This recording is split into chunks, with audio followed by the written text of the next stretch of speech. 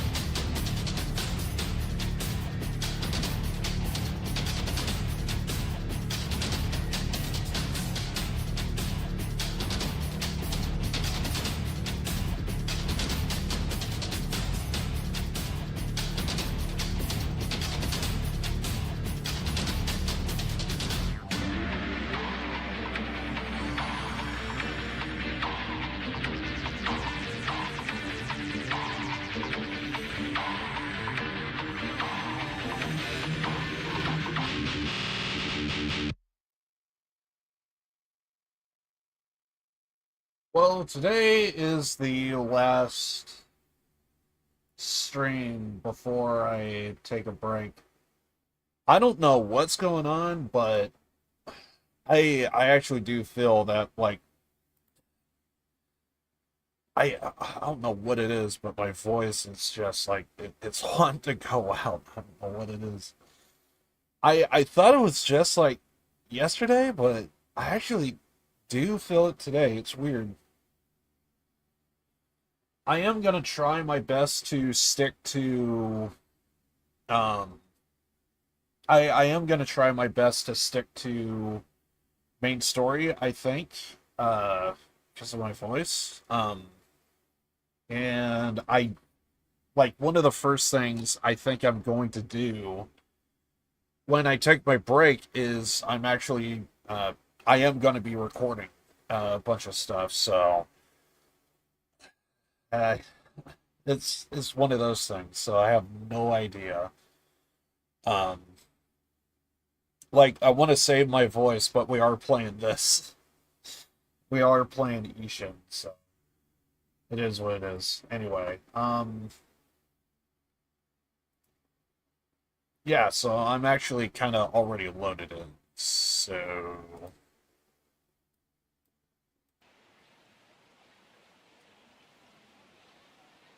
I just hope to God my whatever's going on with my throat. I hope it's nothing major. I just felt a little bit of something yesterday, and I thought that's not a big deal. It's probably going to go away, and come tomorrow, everything will be fine. Well, come tomorrow, I still feel something. So, I don't know what it is. Maybe I'm sick, and this is like the early stages of it.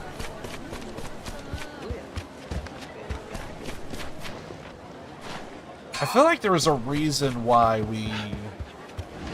I feel like we needed to do more hand-to-hand combat with this guy. Is that what we need to do?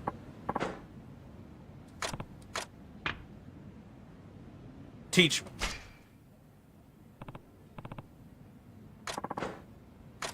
Let's begin.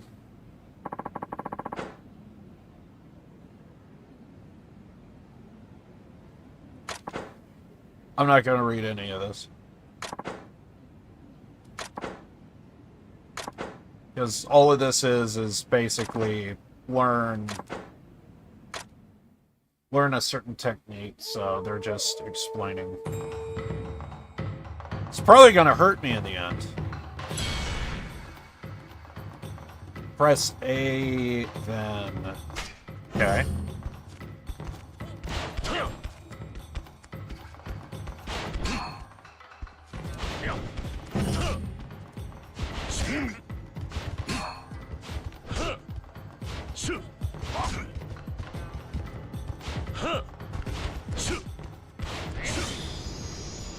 Okay.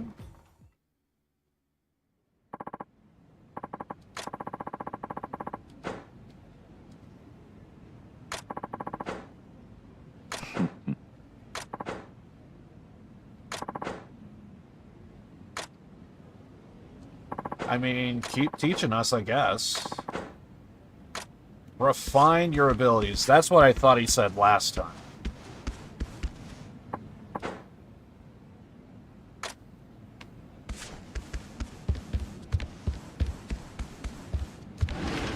That's what I thought he said last time. Hey, Vish, welcome, man.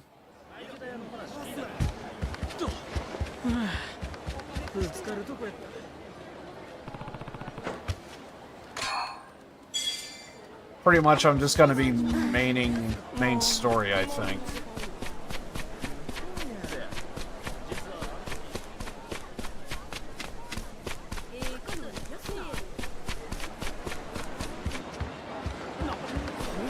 Even though it feels like there's like a ton of things I could probably do. Unfortunately, I don't know what's going on with my voice. I feel something like it wants to go out. I felt it yesterday, but I didn't take it serious. So, which is gonna suck because I'm planning on doing.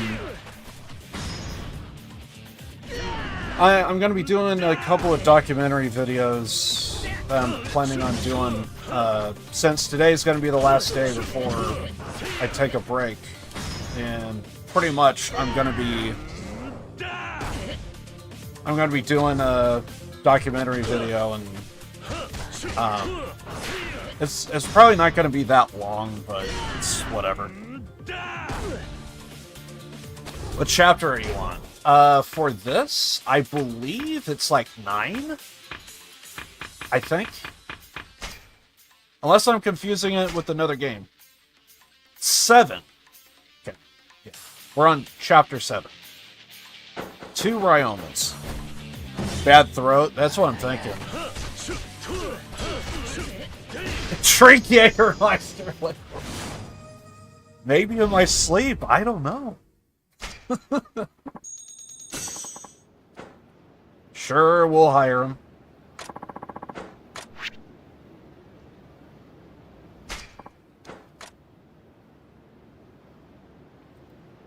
Maybe I just do like freaking yodeling whenever I fall asleep.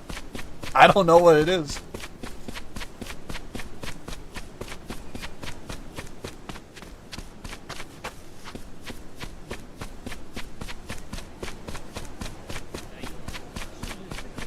I'm sure it's nothing big. It's probably going to go away after a couple of days. But then again, I thought it would be going away today, and it's like, it's still here. Why?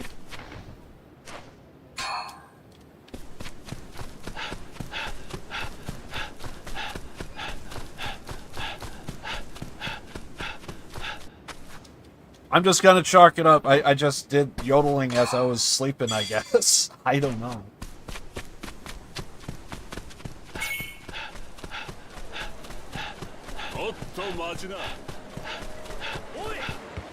Oh, right. You want food. I don't know if we have any. Do we? Well, if I have anything, it's gonna be, like, stuff that we have plenty of.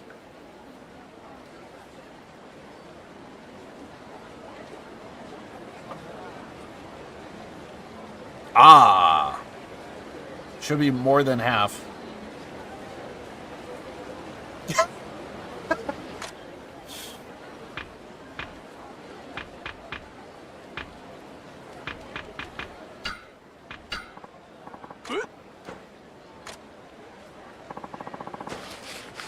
Yodeling? I didn't know you were Dutch. I discovered that myself.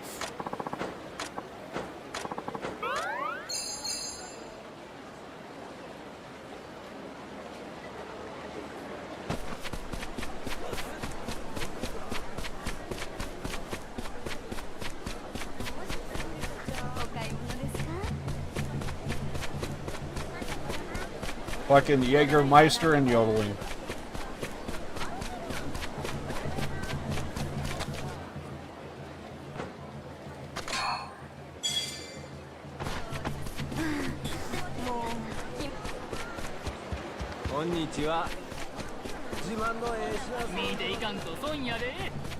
I'm praying like hell we're just gonna get long ass cutscenes. And just gonna go from there. To be fair, I really do forget where I left off. And this time I could really say that because it's been like over a month since I last played this. I think it's when I was playing Judgment is when I realized, dear God, I even forgot some characters in this game. This might be new. I think we need one more person. We could do it with 3, but... Hey, mister, come play with us. Me? Dear God, where's Haruka when we need her?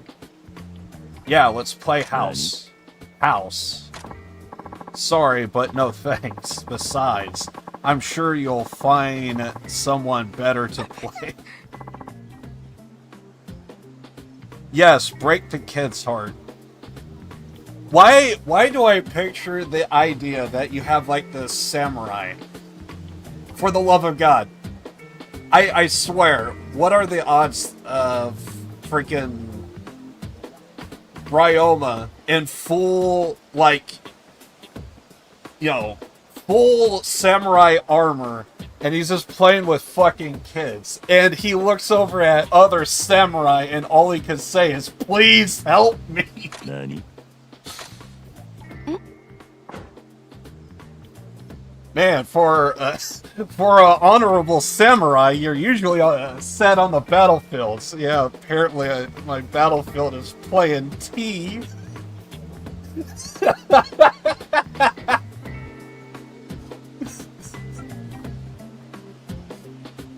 Is this guy making these kids cry? Hmm? Oh, Dishonored! Dishonored! Don't cry! Oh god, are the other kids gonna jump in on this? I'm gonna cry too.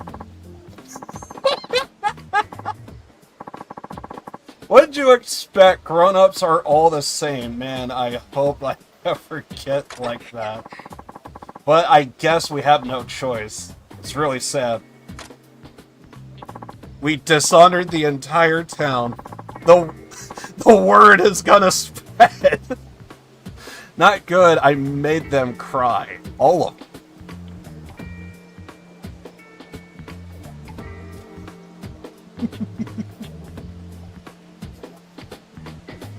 I made them cry, and now they are losing hope in adults too. Yes, the honorable samurai was supposed to protect them. When I read Whisper, Whisper, Whisper, for some reason... What was that? Was it King of the Hill? I'm just thinking of Del Gribble. Del, all you're just saying is just... He's just making noises with his mouth.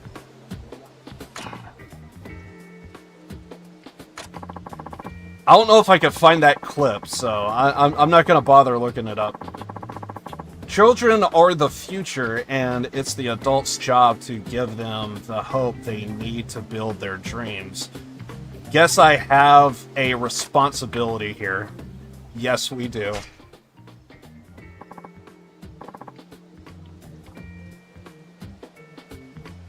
Alright, let's play. I'm a beginner, by the way. Go easy on me. It can't be that bad. Sure, we'll go with a simple farming family. He'll be the farmer husband. Nice to meet you. You'll be the wife, mister. Nani? The wife? Yes. You're the wife. Shouldn't a girl play that role? Like her? Well, I'm playing the samurai. Ooh, burn! I see. Actual authentic samurai being demoted to wife. And I'm the daughter, so you'll have to play my mom. Got it. I'm the wife. Let's get started. Everyone to your places.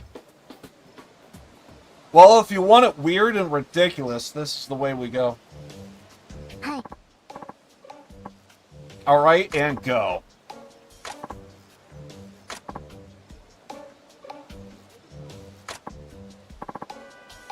He's messing up. Hey, mister, you're playing the mom, so you're supposed to be cooking at home today. Sure. Is that how moms talk? I don't think so. He is a samurai. Dishonored.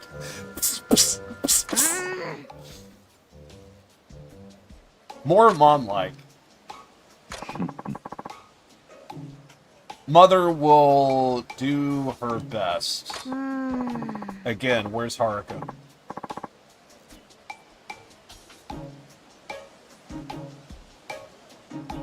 They love their PSP emulators. I'm not perfect, but fine. Get cooking.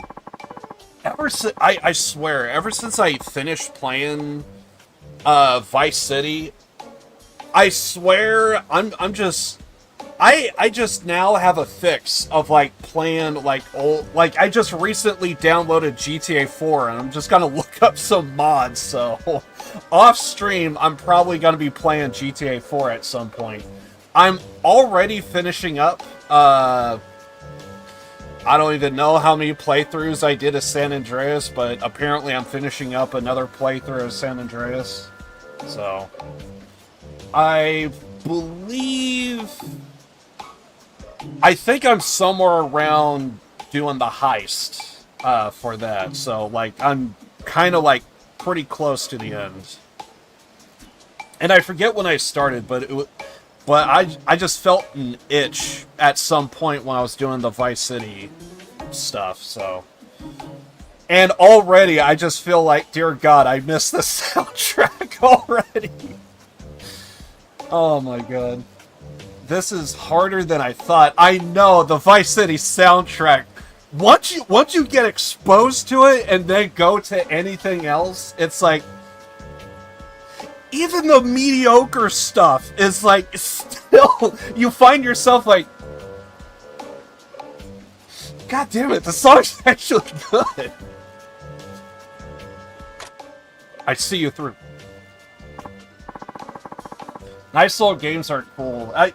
Honestly, maybe maybe that's like one thing I noticed since I started streaming, because like for the stream I'm like kind of like going with like more newer games, but maybe I have like a retro itch and it's like I just need to like fire up some older games or something. I don't know.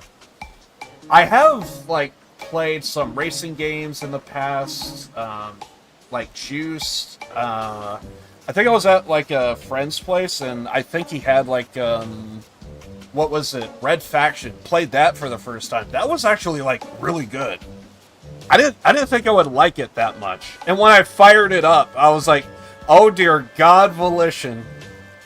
The mighty have fallen. Because they're no longer around anymore. Okay, we'll start. It was just so satisfying to just destroy so many buildings. We'll start with Mom making dinner. Why is it I picture just making like a mud pie? Okay, go. Find water, get some dirt, and just make mud. So I'm starting to cook, right? I say go. Chop, chop. Well, he's doing it. I'm hungry, Mom. Something smells really good. What is it? I love the miming. It is so beautifully done. Right, the food. I hadn't thought about that. Just say curry and just move on. Or ramen or something. She's looking at me so innocently. What do I say? Cookout, yes. Well, given what we're doing, it's like it really does seem like vegetables and tofu.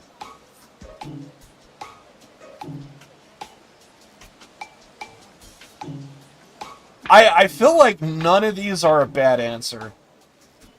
Although I feel like I feel like something about tofu, we might get some negative feedback.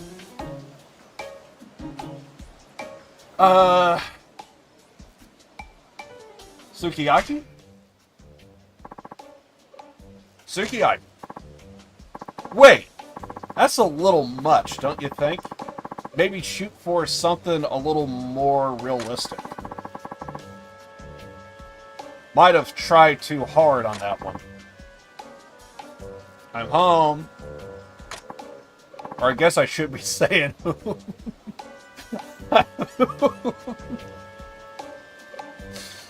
But it's home.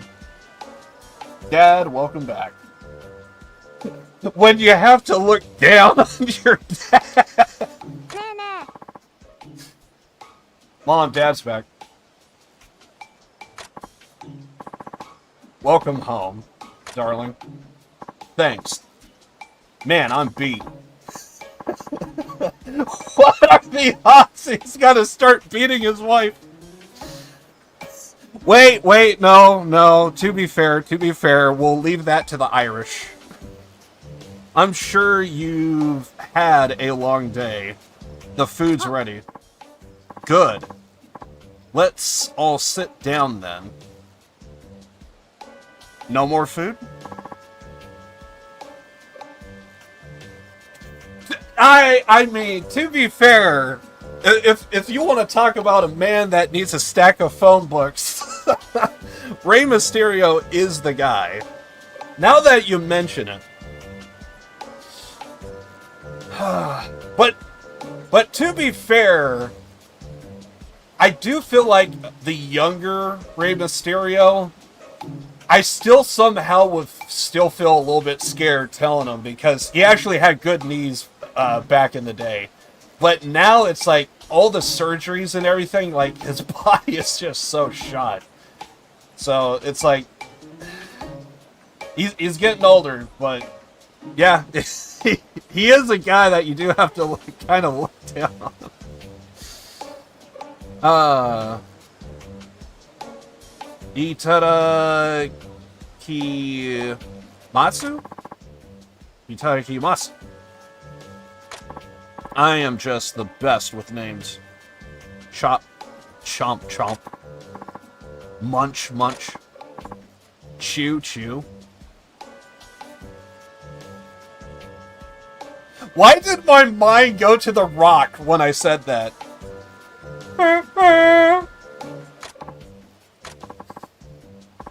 What do I say? I feel like I ought to say something. Maybe I should try talking to my husband.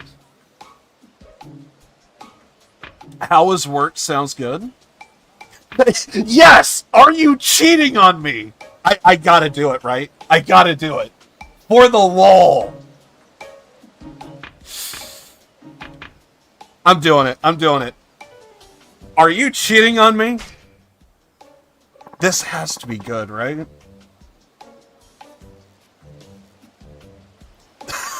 They spend half their life in hospitals.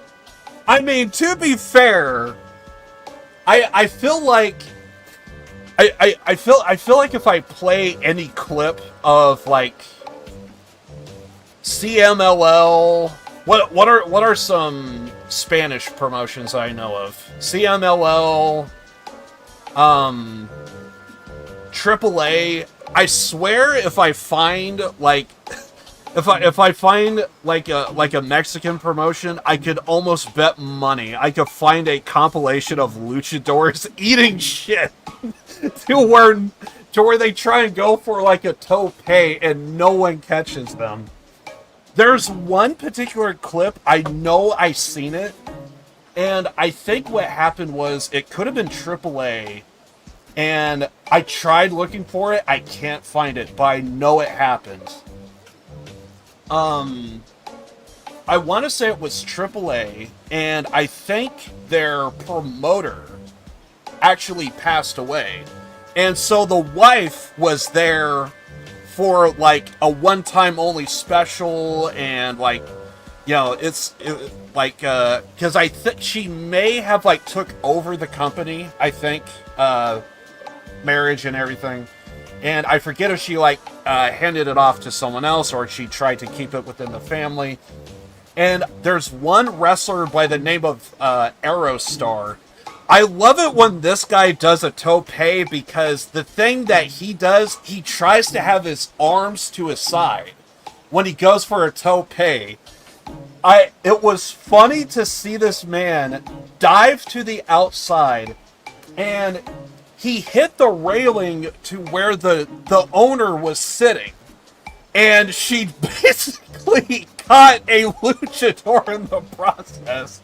And it was funny to see this car wreck happen, the way the camera was angled. Like, Aerostar came in and it looks like he just got suplexed to the outside. And it looked so funny. But the idea, like, he just goes in like a rocket and just launches himself into the crowd, and he happened to hit the fucking the owner of the company. And I just remember thinking that looked just so violent and wicked because the speed to which that guy came in. I know I tried looking it up. I know it happened. I saw it on Botchamania, like, probably, like, I don't know, like, maybe, like, 10 years ago. It was one of the funniest things I've ever seen.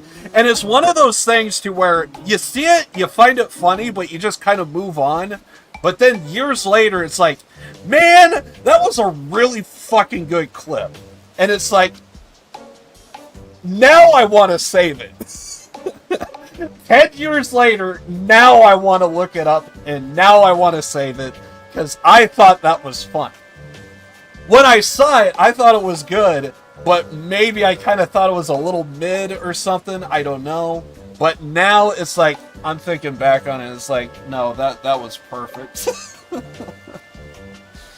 If I remember, now to be fair, there could have been like multiple compilations that I did see, so there is a chance I'm possibly like remembering certain things and things are crisscrossing, but that was just one moment to where it's like, dear God, that is so funny.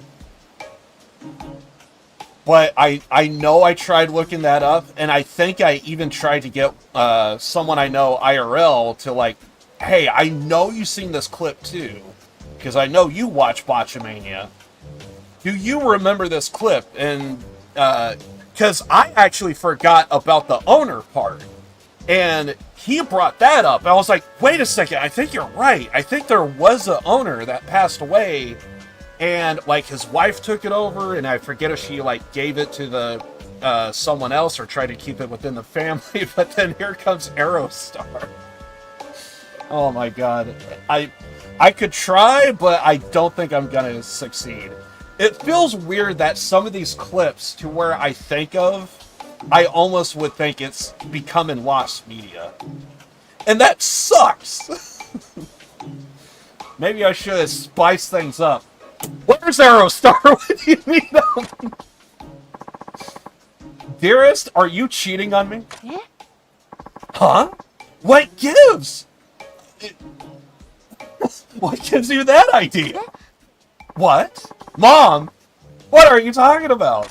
Oh no, we're breaking up the family. They are going along with it. Alright? Let's liven things up a bit more. Don't try and talk your way out of this. I saw you!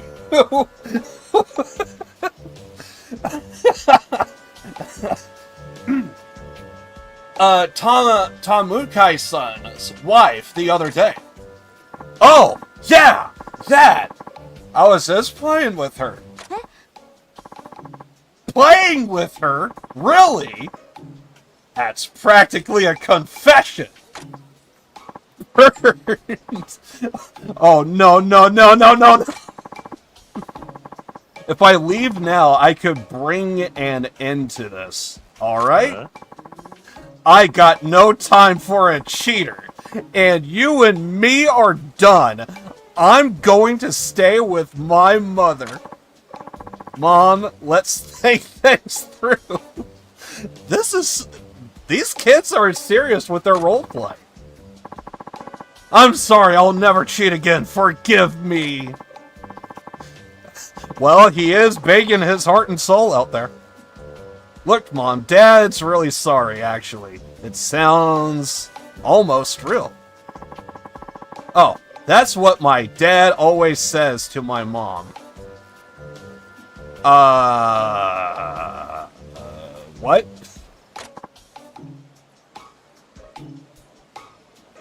Was that a real statement? What games are you playing? Patty cast. Oh, Skull Dad real good, so come on, let's all live together again, okay? I'm still confused. Was that like a shoot statement? What was that not a work? Fine. I thought that would be enough to get me out of here, but I guess not. What's up? It's me, the warrior, here to collect... here to collect tribute. Welcome, sir. The samurai shows themselves. Come on, fork it over. We got a lot of rice today. Here, take it. Don't tell me this is all of it. This is for the Lord, right? What about my contribute? What about my tribute? We're doing this for the Lord? Let me thank you for this bountiful harvest. But I can't give you any more. Just hand it over. You want your kid to die? I gotta hand it to these kids. They're going all in with this roleplay. Help, Dad! This is getting kinda real. Please, this would be a perfect moment to where you have Ryoma have a flashback of real life. He needs to actually... There needs to be like a scene to where he actually sees like a real samurai. Please, not my daughter. Fine. Take all the rice we have. You should have done that from the start. Don't forget the laws. I say, the law says I can cut you down and get away with it. Scot-free. Your lives ain't worth shit. I love these kids. All that rice. God, just like... Please tell me there's a real samurai that's walking through and overhearing all of this. He just has a look of like, what the fuck? I'm just gonna move along, but I feel like I need... Like, contemplates, like, grabbing the sword, like... I feel like I should stab somebody, but, like... like, all of a sudden, he's having flashbacks. Pleasure doing business with you. Later. Okay. Now, it's getting too rude. This is just pretend. I should deal with the samurai and make this a happy ending. Hey, samurai. Hang on. Yeah, what? You are just some peasant's wife. You got a problem with me? First, never underestimate someone's wife. Second, why is a samurai collecting tribute in the first place? The Murakure system says tribute should be made by the whole village. No law states that you get to collect your own. Wait a second, are we having a pickpocket? Someone's running a little bit of a Ponzi scheme? Rug pulls over here? Say what? Shut up, shut up! I'll cut you down. You and your whole stupid family. Wait. Please tell me this kid is going to mimic a sword. And that law only applies to warriors who've been greatly disgraced. That's not the case. It's just a crime. There's a good chance your status as a warrior will get revoked. Got that, sweetie? Whatever. Keep your rice. You ain't seen the last of me.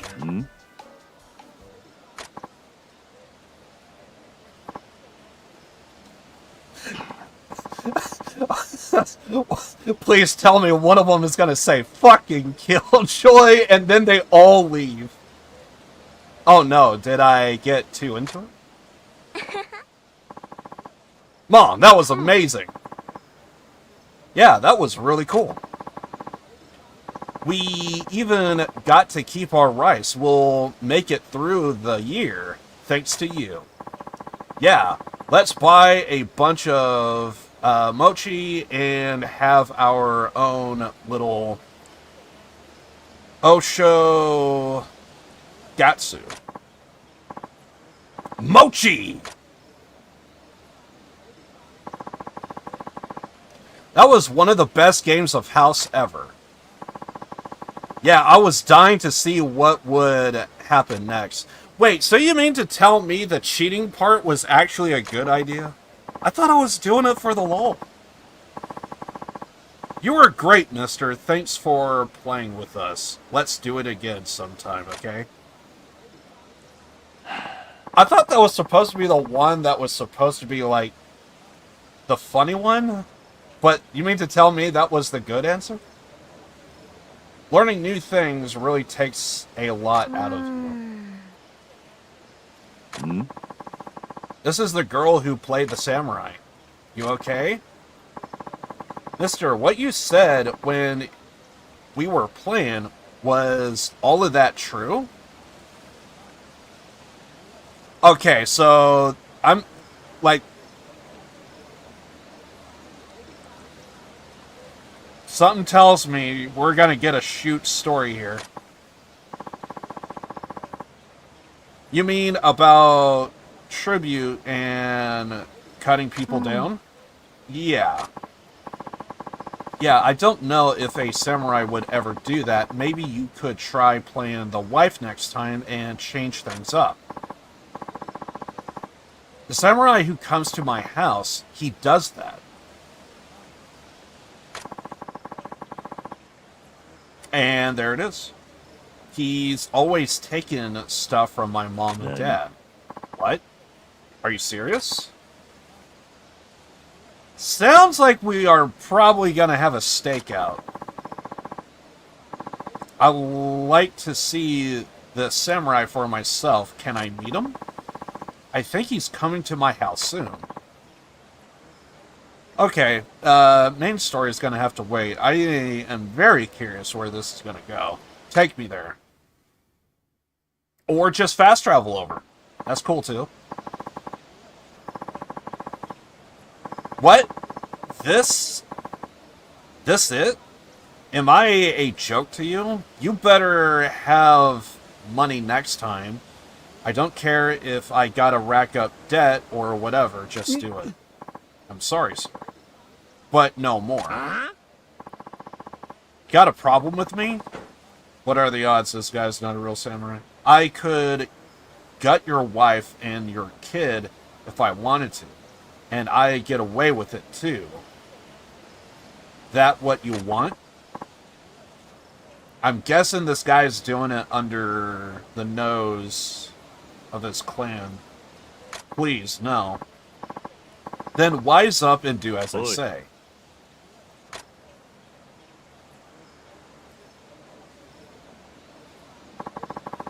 Who the hell are you?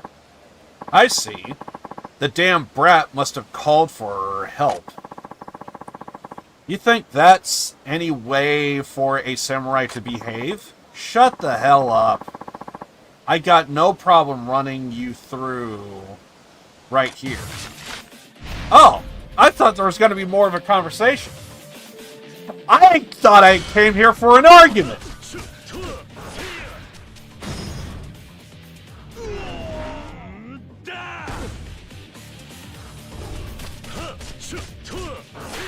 I'm sorry, this is abuse.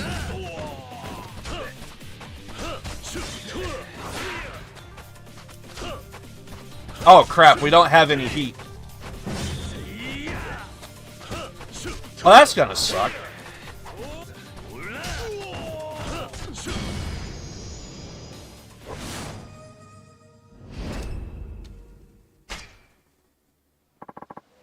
He's strong. Hey, you. Yes, sir. I take you've been hitting on other houses as well. No, never. If I hear that you are at it again, you'll be the one who gets cut down. That clear? Azabel. Ge-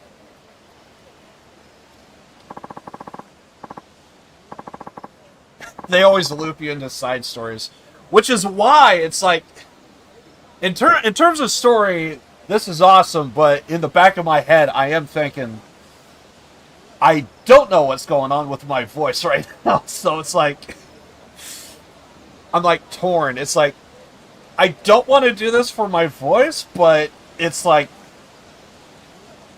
I kind of had a hunch. It was that one quote to where I kind of stopped and I was like, wait, is that like a shoot reference? Like are we not playing house? Or like was that real? Ever since I said that, I was like, it kind of set me up. Like, okay, something real is going to happen.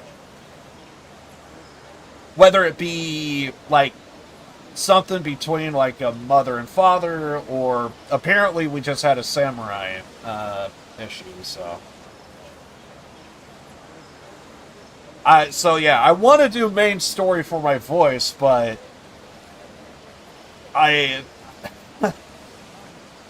I'm kind of used to it with Yakuza games. I remember playing Yakuza 0, and I believe multiple times I was like, oh, I'm just going to do main story.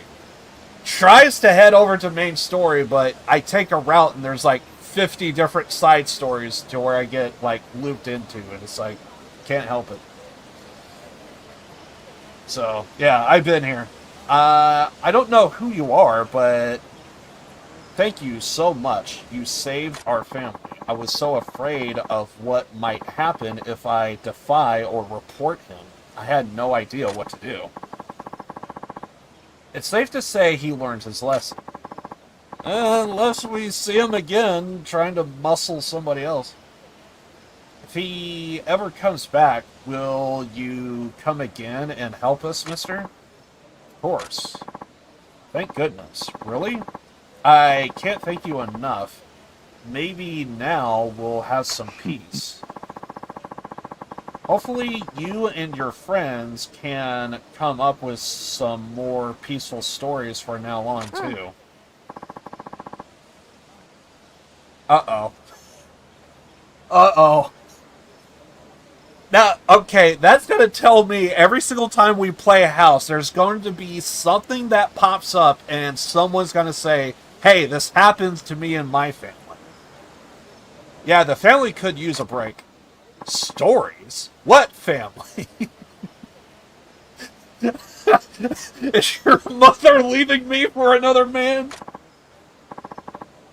Don't tell Daddy.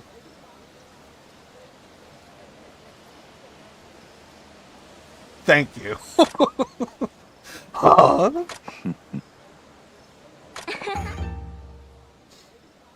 A good old-fashioned inside. I love it.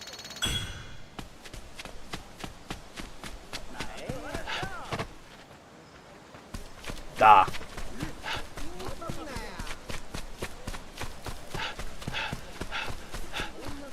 Guessing we gotta go over here. Oh, shit.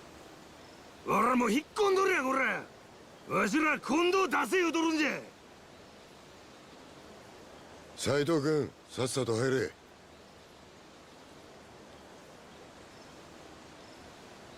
おう、待て！わしらも仲いらんかい。局長は多忙につき不在。先ほどからそう申し上げておる。なめとんのか、ボケ。わしらは京都見回り組や。浪人風情が誰に向かって口聞いとるんじゃ。Wait, we're still being introduced to new people? 佐々木さん、キャンキャン泣いてないで、あんたらも手柄が欲しけりゃ自分たちで汗かけや。寝ぼけんなや、こら。池田屋でカツラ取り逃がしたんが手柄か。その責任はどないする言うとるんや。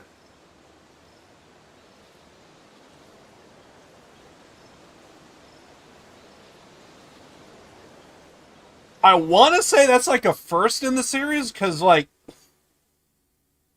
what did I say? We're at chapter 7, so that's pretty like far into the game and we're still being introduced to new people. 京都見回り組まだ粘っとるらしいな。見回り組？門の前で騒いどった連中へ知らんのか？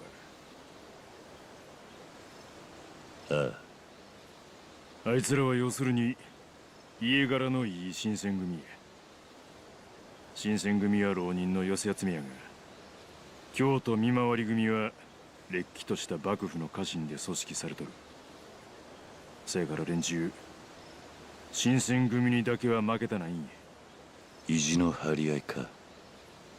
大声出してたんが見回り組の佐々木忠三郎いう男や。大口叩くだけやって腕は立つ。あんたから見てもか。なあ、あいつは相当なもんや。お前も気をつけといた方がええ。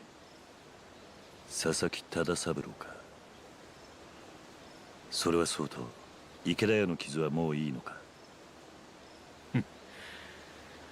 お前がおらんかったらあの吉田なんちゃらにやられとったかもしれん。これでも感謝しとる。礼を言うのは俺の方だ、長倉。あ？桂の剣恩に切る。そないに気使わんで本音を言えば身内で殺し合いするんがこりごりなんや。それはいつだったかあんたが言っていた芹沢鴨のことか。ああ。何があったんだ。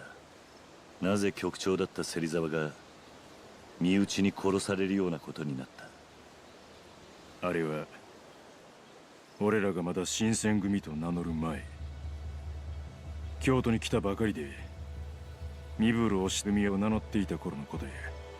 その頃はまだ俺ら天然理心流の7人と鴨さんの一派3人を合わせた10人だけの小さい所帯やった。芹沢の一派っていうのは。鴨さんの水戸脱藩以来の同志やった平間重介、平山五郎と鴨さんを合わせた3人のことや。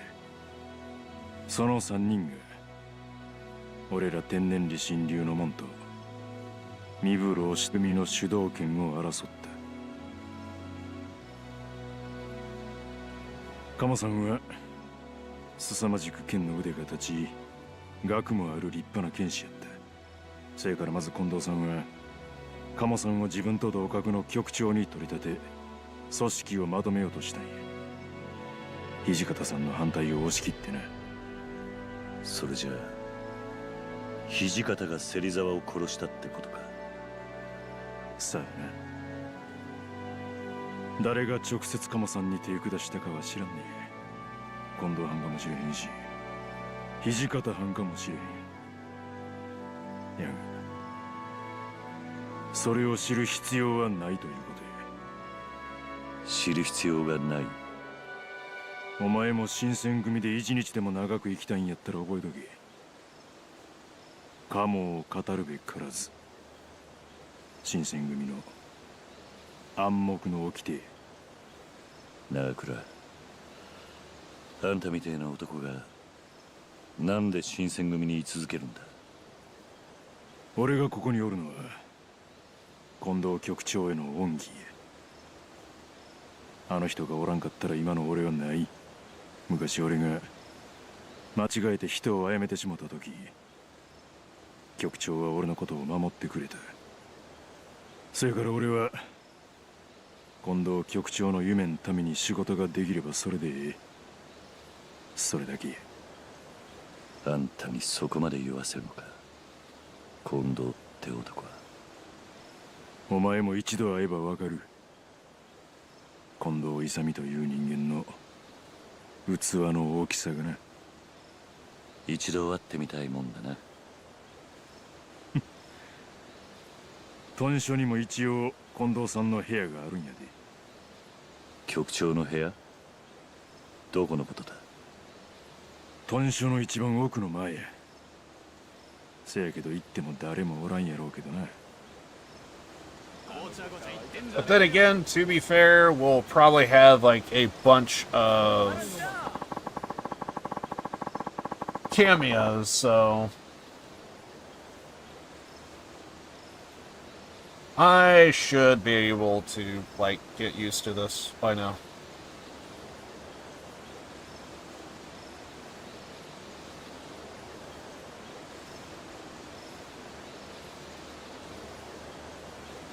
Sorry, I got a bot in chat.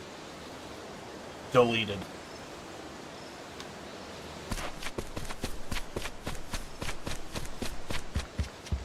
Hey, do you want to buy follows, subs? No. You want to butt your viewers? No. For an extra $29.95.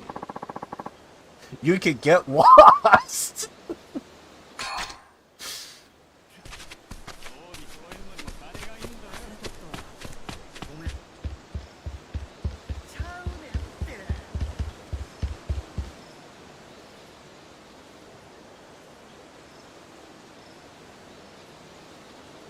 You want new overlays, exactly. それじゃああの近藤勇が土佐まで来ておやさんを殺したってのか。何をしてるんだ。いや、何でもない。おお、局長の部屋に入ろうとしてたんじゃないのか。無駄だな。局長は多忙につき不在だ。それじゃあ俺が局長に会うにはどうすりゃいいんだ。向こうから会いに来るのを待つしかない。なんなら他の者にも聞いてみろ。みんなそう答える。The chief is unavailable, huh? How can I get in contact with Kondo? Maybe there's someone close to him that I can ask for help. So we gotta know who is close to him.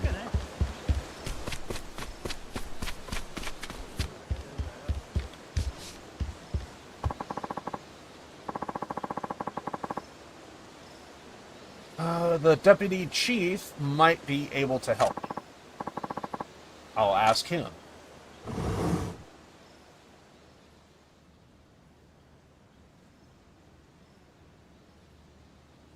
何か用か。一度局長に会ってみたいと思ってな。隊長になったというのに挨拶すらできていない。会ってどうする。別にどうこうするって話じゃない。近藤さんは多忙なお方だ。まあいずれ会える日も来るだろう。もうしばらく機会を待つんだな。いつまで待てばいいんだ。ずいぶん近藤さんに興味があるようだな。それが何か問題あるのか。大ありだ。あの方と気安く会えると考えられては困る。局長は新選組の主君と思え。君も新選組に入った以上はな。分かったらもう行け。We just got a whole lot of cold shoulder. No help. Must be someone else I can ask.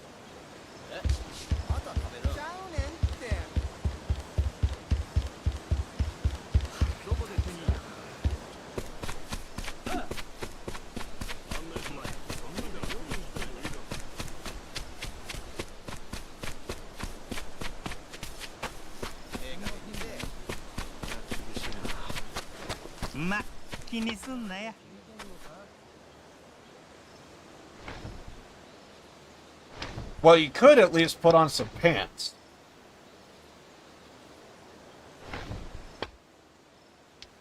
Too much to ask? おお、はじめちゃんやないか。お前も一緒にどや。いや。だが、なんでそいつら服を脱いでるんだ。もう払う金がない言うからな。服を七に取ったんや。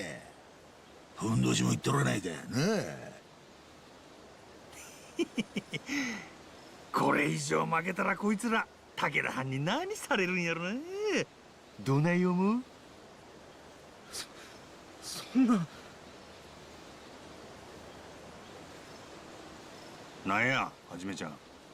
何黙っとんねや。いや、悪いが局長を探している。どこに行けば会えるんだ？さあな。知らんわ、そんなもん。ああ、気が散るで。用が済んだらさっさと行けや。それとも我々も裸になりてんけ？いや、邪魔したな。The only other ones I might be able to get a point hanger on. I mean, I'm just gonna say this right now. I mean, if you do strip poker, I'm just gonna say you usually do it when women's around. And quite frankly, you could possibly do like you could really mess around with them if you have, well, maybe I shouldn't say.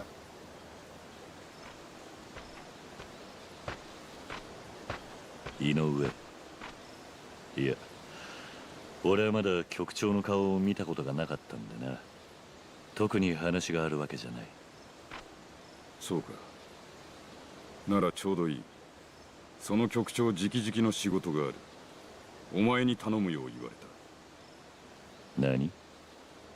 お前、坂本龍馬という名前に聞き覚えは？ん？知っているのか？いや、知らねえ名前だ。坂本は土佐藩の勤王志士だ。武智半平太の作った土佐勤王党の筆頭。1年前に藩の三世吉田東洋を暗殺して土佐を奪還した。この坂本龍馬をお前に探ってきてもらいたい。なんで俺なんだ？不服ということか？いや、わかった。で、どうすればいい？坂本龍馬について我々が掴んでいるのは、まず数日前に京の薩摩藩邸に現れたってこと。薩摩藩邸？そんなとこに坂本龍馬が？何かおかしいか？いや、続けてくれ。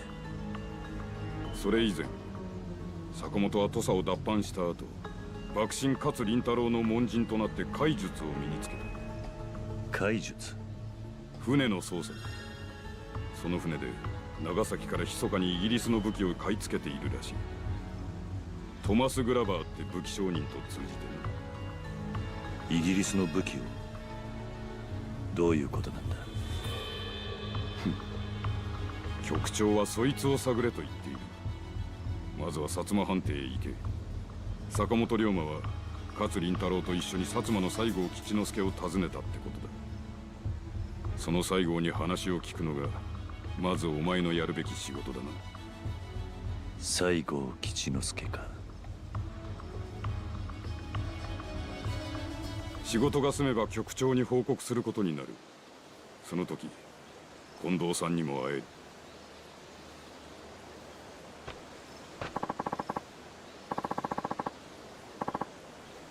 Plays were played by feminine men.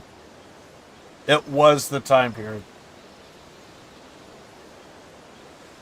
What's going on here? Someone's using my name. And why the hell did Kondo single me out for this? Maybe Nikoa might know something. I should go back to Teradata and talk to him first. I am terrible with names. We're gonna play house.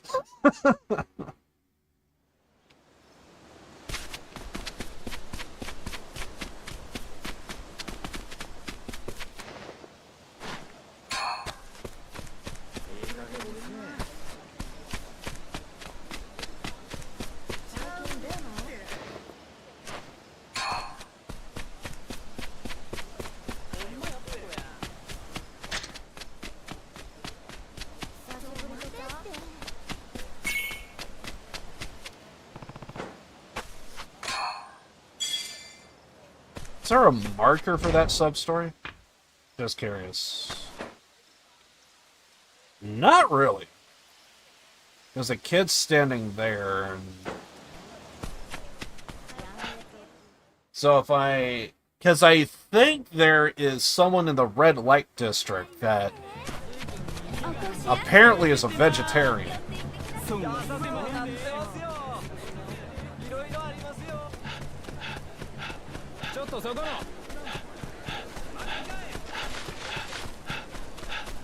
When you hear the swords being unsheathed.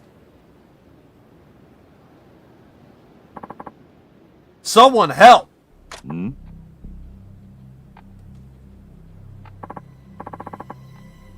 Please, you gotta help me. They are after me. These people are trying to kill me. Thought you could escape us. Yeah, right.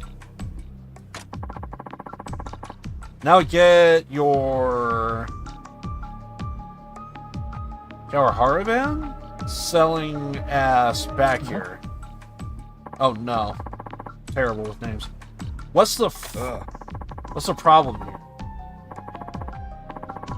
Was eavesdropping on our meeting. Next thing you know, our plans gotta be posted on every street corner. I'm begging you, sir. Don't listen to them. If you hand me over, they'll kill me. Nani? This plan you speak of, is there a reason it shouldn't go public? Until the time's right, damn it. We gotta find a way to end the Bakufu once and for all. As if chumps like you could do such a thing. You loyalists were just talking nonsense. Not even worth writing an article about. That's it. We're killing you and your body and your new bodyguard. Okay. Bear! I forgot about Bear!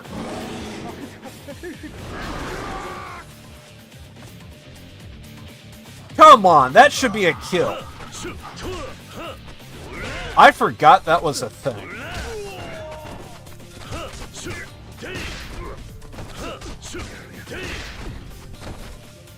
Bears.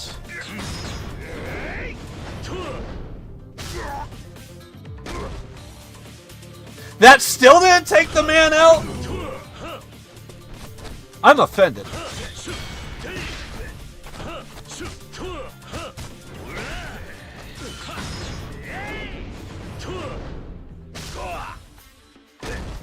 I mean, it looks so badass, but it does so little damage. Ow.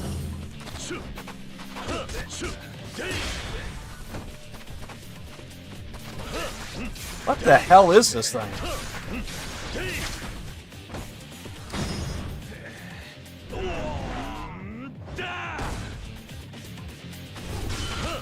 How are these people still alive?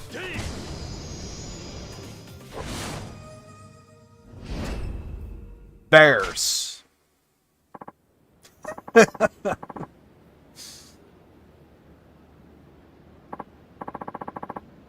I guess that's settled. You actually saved me. I don't know how to repay you. But gosh, you sure are strong. In fact, I've seen you before. This guy don't look familiar. You are Saito. Apparently he knows us. Hajime, captain of the 3rd Division. Don't try to hide it now. That face I recognize anyway. Yeah, well, so what? This is huge to me. You see, I've been wanting to meet the Shinsengumi. representative for some time. Really? Why is that? I ran a Haravan press, so it's my job to inform the people, and I want to tell them what you guys are really like. You guys are emblematic of the times. You want to make an article on us. Of course I do. It's more than just who heard what from whom or who committed seppuku with which geisha.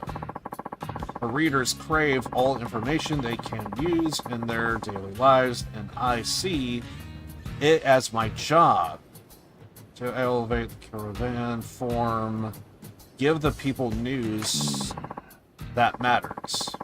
News that matters. So this guy's a journalist. Now that would be something. Anyway, here's my request. May I please have an exclusive interview with you? You want to view what now? And no, an interview. It's the biggest thing in the West. See a journalist poses questions to an important person and then publishes their conversation in an article. It's all the rage, I tell you, in the West. They've always got interviews in their newspapers. Funny how that used to be a thing, and now these days it's just not the same.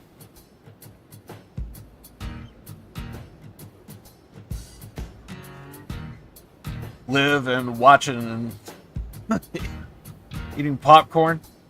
Gotcha. Hey, Bronino, welcome in. Yeah, I don't know how much my voice is going to hold up. I'm surprised that I kind of made it this far. But if it... I get the feeling if I agitate it, it might get worse. So, I'm trying my best to, like... Basically, I need to be doing main story. So, yesterday when I did Danganronpa, because it's a visual novel, I always try and, like, keep it short to some degree. And I am going to be doing, like, some videos for the second channel soon, and since I'm going to be taking 2 weeks off, well, I kind of need to save my voice, and I'm kind of in an awkward spot. So I hope it don't get worse, but I gotta roll with the punches, I guess. So I thought this would go away. I didn't think it was that big of a deal yesterday, but maybe I'm sick, and like maybe it will either progressively get better or progressively get worse. It's minor, it's not that bad, but there are moments to where if I say a certain word or something, like right there, I don't know what I said, but like, I don't know, if something agitates it, like, it feels like it gets worse, and then other times, not so much. It's like one sentence, there'll be like a word or a phrase, and like something would agitate a little bit, then other times not so much. I don't know. So I hope it's nothing. Down with the sickness, exactly. It's all the rage, I tell you, in the West. Interesting. So you'll want to put our conversation in an article. Never seen any Kawahara like that. So you agree, it's a deal. Huzzah!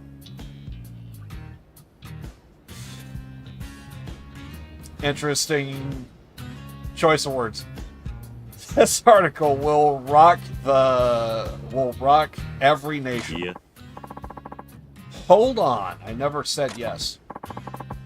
Now, if you excuse me, I'm going to prep some material. There's a lot that goes into this, you know. So let me get this straight. We never agreed, and this guy's just doing this. Why don't I come meet you at the barracks? Yes, that should be a fair, more important, appropriate setting. See you in a flash. Is he gonna get murdered when he shows up to the barracks? Who invited this guy? Ryoma? I said no. And he's gone. An excitable guy like that at the barracks. Talk about poking your nose in the wrong business. Maybe I should keep him from getting cut down. Great.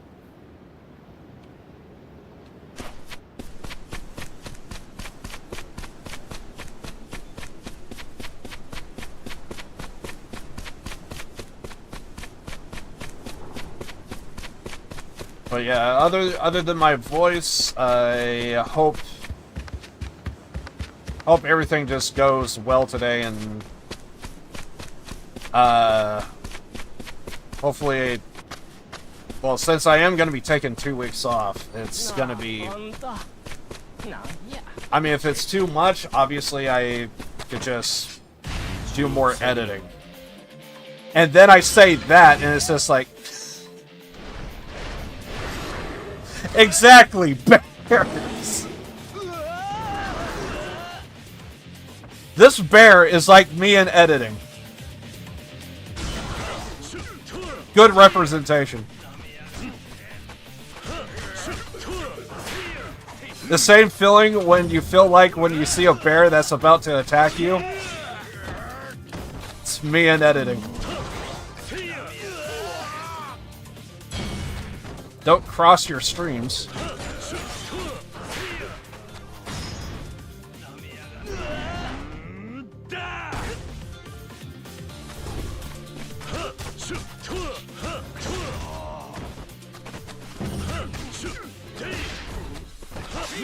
Ow.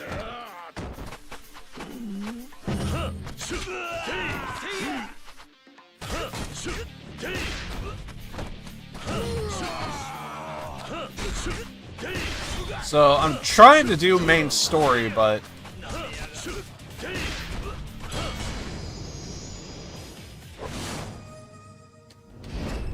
apparently there are just side quests that just happen. But if you play Yakuza long enough, you kind of just get used to it.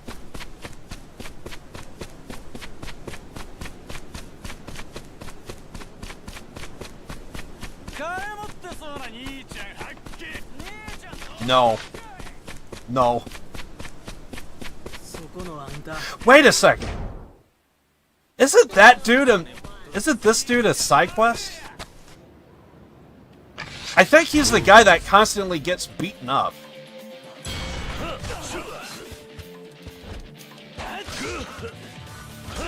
And I think I need this bear. I don't know how it gets activated. And it barely does a scratch. Like, on one hand, good. Like, you know, it does something. But on the other hand, it's like, fucking bears.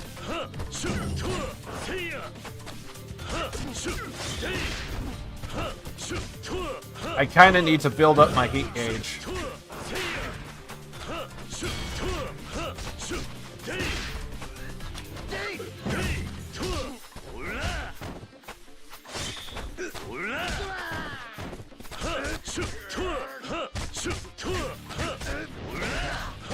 To be fair, I could break out like another fighting style, but I think we need to do hand-to-hand combat, because there is like a trainer who specializes in hand-to-hand combat. We need to level up, I think. It's unbearable. I know. That's how I feel about edit. But it is awesome when I do edit a video and I kind of walk away from it and I'm just kind of in awe. I still haven't uploaded that one documentary video that I did.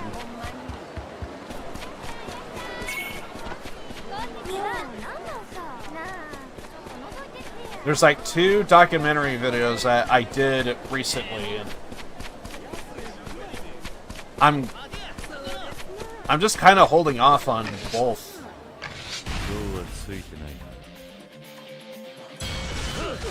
Wait.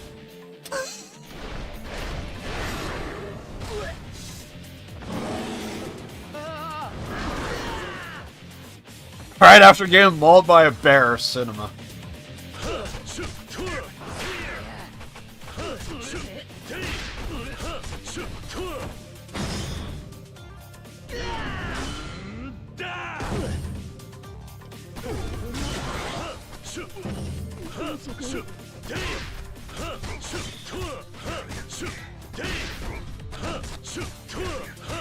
I'm seeing this guy with a long ass spear, and I'm like, if he just wants to go in.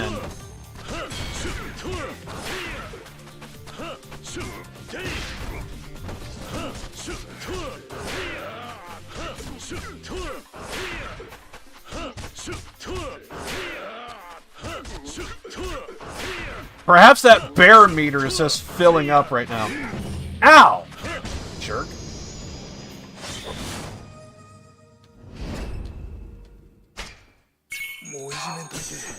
You will see the power of my bear.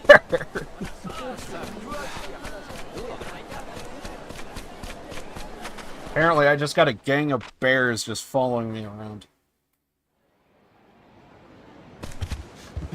Attack, Simba! That's a lion, you moron!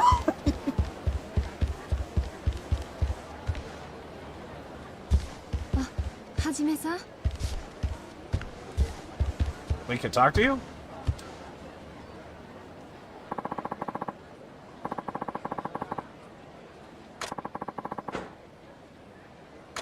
Probably just small talk. I would read it if my freaking voice wasn't feeling like it wants to give out. I feel like we're just stealing right now. Bronze plate? That's actually... We could probably get like a few bucks out of that.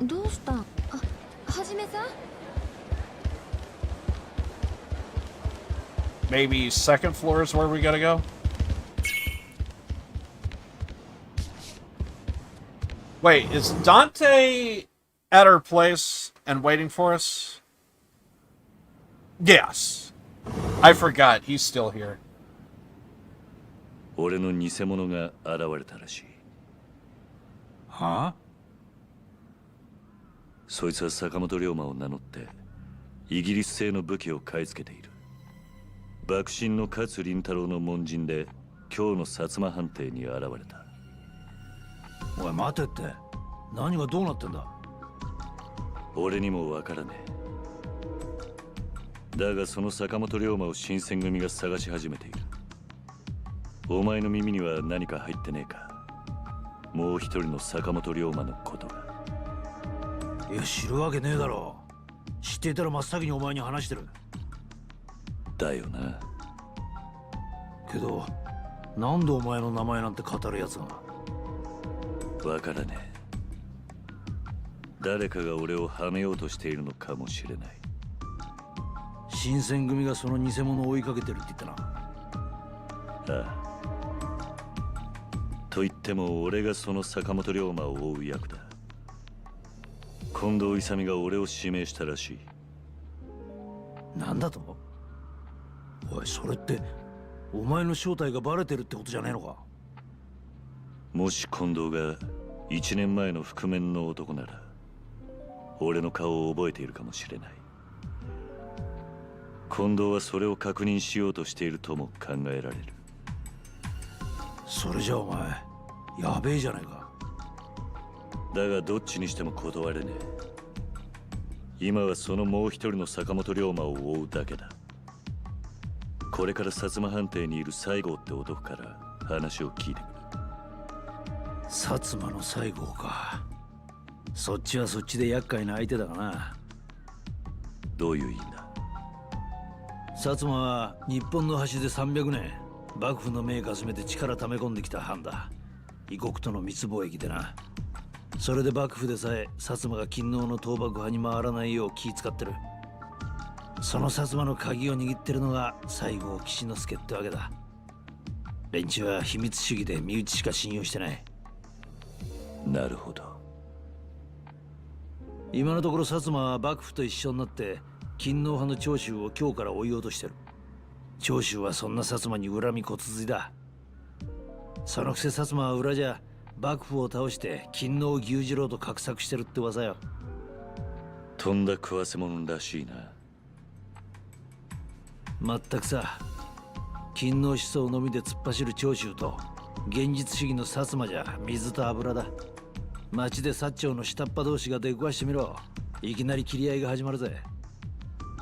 犬猿の中ってやつか。まあその話はいい。お前の偽物については俺の方でも調べてみる。そのもう一人の坂本龍馬ってのがイギリスの武器商人と繋がってるってんなら、どういうやつにしろ大物だ。そいつがお前にどう関わってくるのか俺たちは知る必要がある。頼んだ。用心しろよ。ああ。There might be a dude going around as us. Perfect.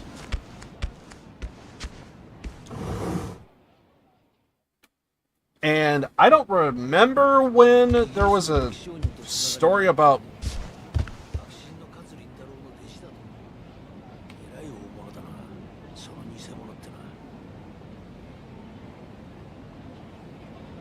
I left the room. You still talking in there?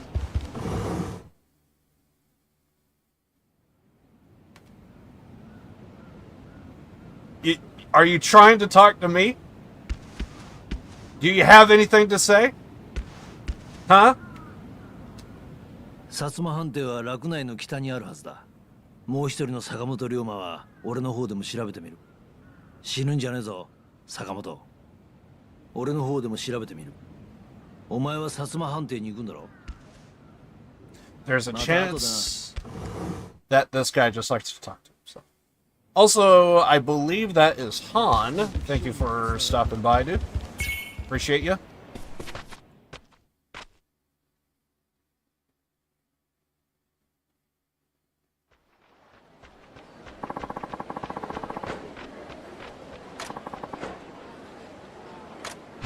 I don't remember when there was the British selling arms, but apparently that might be a thing.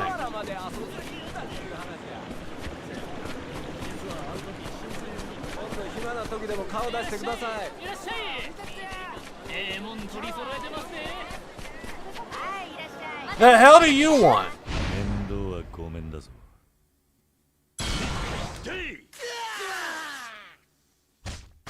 Okay, well, I didn't know there was two guys over. Apparently, I can't count. That's like 4. Ow. Yes! Sock it to him, bear! Still didn't kill him, though. Also, where's the music?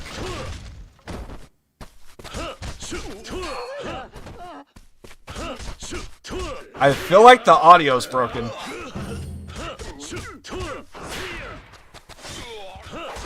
Did the bear actually ruin my audio? Wait, if I say that, the bear might actually come after... Yes, the bear did not do anything. I am gonna go on record and say that.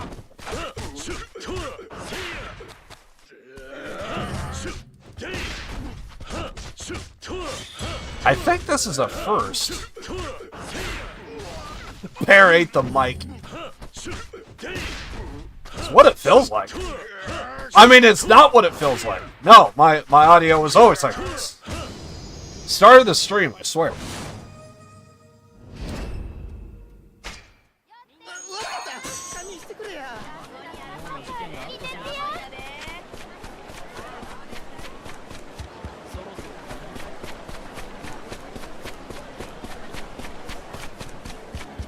I want to talk to this guy. I really do.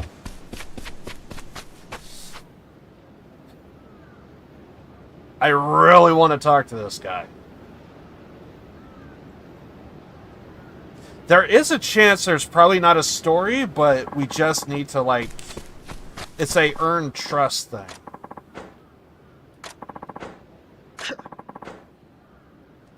Maybe.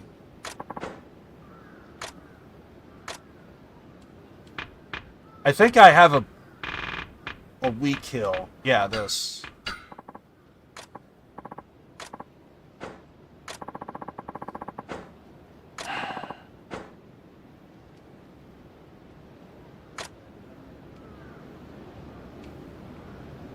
Wow, he's really holding out for more. Can this man at least stand on his feet?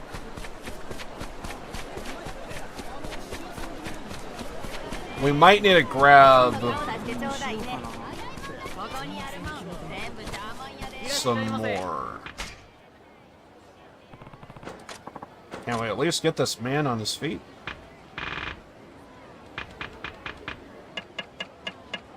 We'll do 5.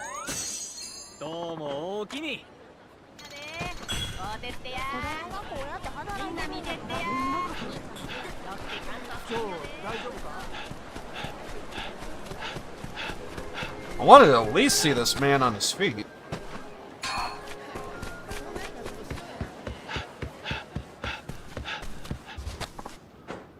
At the very least, we'll give him the 5 that we have, but that's it.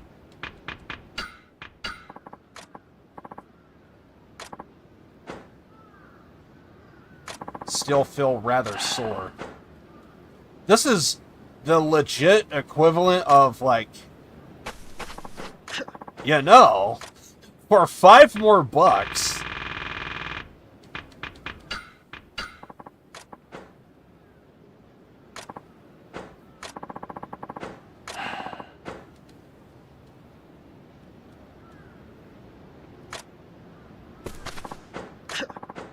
And I don't know if I finished this guy's... I'm assuming there's a story if we get him up. Or we get, like, a chapter of it. I'm at least gonna give him the heals I just bought.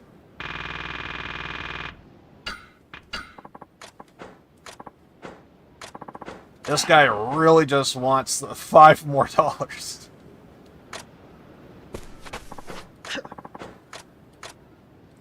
I feel like I need to play that clip from Naked Gun.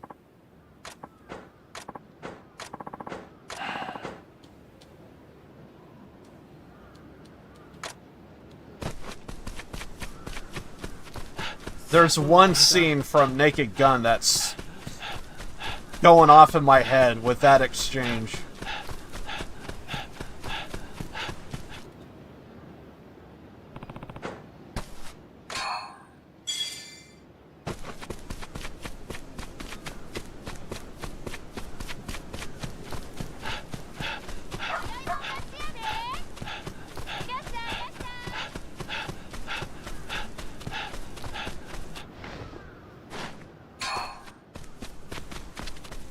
Oh, that's right. There's also that guy at the barracks waiting for us, so... This probably isn't going to end too well. I think he's going to get murdered. Also, we could play house again.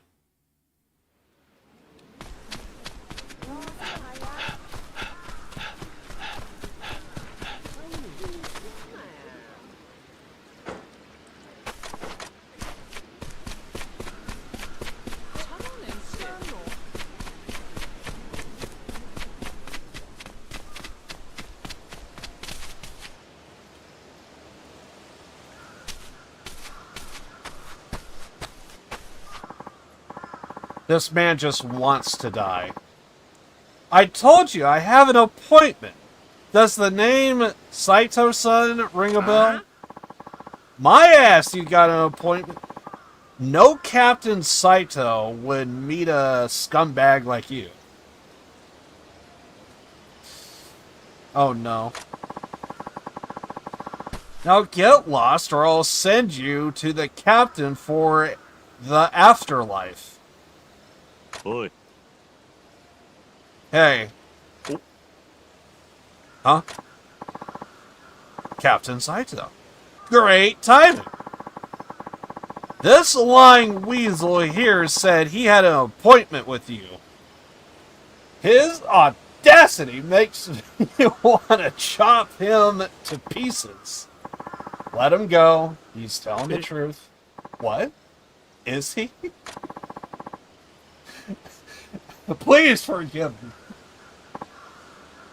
I love it in this game to where you have like so many people that like they pump out their chest and then realization sinks in. It's like, oh, well, sir, right this way.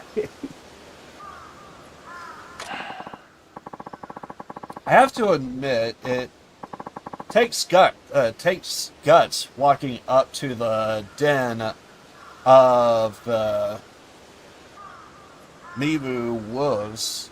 That or a lack of common sense. Well, I can't write good articles if I don't take some risks. Now, let's do an interview and change the course together. He definitely has a one-track mind. One-track mind. I like that song from him. But at least it's for the right reasons. Fine. Come to my room and we'll do this interview. Hi. Yes, sir.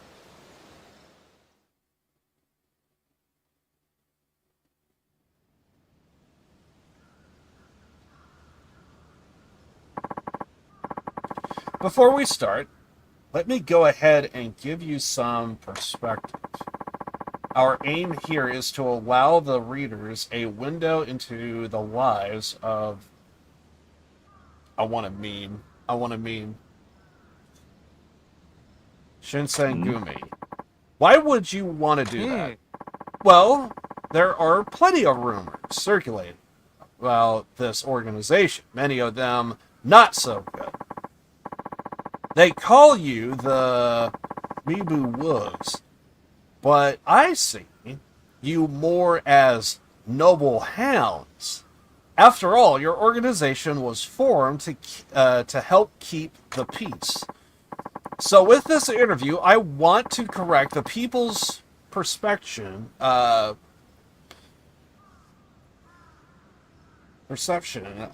you. Public image is important.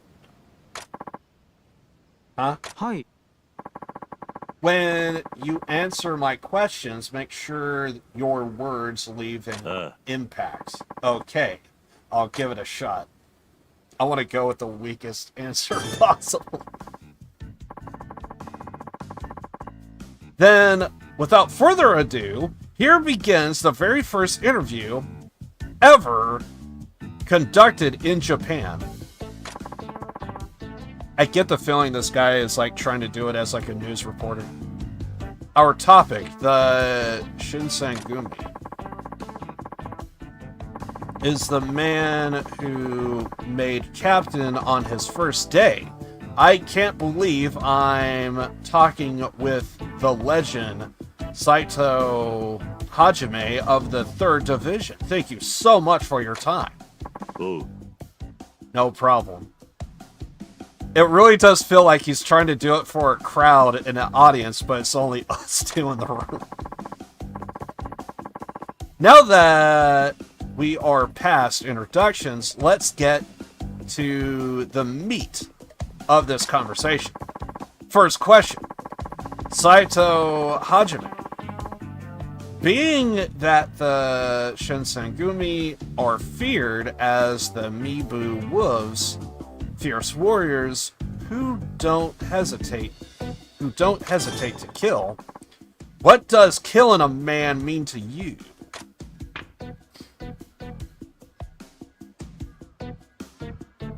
I see it as tough love.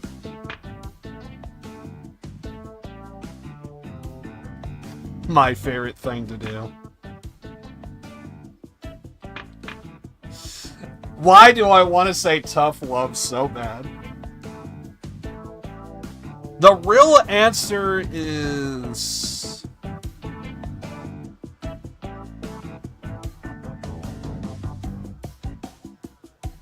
Actually, now that I think about it, I wonder if he's actually gonna... It could actually be tough love, but he's probably gonna spin it, though.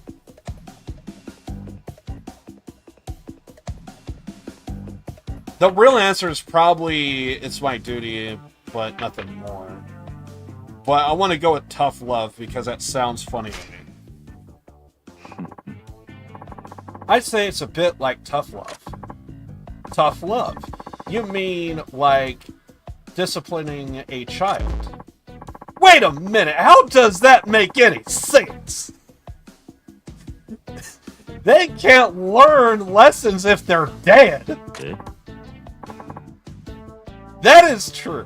Not the greatest answer, but I'll write it down anyway. Gotta report the facts. Maybe we'll get more out of the next question. Next question.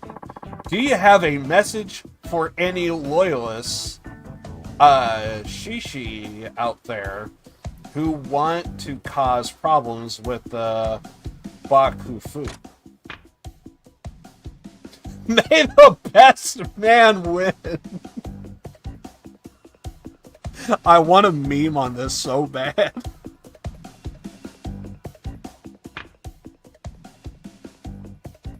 Real answer.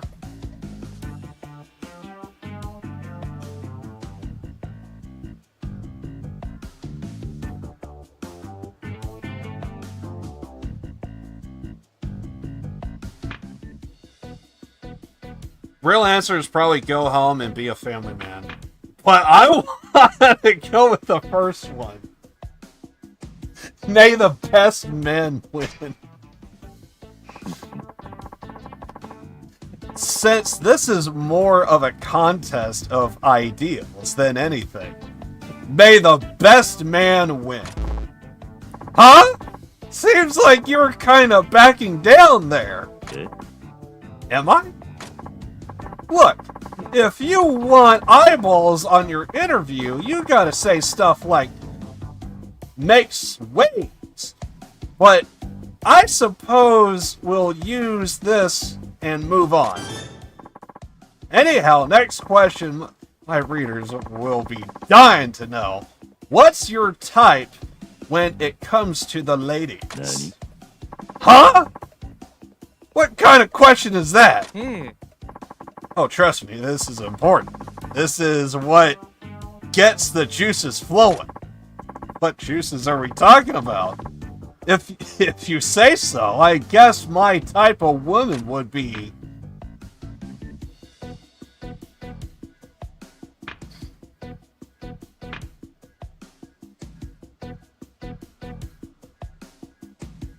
I think all of these are safe. But the most vague answer probably would be the first one. Someone I get along with. Real answer is probably sharp and skilled, but I want to go with the most vague answer here. Someone I get along with. I guess as long as someone's pleasant to be around, I'll take any woman that's out there. Oh, certain. One would obviously hope you get along with your significant other. The look on this, like, dude, please blink, sir. You could just blink. Quick! Blink once! I'm positive no one has a gun to your head right now.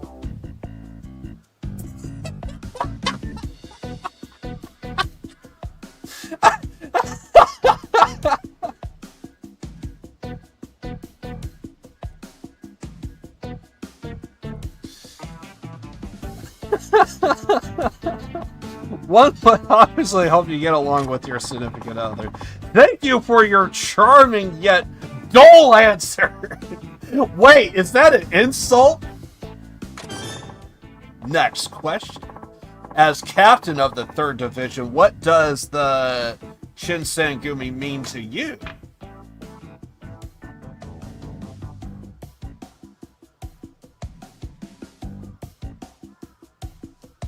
What the hell? It's a paradise for men?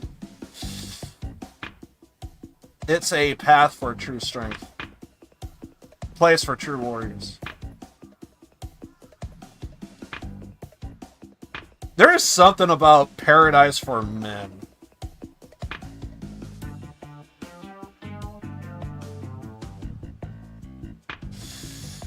I could see how you could spin this to a good way. I can see how you can spin this one, but paradise for men sounds vague. Shinsengumi is a paradise for men. What can we do as well as damn well please here? I mean, sure, depending on how you look at it. But shouldn't paradise also include women? At any rate, that's what you said, so that's what I'm writing down. I imagine some might get a kick out of it. Alright, now our interview is reaching a high point. 5 minutes strip poker hold. I mean, I was thinking the exact same thing. It's like, dude, if you're playing strip poker, like, shouldn't there be women about? So, I mean, technically, we're not wrong. Someone's into it. Majima. Looking at you. Here's something plenty of people would ask if given a chance. What should we common folk do if we run into the Shinsengumi? That's a good question. For example, let's say a Shinsengumi member suspects a commoner of being a loyalist traitor. There are rumors that you drag people into your barracks and torture them for information.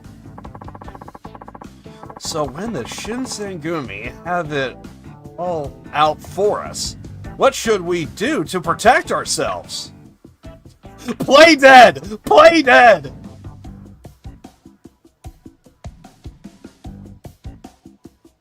I want to go with play dead. I want to go with play dead so bad. Best bet is to play dead. Pretend you're a corpse until the Shinsengumi leaves. What? Are the Shinsengumi like bears? Hell yeah, I got a couple! Get him, Simba! A lion, you moron! Do you seriously expect me to write that in the article? This is going to be the greatest article ever. At any rate, that concludes our talk. Thank you very much. Saito-san, you're a busy man.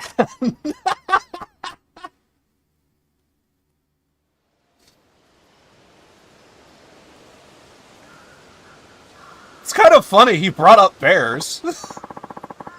I have a couple. How did the article turn out? You know, I am committed to reporting things as they happen, but I don't think I can publish your answers. Oh. I thought an interview with a Shinsengumi would be fascinating for my readers, but I have here is a jumbled mess of nonsense. Anyway, here's something for your time at least. Platinum fillings? What happens if I get good answers? That actually sounds like somewhat good, because I could probably hawk that and actually get some good coinage out of it. Despite how this went, I won't give up. I'm going to show the world how exciting interviews can be. Bye. Please tell me I murdered this man's excitement. If what he says is right, he's gonna be interviewed. He's gonna be... There's gonna be interviews all over the place for now. Wouldn't that be something?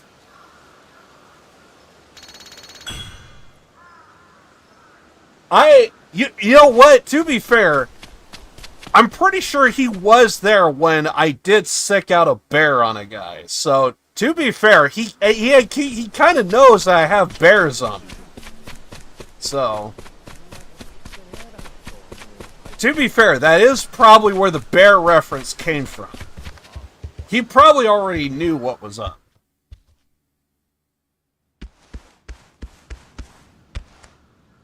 Just in case if I, like, crash or something. I think it's because, like, I played, Isn't there a save point, in there?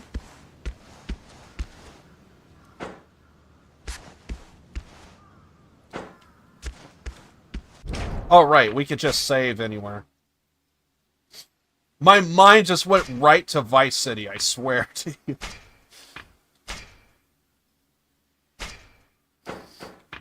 My mind just went right to Vice City, like, we have to go to our safe house and save. And it's like, wait, no, we can save anywhere. I'm an idiot. I think we had to come here for something, right? Or no? What happens if we leave?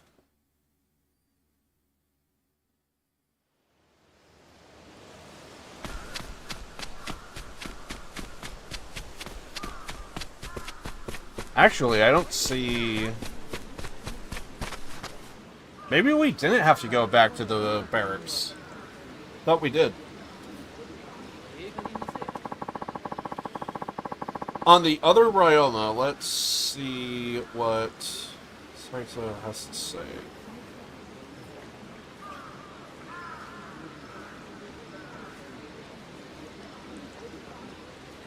At the consulate. Unfortunately, I don't know where that is.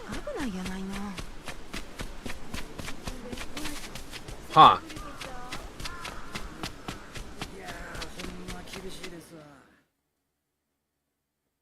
I could probably take some guesses. Unless... maybe that thing that says consulate. And has a marker on it.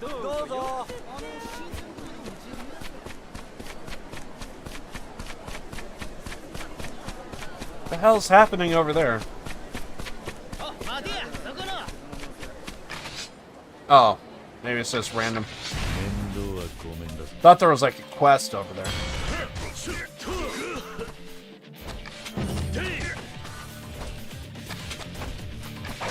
Great, I can't grab. Bear!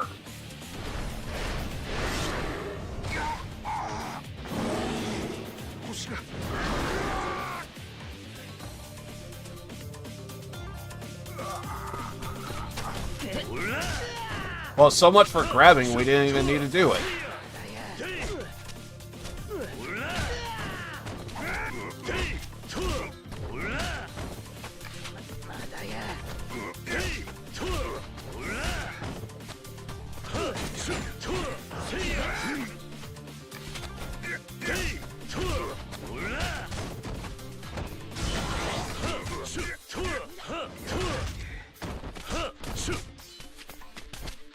Give me.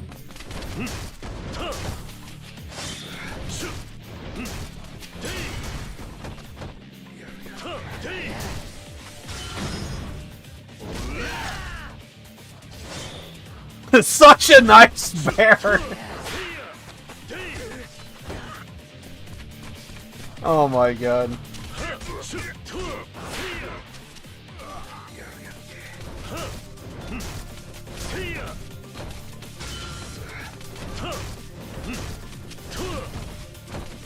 Once again, I just feel like I'm just doing 0 damage. To be fair, there might be...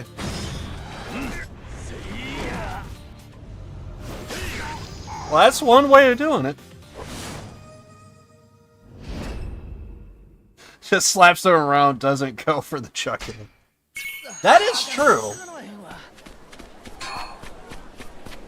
For all we know, he's defanged and declawed. Oh, there is a cat.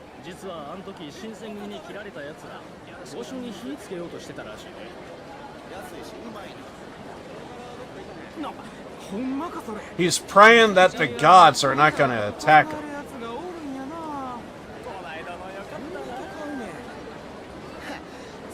You could turn into a bear, can't you?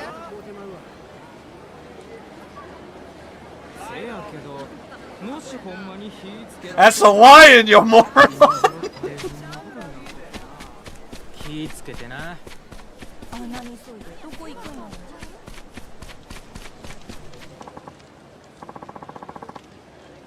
So here's the concept. 恋は新選組の方でごわすか。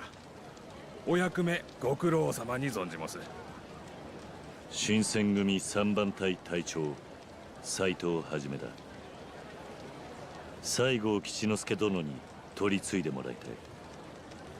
ほう、西郷先生にどげなご用件で？坂本龍馬という男について聞きたいことが。さようで、そいはもう新選組の御用とあれば断る理由はごわはん。心得もした。おいがご案内します。どうぞこちらへ。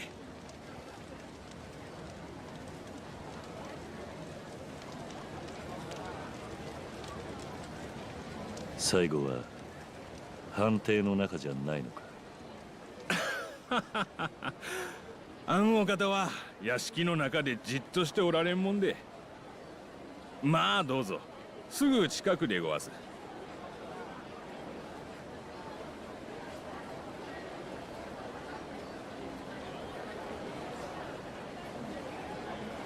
あんた門番の割に随分藩邸から離れるんだな。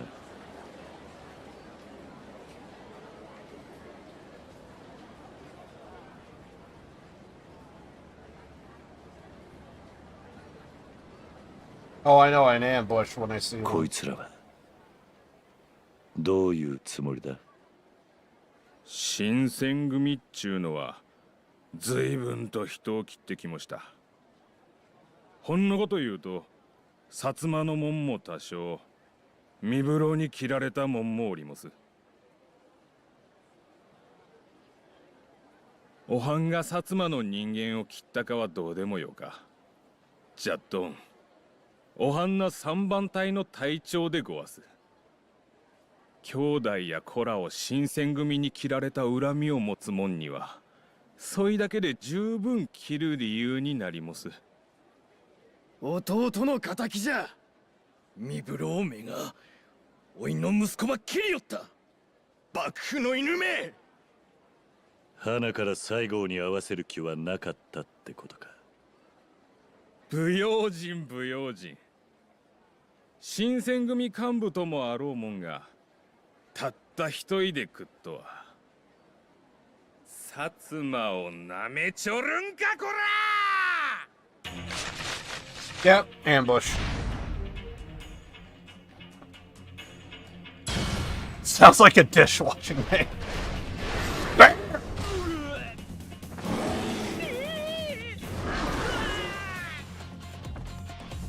He just wants a hug.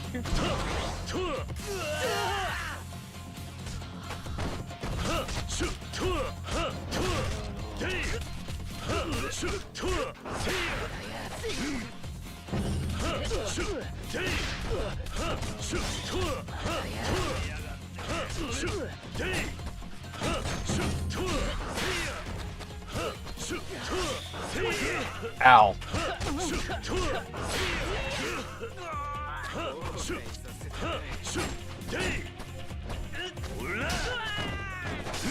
Ow.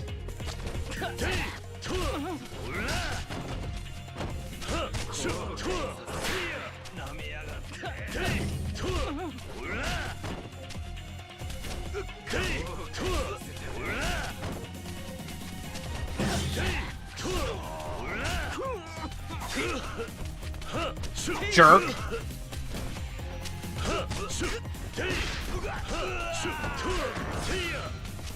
Uh-oh. Uh-oh. It could be bear time if he's not careful.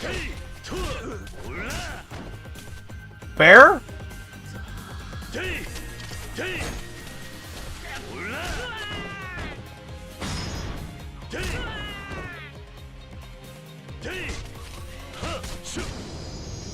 I thought the bear was gonna come back.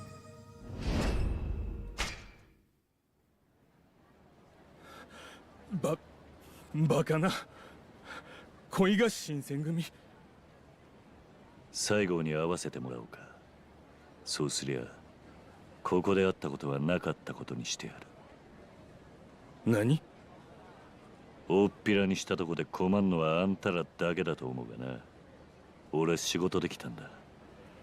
あんたも自分の仕事に専念するなら誰にとっても面倒はない。違うか？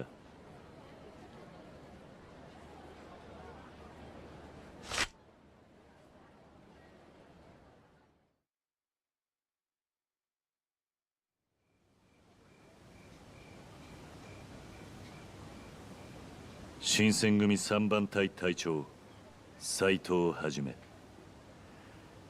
先日は名乗りもせず失礼した。構わんで、いずれまた会うと思うとった。せやけどあんたあれからほんまに新選組に入ったんやな。例の近藤勇に会うためにかいな。さあな。悪いが入隊の報告をしにここに来たわけじゃない。あんたに聞きたいことがあってきた。あんたとは知らん仲やない。話くらいは聞いたるわ。坂本龍馬って男があんたに面会しに来たはずだ。そいつの話を聞きに来た。ほう、坂本龍馬。覚えないわ。何もんや。勝林太郎って幕府の人間がここへ連れてきた男だ。覚えてんだろう。そんなに昔の話じゃねえ。そうか？せやけどあかんな。全然思い出せん。ゆっくり思い出してくれて結構だ。時間はたっぷりある。こっちに時間あるとは言うとらんで。なるほど。薩摩ってとこはよそ者を寄せつけない。噂に聞いた通り秘密主義ってわけだ。だが俺を帰らせたきゃさっさと思い出すんだな。そしたら斎藤がはっきり言いますわ。わしは坂本龍馬いう男と会うたことは一遍もない。もうわしの答えはこれ以外に出てこんで。なんで隠すんだ。その坂本龍馬ってのはあんたらにとってそんなに重要な男か。なれん駆け引きはやめとけ。あんたには似合わん。坂本は長崎でイギリスの武器を仕入れているらしい。その武器を買うのはあんたら薩摩ってことか。知らん言うとりますやんか。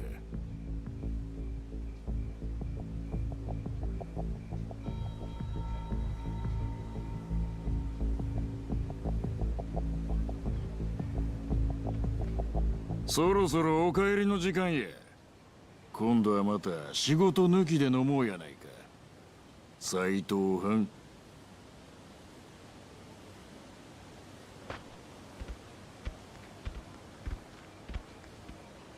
斉藤さん、無駄足でごわしたな。西郷先生は新選組なんぞ眼中に相模藩では。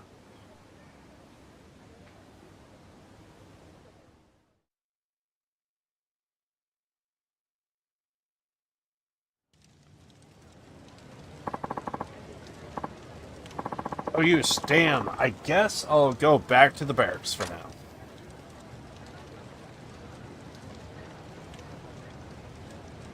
斉藤さん、お待ちを。山崎か。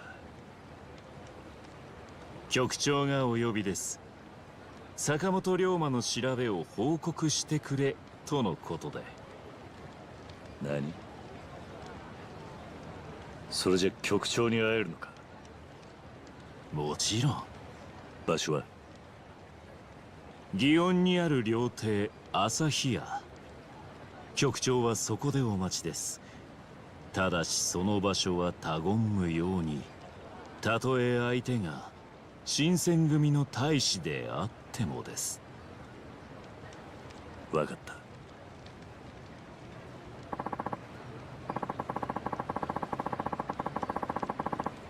Head of and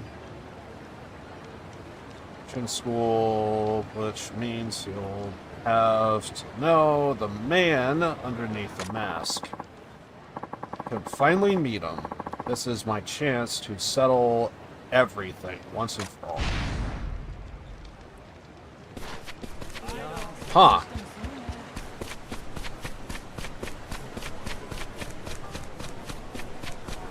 If this is the reveal of the mask guy,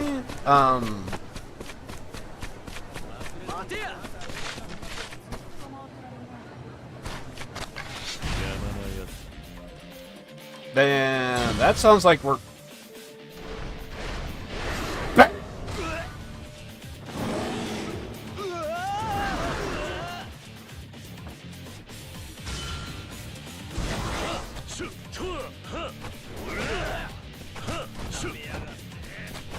Don't mess with my bear.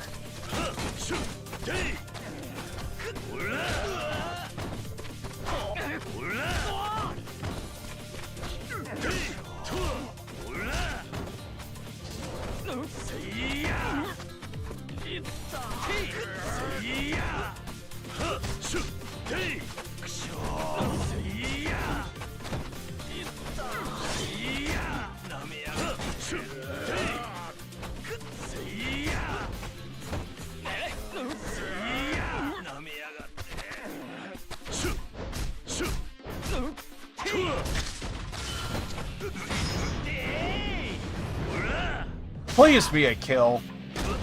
Of course not.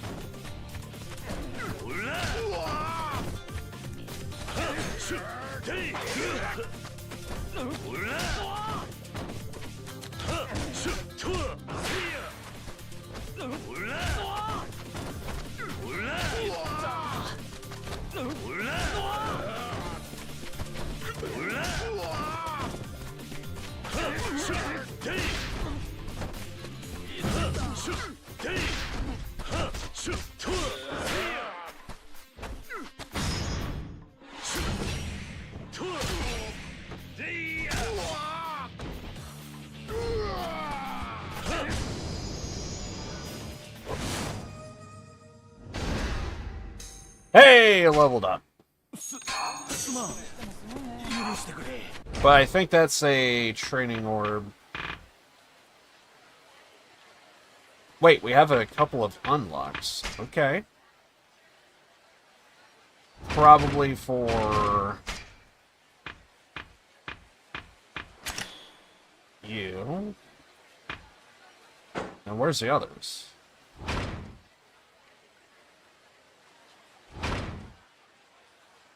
Ah.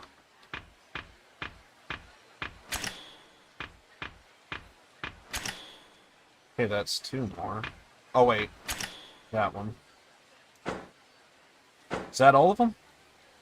Yes.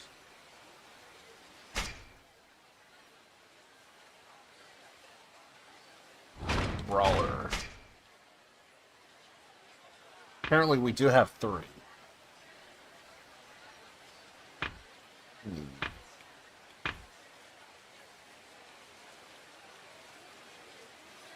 After drawing a weapon.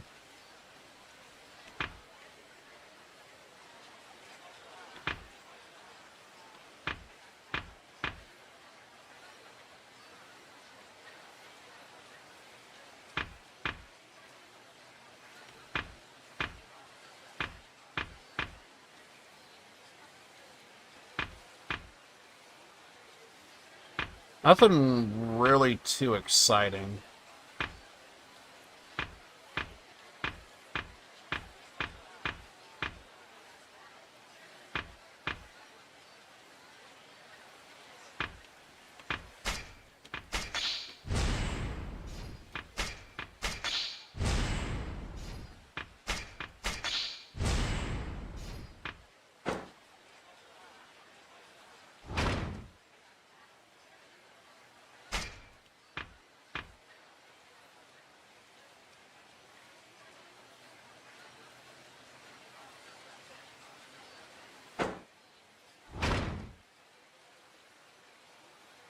Okay, this one I pretty much fully completed.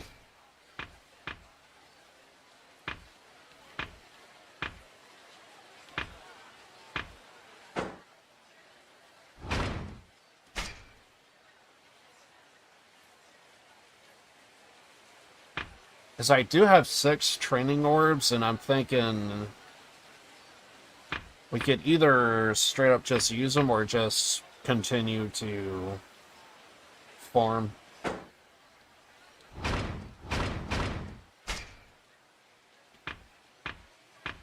And I'm thinking farm.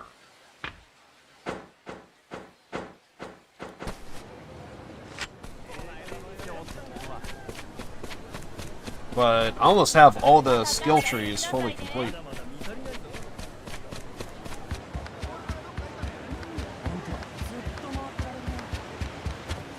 Could do some grinding off stream, but yeah. Hello. Feels like it would take forever. If it isn't Saito-san, how goes? Kiyokawa, right? The lazy courier?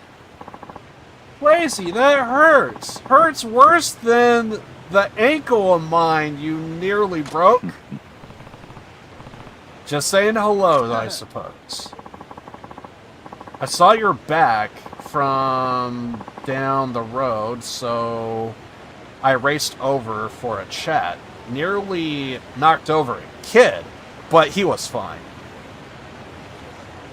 Sure, maybe I should go check up on that kid. That's a little unnerving. I'm joking, Saito-san. Don't you samurai know what a jokes are? I mean, with you, I'll make an exception.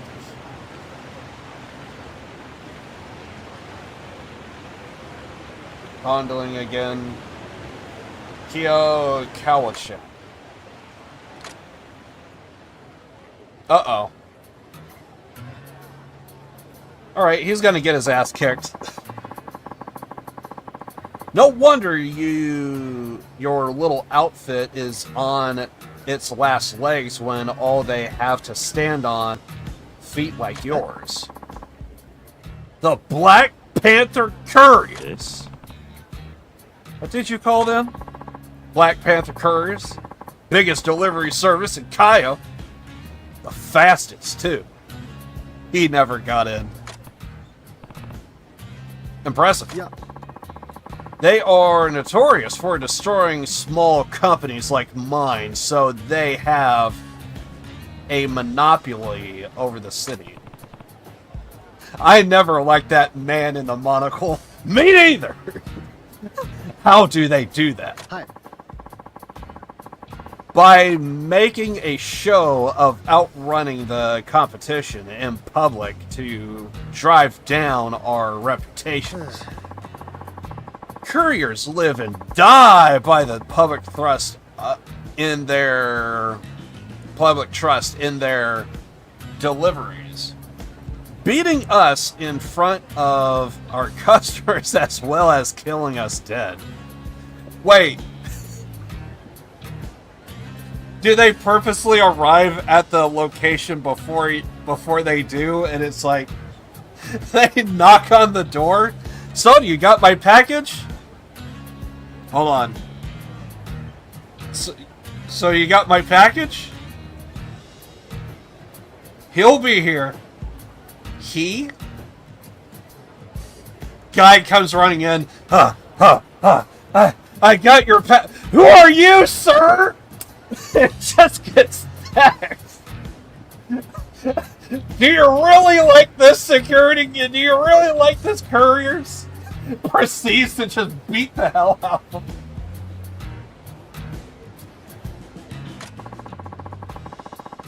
That's how they bury almost every other group. Is what he's saying true? Why would you do all that? What a stupid question. The goal of our business is to crush the competition. Surely you knew that.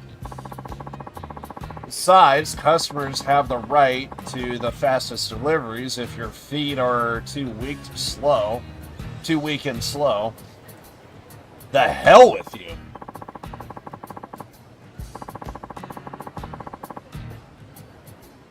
Steps on the pouch, yeah. Oh god, do they leave banana peels like all over the streets? I mean, to be fair, like since this is like ancient times, you know, it's got to be like a lot of sand. But come on, the idea though, the idea of like purposely laying down banana peels everywhere. It might work on wood on a rainy day. It actually might work on wood for a rainy day, now that I think about it. Find a rainy day, put it on some wood, just lay down banana peels everywhere. Please tell me there's like a courier that's kind of... he's going through the banana peels and he keeps trying to get back up. For how long the couriers of the city have taken it easy. We've simply shown what's possible with powerful hooves. And all the other outfits can do is cry about fair enterprise and claim to do business with heart integrity. Meaningless concepts spoken by losers! The Black Panther couriers will drive them all into the ground. Beautiful. Kaios. You guys suck! I read that line, and my first thought is, this man is broken. He did so much to go so far down.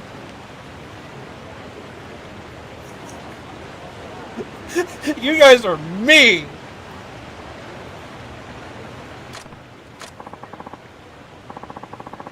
My name is Inamoto. I'm known for the Black Panther Courier's Playmaker. They have Playmakers?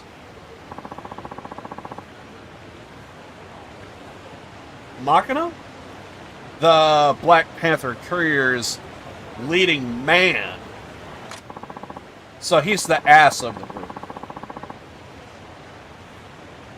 Hayata's the name. The girls all call me the Black Panther Courier's lady killer.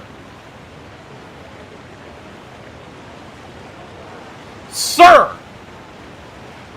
I heavily doubt that shit very much. Does this man say Well, okay, you know what? To be fair,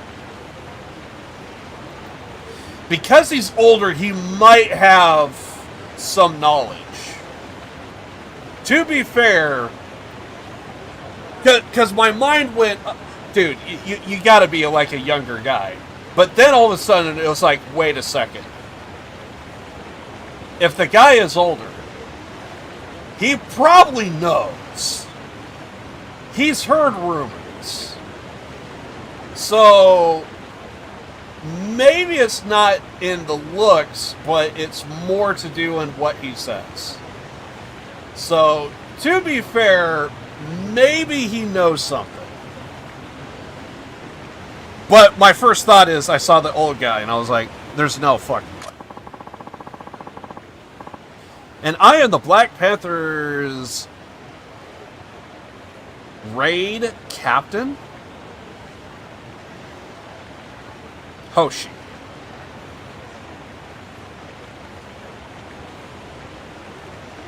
I feel like he is going to be the weakest link. What are you all doing here? There a reason you stopped Kiyokawa? We are not here for him. Our quarrel's with you. What quarrel? The other day, you picked up this loser slack. We had our eyes on you. Have to say, nice performance. You have the feet of a winner. And it was Kiyokawa's company who got to claim all the credit. No good, friend! We were so close to shutting them down until you gave them a reprieve. Shut your face. It sounds like he is having to hear the truth out loud. I kind of feel bad for him. Now, suddenly people are talking about this new fast courier in Kaio, and he's not with us. We don't take kindly to embarrassment like that. You went and insert yourself into our business? Damn right. No amateur letter runner messes with the Panthers. How about we settle this right now? Right here, right now. What do you have in mind? Healthy competition, of course. Banana pills. They're gonna be working with banana pills. We deliver letters to, we deliver letters head to head. That way, we have proof the Black Panther couriers are still the fastest. How about it? Not interested. If you don't, we'll put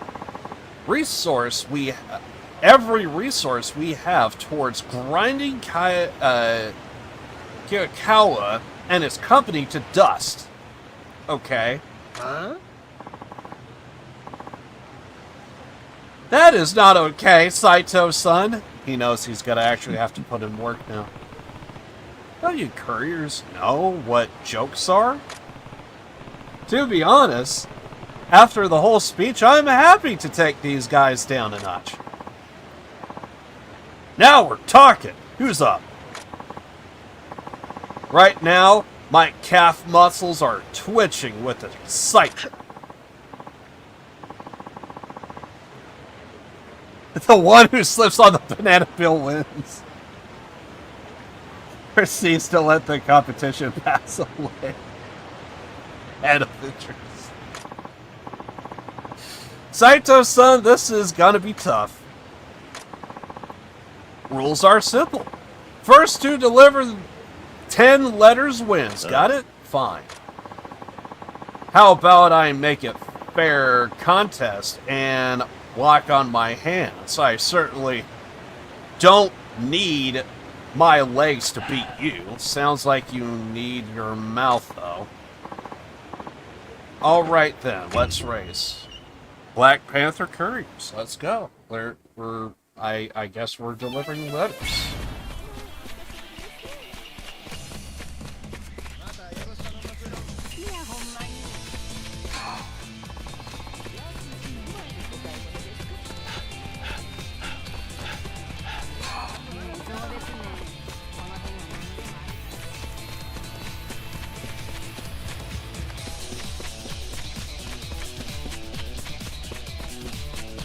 Well, I got the lead.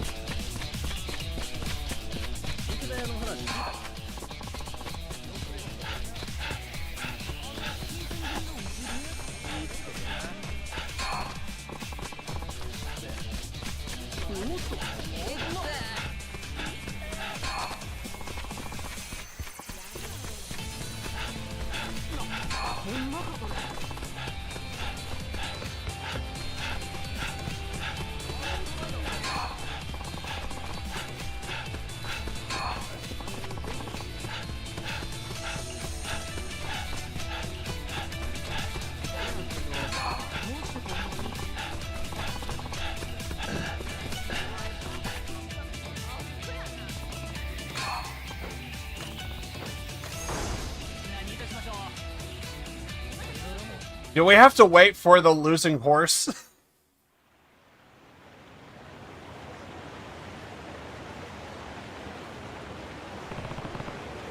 I win. How the hell? I don't believe it, Saito-san. You beat the raid captain? He's better than we assumed. You went too easy on him, Hoshi. Sorry. We'll let you go for now. But this isn't over. Next time we'll destroy you, Saito.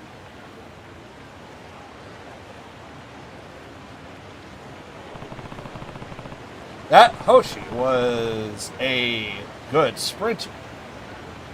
Taking on more of them won't be easy. No, that was pretty easy, actually. Also, isn't this where the red light district is?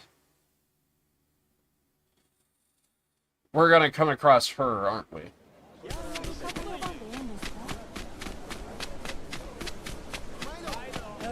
So we meet again. Huh? The drunks! Dude just celebrating. Throwing a goddamn parade. Dude owning the streets. Dude is walking hard. Alright. So what do you want this time? A carrot? Thank you again for a last time. Your carrot was just what I need. It was so good, it kept coming back for more. Listen up here, vegan. Let's just get this over with. What is it this time? That's good.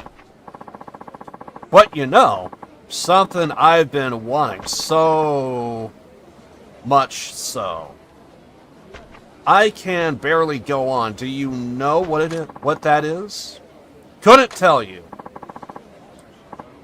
You're teasing again. The thing I'm after this time is a smooth, fleshy eggplant. This vegetarian is just gonna just go right in there. Right. I just gotta have an eggplant. Frankly, I don't know how long I could wait. Your vegetable soup would just be perfectly fine without the eggplant. Love for vegetables is truly something. Naturally, this means I gotta have a favor to ask. Could you bring me an eggplant, please? Enough talk, you bad man. I'll reward you handsomely. Listen up here, vegan, okay? Let's just... Wait, do I not have an eggplant? I'm pretty sure I do.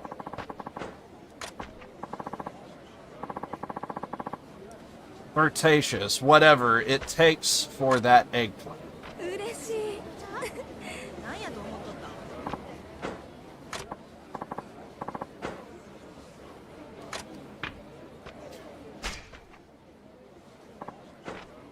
Oh, I actually really don't have an eggplant. I thought I do. Okay.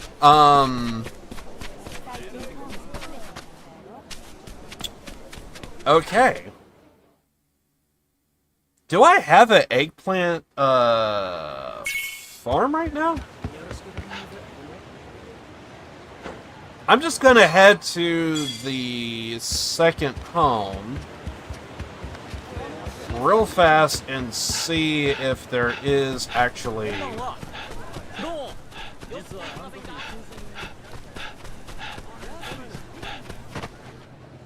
Wait.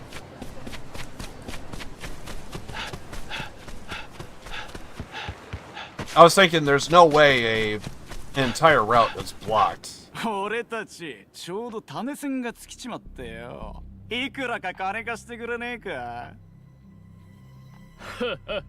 心配すんなって。いつか倍にして返してやるからよ。倍返しだぜ。なあ。倍返しってどこにそんな保証があるんすか。保証だ。そんなもんはねえよ。さっさと金をよこせ。うわっ、誰か助けてください。何の騒ぎだ。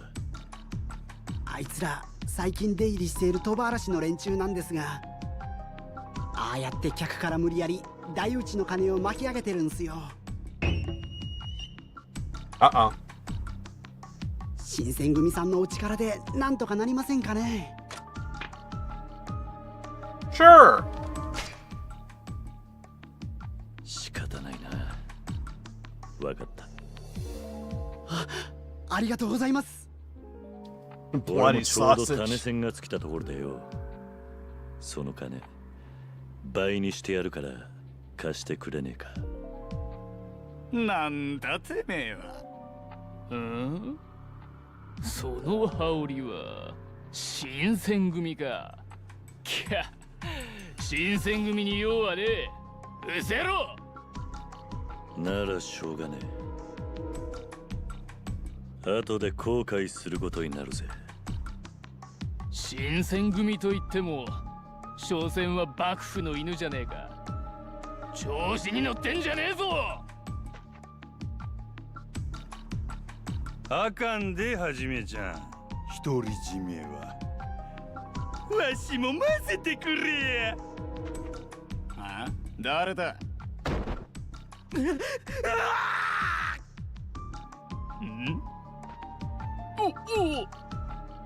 誰や。今新選組のことバカにしたやつは。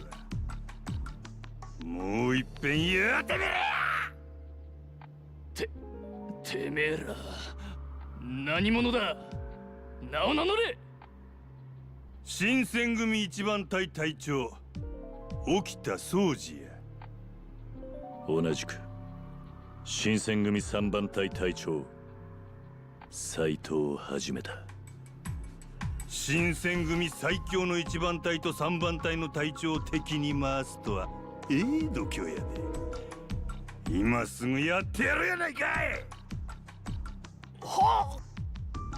沖田総司に斎藤はじめだと。いくらなんでもこの二人を相手にするのは無謀だ。お前らずらかるぞ。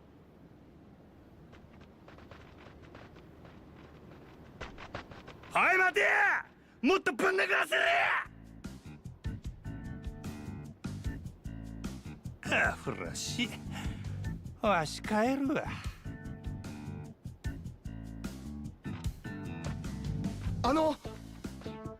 ありがとうございました。鳥羽に通うならああいう輩には気をつけた方がいい。それじゃあな、幸運を祈ってるぜ。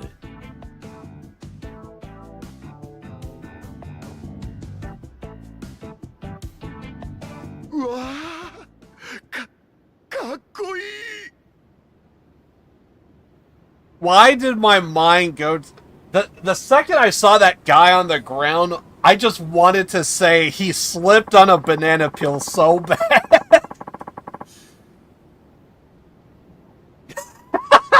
Probably, yeah. I do find it weird, like, why the hell were they playing strip poker when there ain't no women around? It's like, I mean, if anyone's gonna do it, it is gonna be Majima, but I'm thinking there's gotta be, like, another play. What if it's a strong power play to, like, there's some dude that's like, that, and to be fair, this probably could actually be a thing. There has to be a guy at the barracks like, dude, I'm telling you, 10 inches. Bullshit! He ain't got 10 inches. Don't worry, I'll force him into a game of strip poker. I know how to rig the game and force him to lose. Trust me. We'll see if he's carrying 10 inches. I wouldn't be surprised if that's actually a thing.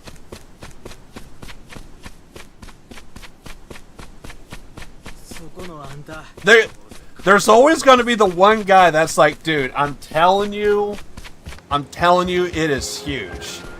Bullshit! Hell no! Ain't no fucking way! Listen, I'm gonna force him into a game of strip poker, and this bastard's going to lose. It's going to happen. Watch. Are you watching? Because it's gonna happen. And there's the eggplant. Fuck it, I could just buy the whole lot.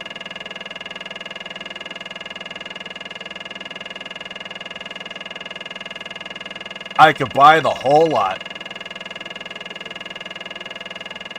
I could buy the whole lot.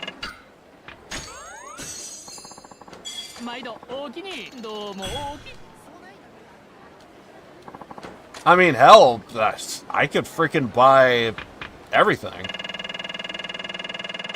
What else are we low on?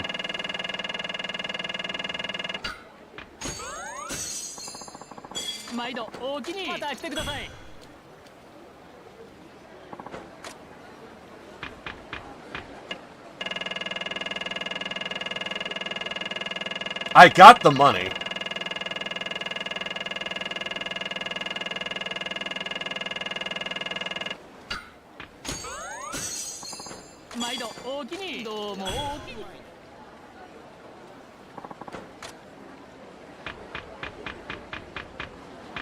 Strawberries.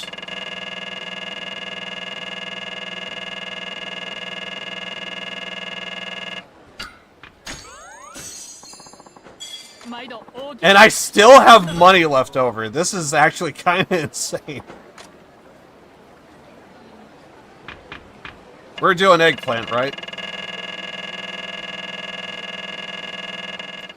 I do find it amazing how much I could just spend my money here. And it's like, it's not making a dent. Okay, maybe it is. There's like half the money is like gone because I just bought like a bunch of fruit.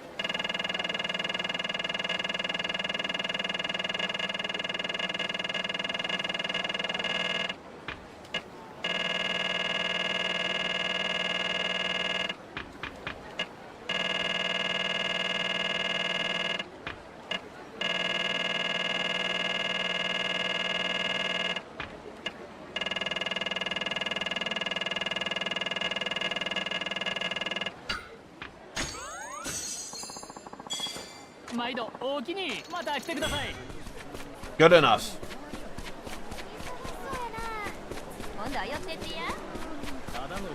So now we got the eggplant.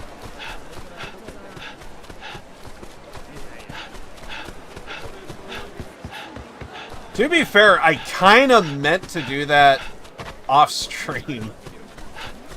Just kind of buy a bunch of stuff at that grocer. Wait, can I go... Or is this the edge of the... Yeah, this is the edge of the map. What the hell am I doing?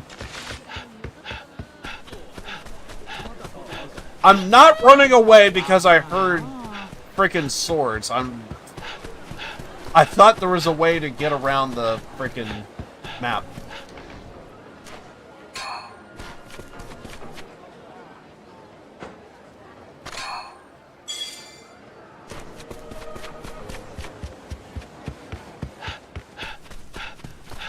Yes, fight me. Do you like bears? Simba!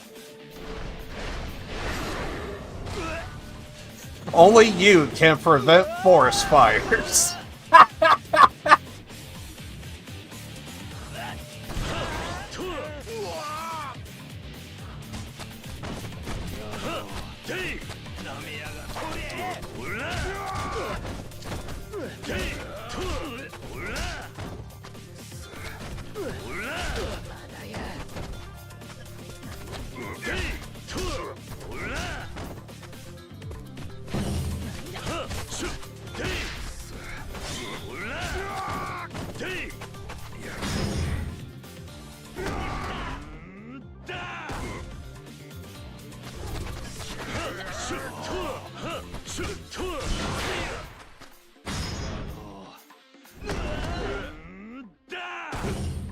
Okay, one stick.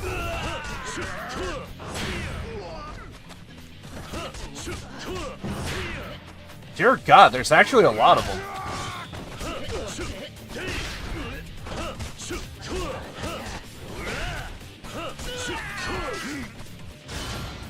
Only you can prevent forest fires! 2 bear attacks?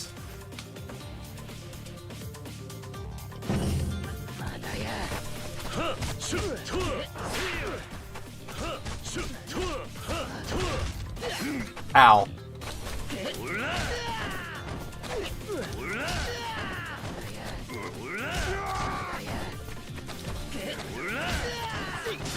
Ow.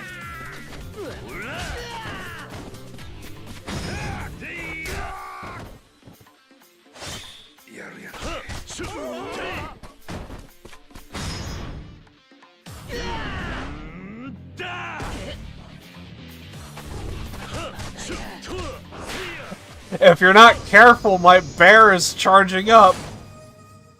Also, I love that shot because apparently it looks like I kicked him in the nuts.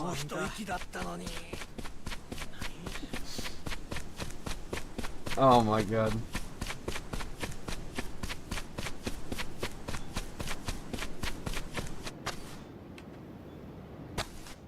Cat?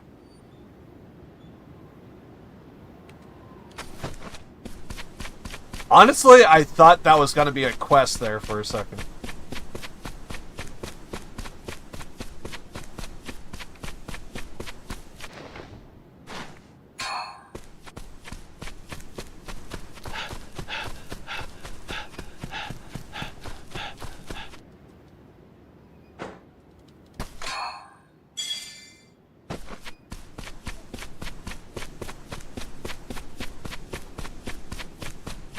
Well, now we got eggplant, so now I just need to head over and give this vegetarian more... Oh yeah, and this guy.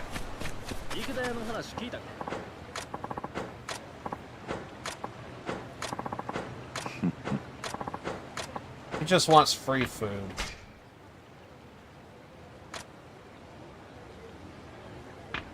Well, I got plenty of eggplant.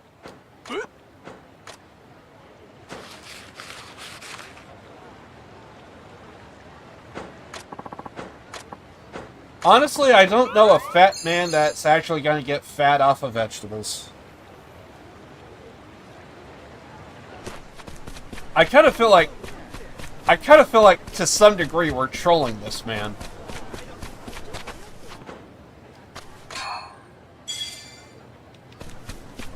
some degree, that is kind of fun.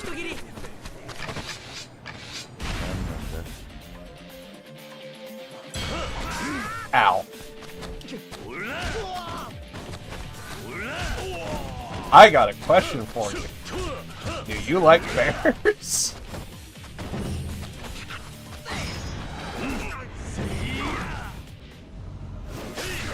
That really needs to be a kill shot, dude. There needs to be some attacks that are just guaranteed. Yes!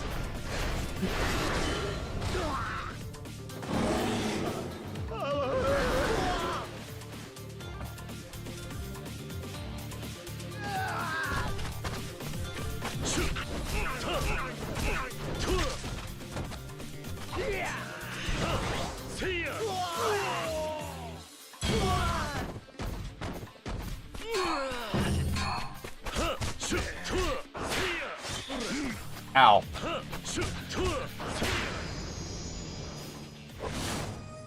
Slap him. Slap him.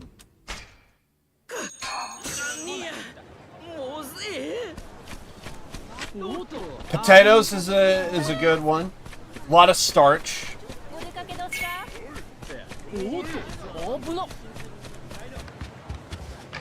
You would think there should be like a lot of red meat or something.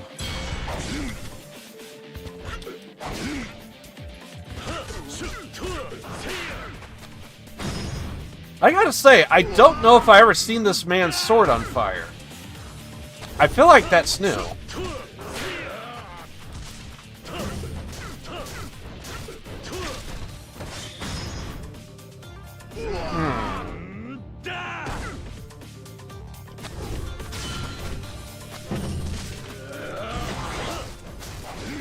Ow.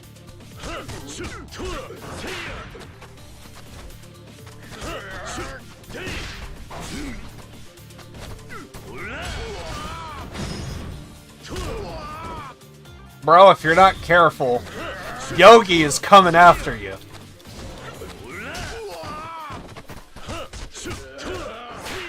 What do you say, boo-boo?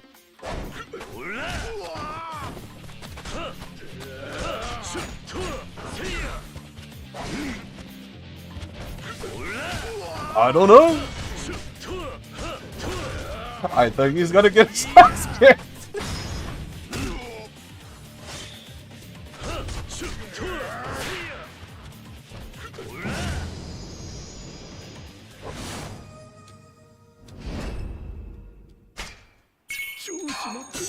Actually, there's no way it could be Yogi because he's too fucking lazy.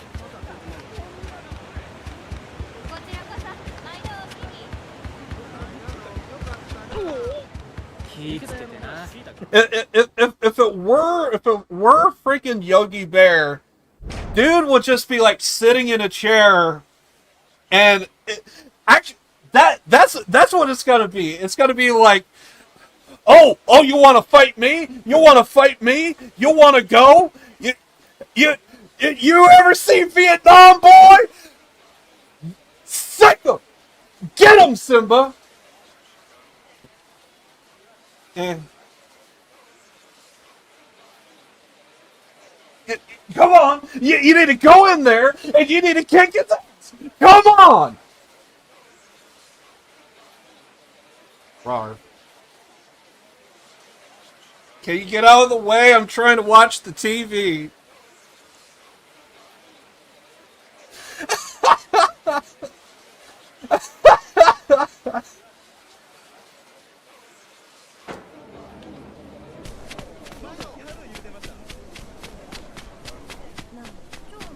Here's your goddamn eggplant.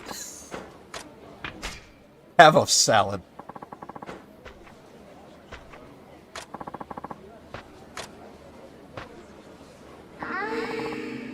Holy shit! So long! I can barely get my hands around it. Phrasing?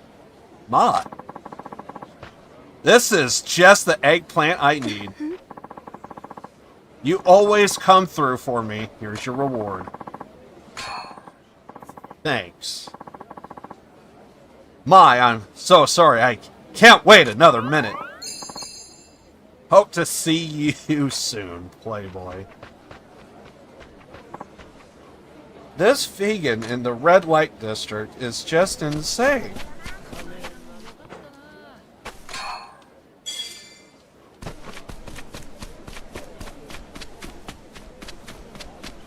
I feel like there's an entire scene for that.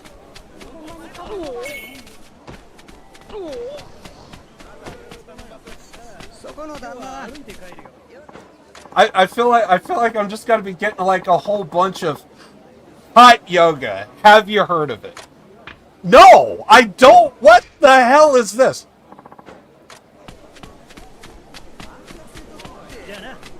No, I don't want to hear about hot yoga.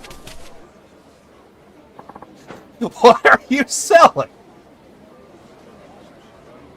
Wait, a brothel attendant? My.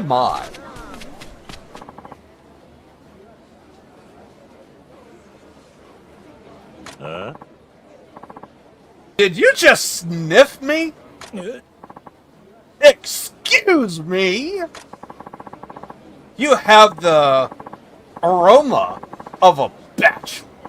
A man who dines alone each night, having prepared but a single portion.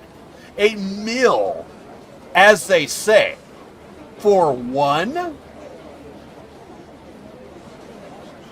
Bro, I just eat at the freaking back corner, side fucking corner of a fucking Long John Silver's. Leave me alone.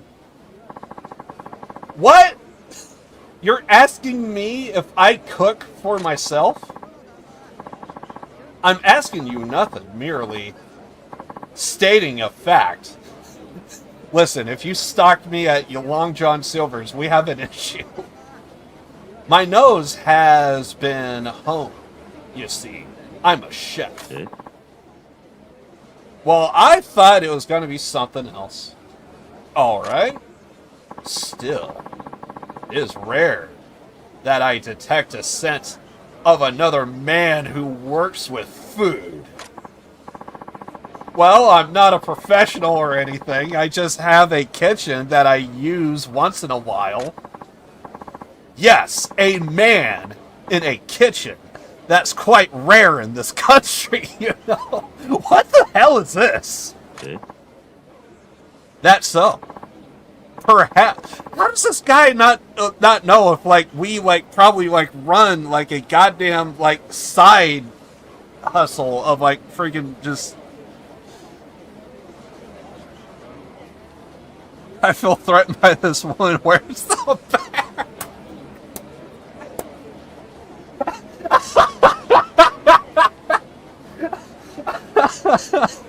I know some people would probably get offended if I say this, but I read that quote and my first thought is, ew, vegan, bear! What if there was like a dude that was like so scared of like a vegan and like a vegetarian, like they don't know what to do. They just panic. I don't know why I think that would just be so funny. I know for a fact that sounds fucked up because there are some people who just don't eat meat and like, you know, I get it, you know. But as a joke, I find that funny. Because I do legit know some people, IRL, that are like full-fledged vegetarians. I want to say vegan though, but like, and I think at least one person, I think it's like a soft vegetarian, like not like a hard vegetarian, but like they would eat meat, but like they just don't go heavy in it. And if they do eat meat, it's like bird or fish variety. If they eat meat. Most of the time it's just, yeah, I guess I would say just like beans and like vegetables and stuff for the most part. But still. But It's just, as a joke, I think that is funny. Just the idea. A guy doesn't know what to do when he sees a vegetarian. That just sounds so funny to me. And then the idea that your first thought is to sick a bear on him just makes it even that much more funny. And to make it even more funny, he does have a bear. He does tell the bear to sick him, but instead, it's like Earthworm Jim and his dog. The dog just keeps going after Earthworm Jim.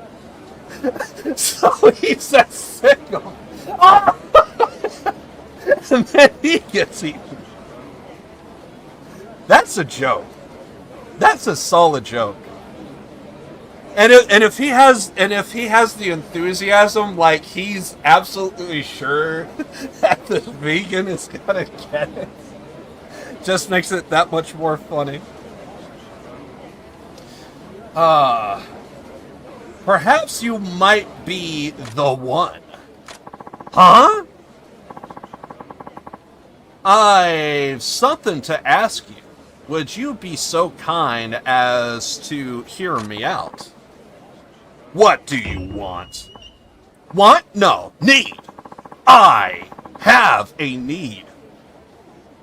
To taste a meal cooked by you in your kitchen.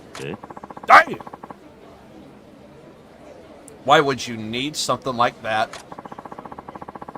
I spent years abroad, receiving culinary training from many masters of cuisine. Only recently have I returned to Japan. In fact, that's impressive, but I still don't listen.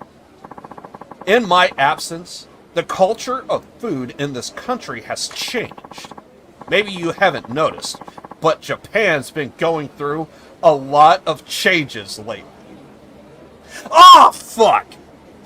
I saw a drunk man in the background, and I was gonna try and zoom in on him. I just thought that was funny. There's been a lot of changes in Japan.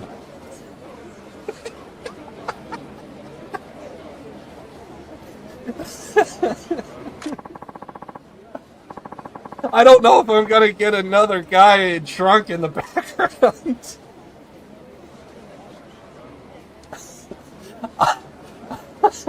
I have no concern for politics. My interest is solely the philosophy of cooking. And so, it pains me to admit that my time elsewhere has left me ignorant of the flavors preferred by modern Japanese diners. That's what I was kind of... Yes! Haven't you noticed? Japan has changed recently.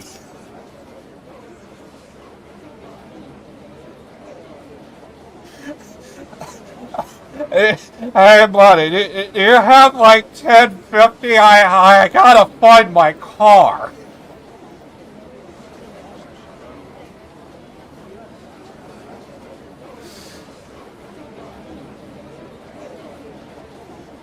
I get it. So you want some help getting up to speed? In many words, yes. Don't you have colleagues you can ask? I'm not like I'm an expert in food. No, it has to be you. Home-cooked meals from your kitchen. Only those will serve. Why? First, you seem to me in every way the average man. It's vital to know what the average person enjoys. Furthermore, only by fusing what I've learned and what's traditional will I create food that stands the test of time. As of now, the kitchen of Japan are domain of women. However, I believe an era fast approaches where men will join them. I'm trying to find the logic here. I just find this to be so stupid.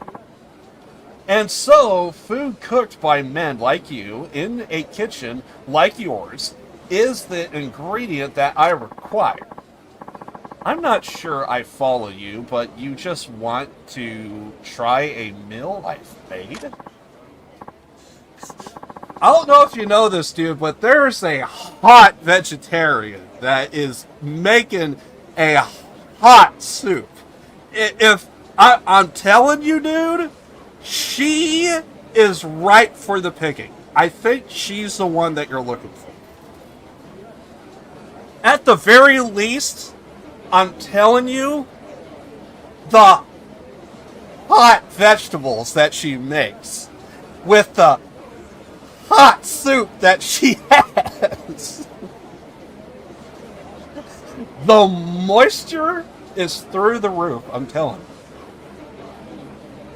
Exactly, yes. So I may revolutionize this country's cooking. I guess even that one's way to change the country. If all I have to do is give him something I cook, I could pitch in. Alright. I don't quite understand how it'll help, but if I make anything at home, I'll try to bring you some. Will you? My thanks. I'm awaiting your return. Fair enough. Fair enough.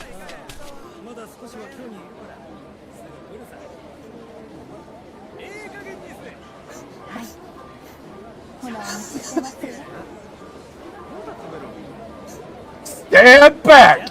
There's a hurricane coming through!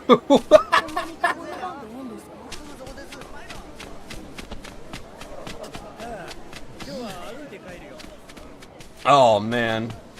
Wait, you can't go further? Aww.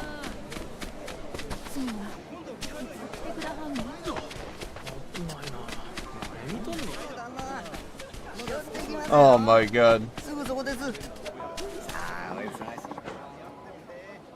It's possible I might have killed him.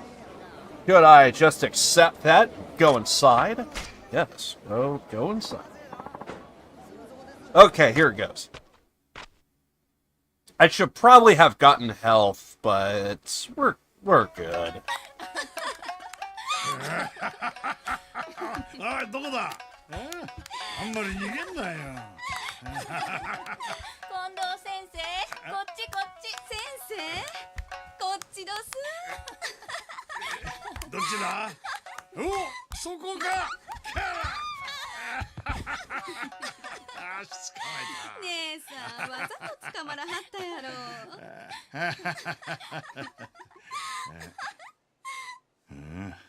なんだこりゃ。血の匂いか。血の匂い？え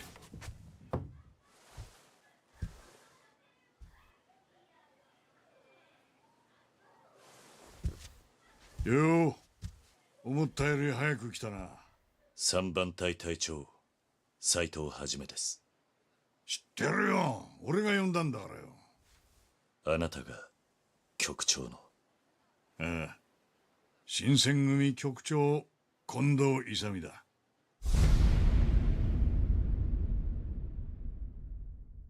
Hey, fun, welcome. Been a while, man. それで頼んだ件は調べてくれたかい？例の坂本龍馬。はい。坂本が現れたという薩摩藩邸に行ってきましたが、あいにく西郷にはとぼけられました。まあそんなとこだろうな。もともと西郷には期待しちゃいなかったんだ。それはどういう意味で？坂本龍馬は今長崎に向かってるらしくてな。本人が今日にいねえんだ。don't watch much YouTube or Twitch. I have noticed that with some people in the past. I think there was like a few people that like back in the Payday 2 days, like they kind of like this, just like out of the blue, randomly out of nowhere, they would stop by and they would like, you know, just kind of like just see how things are going, how they've been.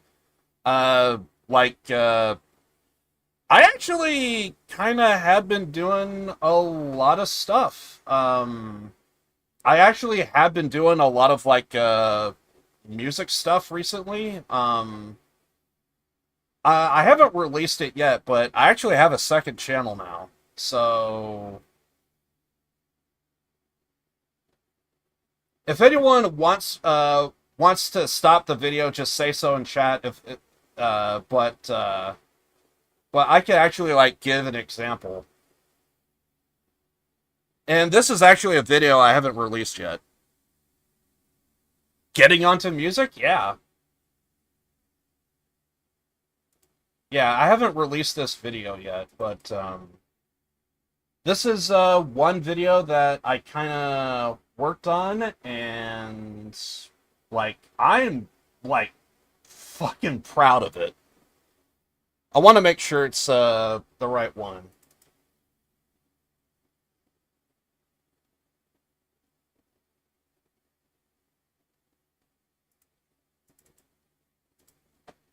That's not it.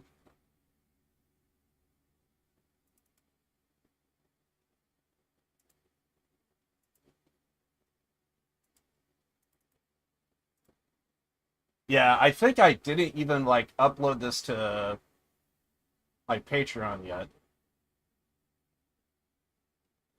I feel like I did 2 of them, but maybe I only just did the one. But yeah, if this is not vibing with anyone, just say so in chat, and I'll stop the video. But yeah, this is something that I kind of been working on. I haven't released this video yet, but this is kind of the stuff that I have been doing. So yeah, but this is what I've been up to. I haven't released this video yet, but this is a documentary that I did. Today is going to be an interesting video because we are going to be taking a look at Black Sabbath.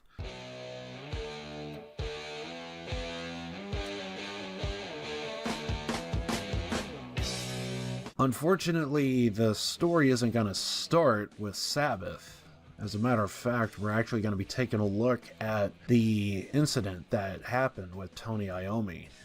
And surprisingly, we're not even going to start with Tony Iommi.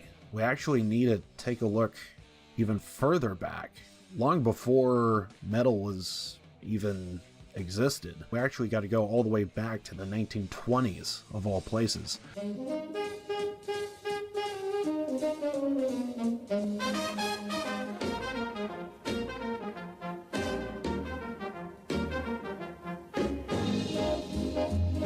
There was a jazz musician by the name of Django Reinhardt who was traveling in, this was still around a time to when horse and buggy was still more or less still operational. Late one night, Django and his wife actually decided to pull over on the side of the road and kind of get some sleep. Before he slept, he decided to come up with some music before he went to sleep. Working with candlelight, he accidentally knocked over the candle and set the entire tent on fire. The burns to both him and his wife were pretty severe. Django Reinhardt unfortunately had a terrible accident that ended up paralyzing both his ring and pinky. Doctors eventually ended up telling him that you ain't gonna be able to play guitar ever again. The thing about entrepreneurs and the creative mind of Django Reinhardt, he couldn't accept fate.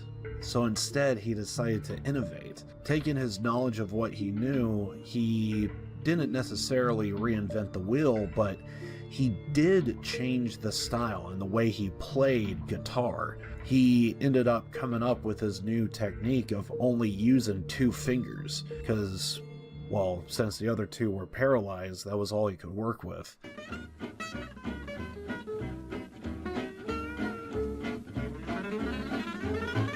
His new style of playing was actually so ahead of its time, some people would be floored just simply from the fact that some of the notes that he was playing, there are people with 4 fingers that can't do what he can, and he's only using 2. As impressive as this is, we then now could fast forward to the 1960s, where a young, inspiring musician by the name of Tony Iommi would actually find himself on his last day of his job at a steel mill. He actually came back home early thinking that he probably was never gonna return back to the steel mill. After having a conversation with his mom, berating him, he ended up reluctantly agreed. He went back and he ended up having to work on the press, which ended up being a big machine that would put thousands of pounds of pressure and it would cut plates of metal in half. Tony actually had no idea how to work the damn thing, but with help of co-workers, taking what information he had from them, he proceeded to work the press. Unfortunately, at some point, Tony Iommi wasn't paying attention, and ultimately he would actually find that his hand was too close to the press and severed a couple of his fingers. Blood was pouring all over the place. The steel mill workers actually put his fingers... So there's actually a TV show called That Metal Show.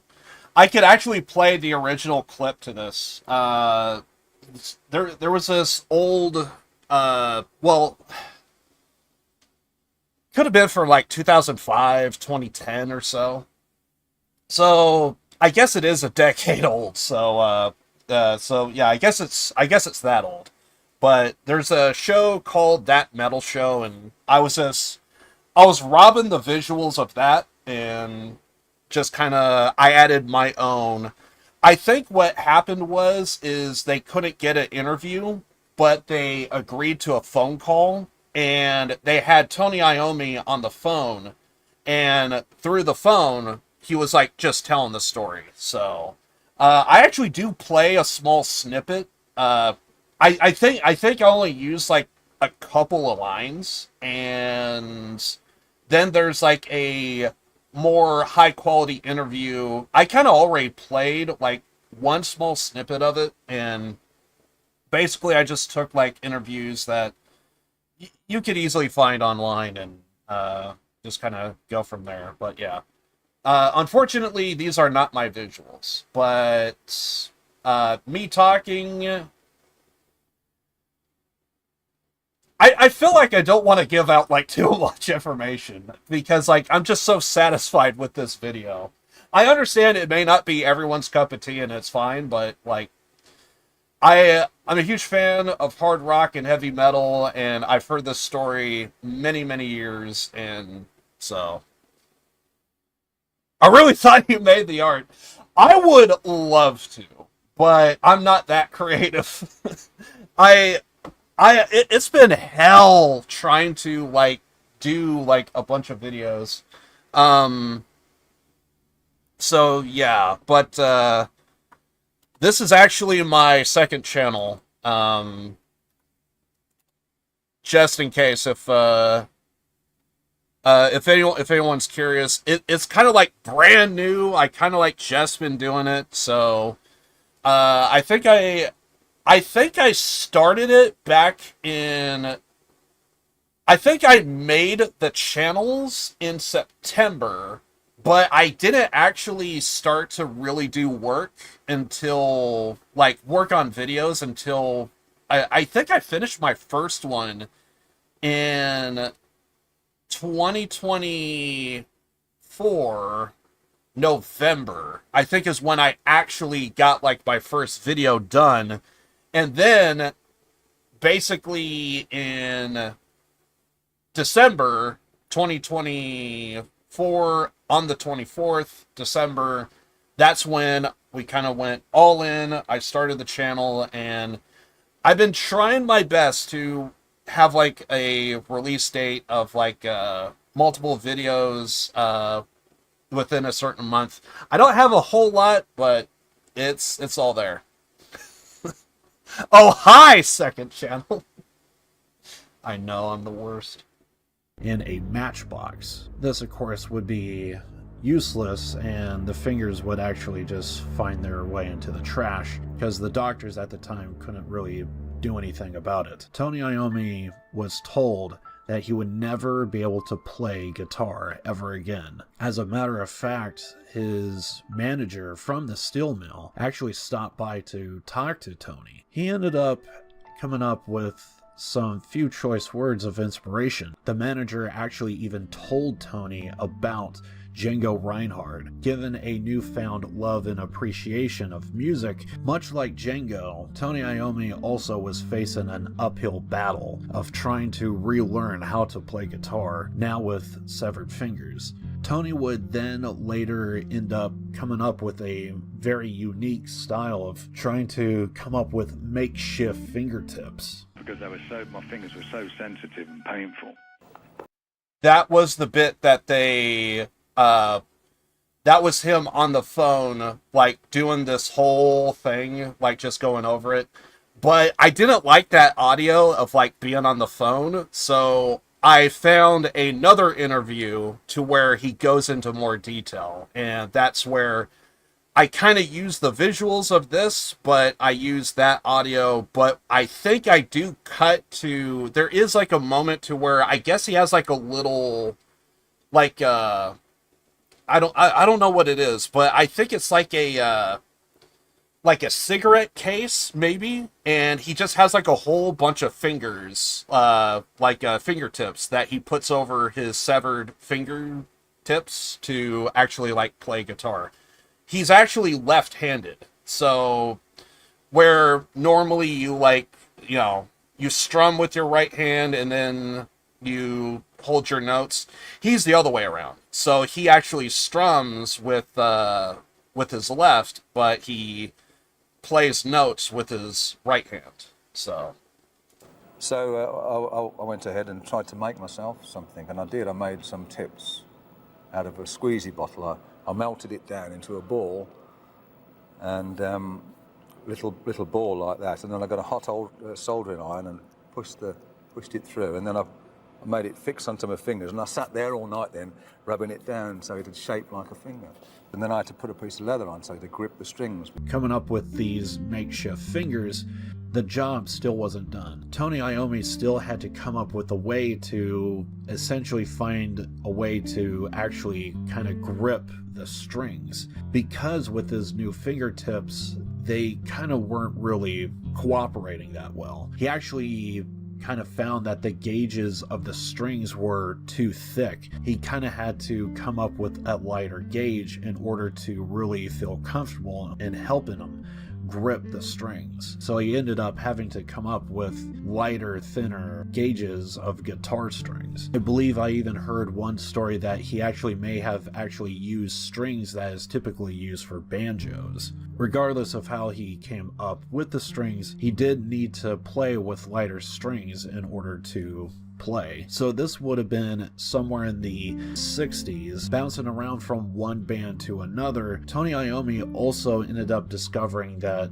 essentially, given his new obstacle of having to come up with a way to play more comfortably, the style, the acid rock at the time that was predominantly popular, this didn't really jive too well to his playing style, because he couldn't really play too long playing higher notes. The higher notes would add stress and fatigue to his fingers that, well, if he didn't have this steel mill accident, he probably would have been able to play just fine. With the strings, with his fingertips the way they are, he actually found that playing notes at a much more lower tone not only gave it more a demonic sound, it also, he was able to play more comfortably. The story goes that eventually Tony Iommi would land in a band called Earth. The story goes that Earth was actually trying to rehearse, and right across the street there actually was a cinema. The movie there was actually showcasing a horror flick. The scary movie that was being played was actually a scary movie called Black Sabbath. Geezer Butler was the one that ended up noticing it and thought the name was unique, so he decided to actually use that name to actually write a song that he had in mind. Presenting this new song to the band, they proceeded to record it. The story goes that the song was so legendary that the band no longer could be called Earth anymore, and the band ultimately ended up changing their name to Black Sabbath, and the rest is history. That was just fucking beautiful. I swear to you, when I finished, editing this video, I actually sat in my chair and I was like, did I just do that? I was, incredibly impressed, how I edited, how it flowed, how... There are some tweaks that I would like to do, but you know what? I want to keep it in just so that way it's I don't know. I feel like... I'm gonna be honest. I don't do scripts, okay? I don't do fucking scripts, and I feel like every single time when I see my editing, it's my choice of words and everything, it is so, for me, it's so obvious that I don't use any scripts, and it's just, yeah, but I feel like it adds to something about it. It's There's one thing you can say is I definitely don't use AI tools to do this. So I feel like having it in there like that, it just it stays that way. So part of me wants to go in and tweak it, make it sound better, audibly, and maybe have better flow of everything, but that is the one I've been sitting on for a while, and I love everything about it. Like I said, I sat back in this chair and I just kind of thought did I just do that? It's just one of those things, and I really like everything about it. And I like it because I do like jazz. It is interesting that I do know Django Reinhardt. I'm pretty sure I said this before on a stream to where, what is it? Mafia 1, the original game, the original video game, Mafia 1. If you walk around in the streets, all you hear is Django Reinhardt. So, it sounds very professional. That's what kind of blows me away about it. To some degree, I don't want to touch a thing because I feel like the mild inconsistencies it has, because there is one channel I discovered recently. I'm almost positive the script is all done by AI, but it's something to watch. And I think I saw a Phil Campbell and Lemmy video, and because I'm a huge fan of Motorhead, it's and plus we don't get a whole lot of we don't get a whole lot of I mean, if anyone talks about Motorhead, it goes right to Lemmy, and it's I kind of would like to hear stories about Phil Campbell or Mickey D or somebody. It's very obvious, the very first part you did, you say actually 3 times. Yes.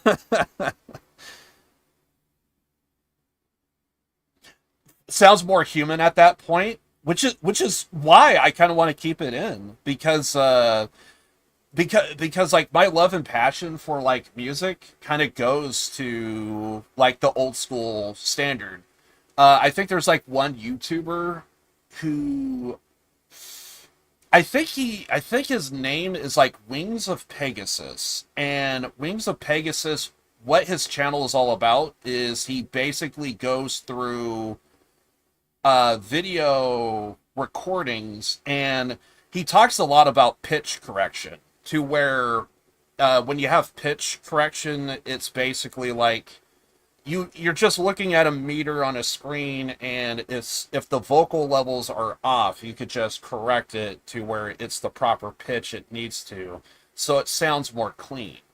And his take is, when it comes to people that like use pitch correction, it's like, who are we praising?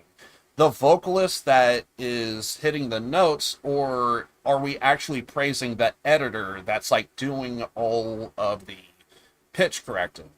And it's like, I feel like the way I'm doing it, it just has like more of a human vibe to it, and it's because of that it kind of takes me back to like the old school way of like doing music.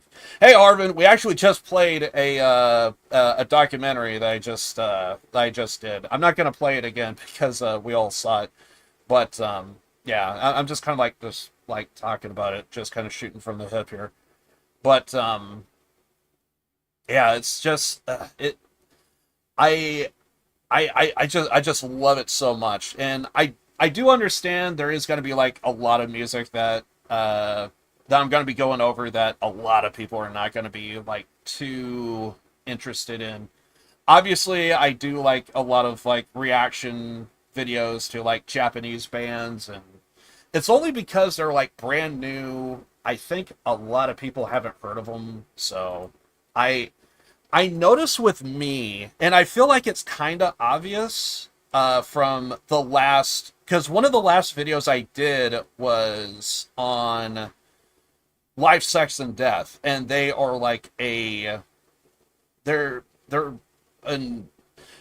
grunge band, and they're no longer around, and they're one of my favorite bands of all time, but I think one of the reasons why I like them is because I feel like no one knows, like, outside of Nirvana, you don't know anybody, and it's like, there are other bands out there, and I'm actually going to be releasing a video soon on the band Fight, which is I think it's when, why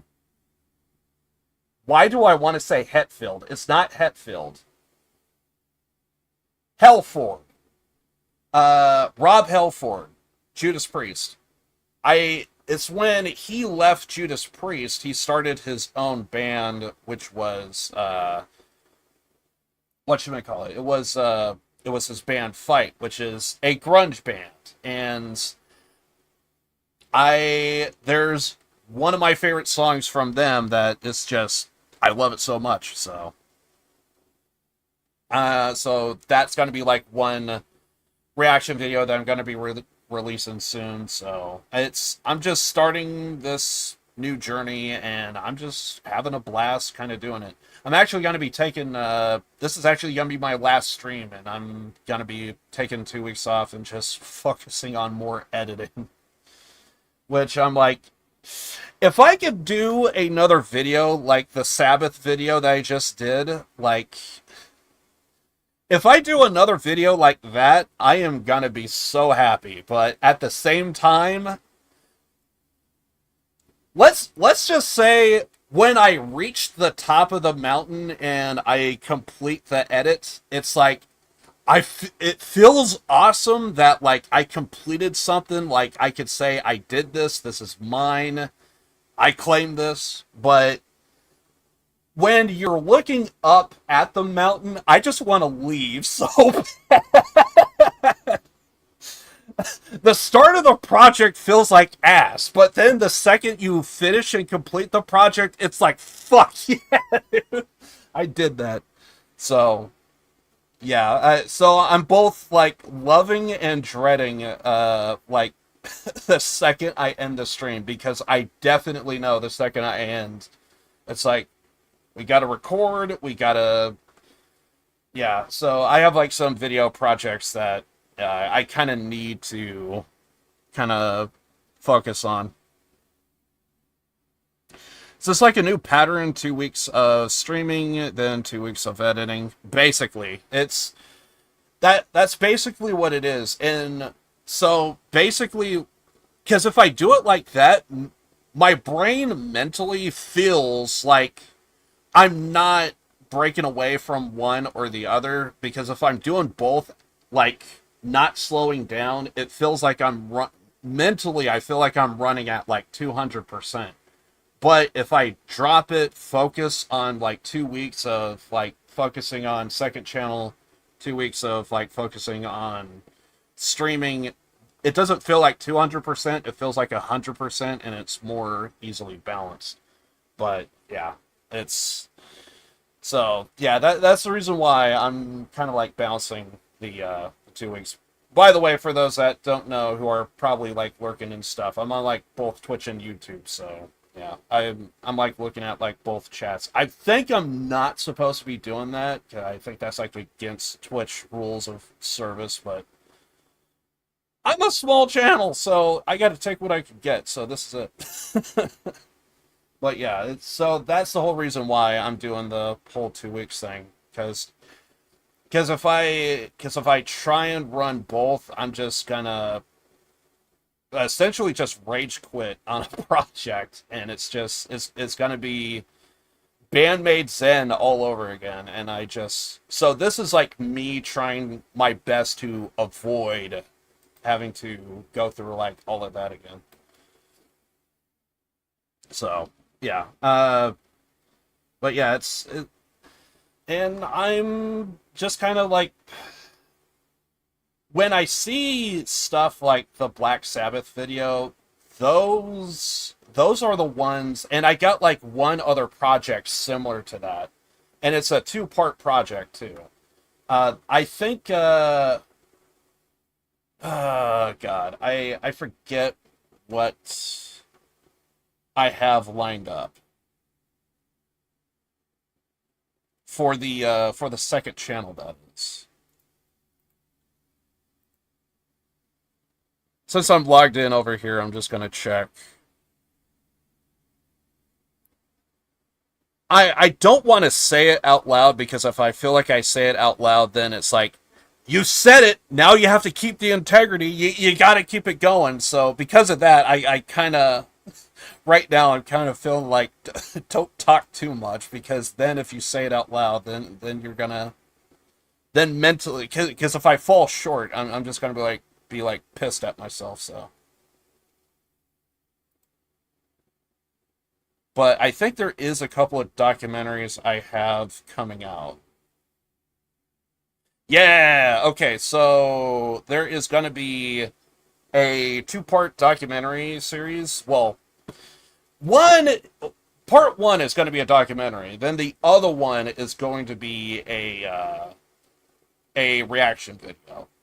So I'm doing it like that because what I thought of is like, let's do like a topic on like a song.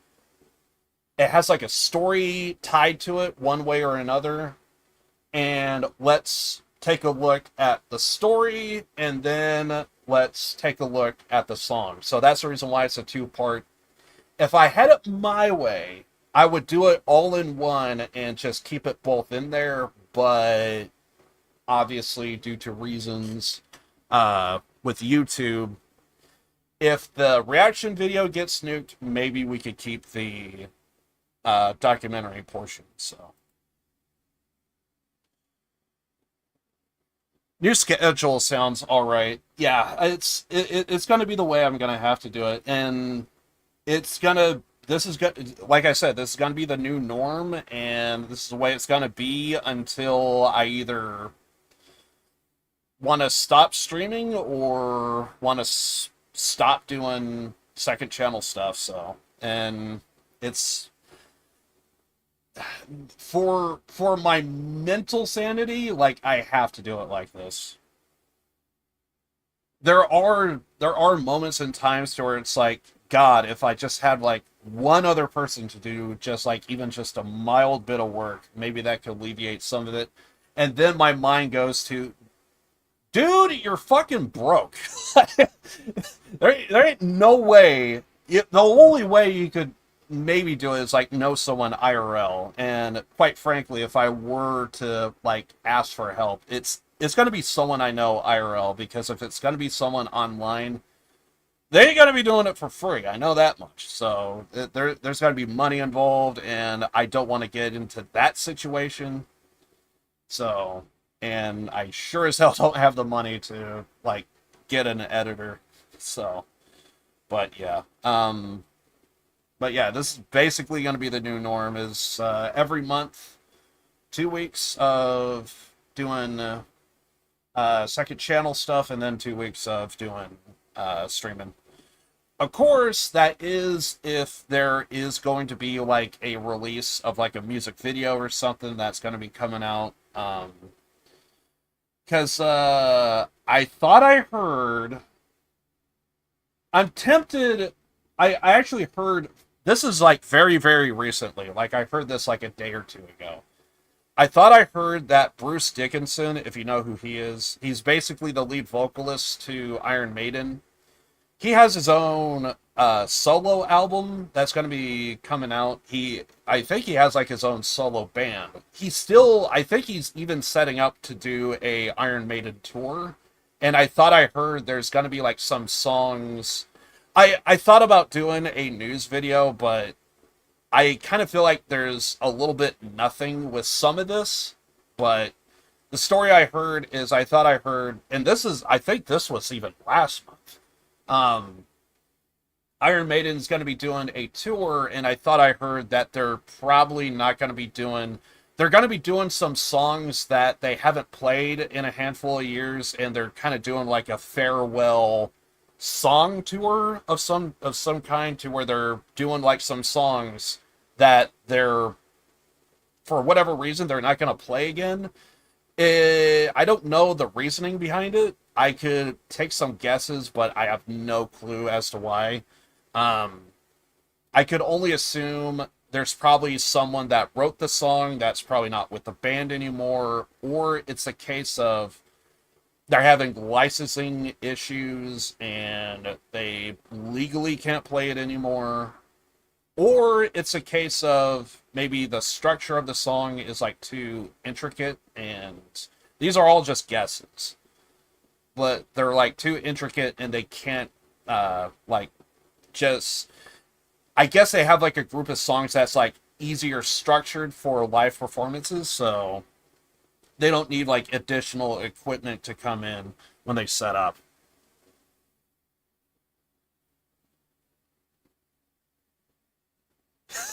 They're old as heck, I know.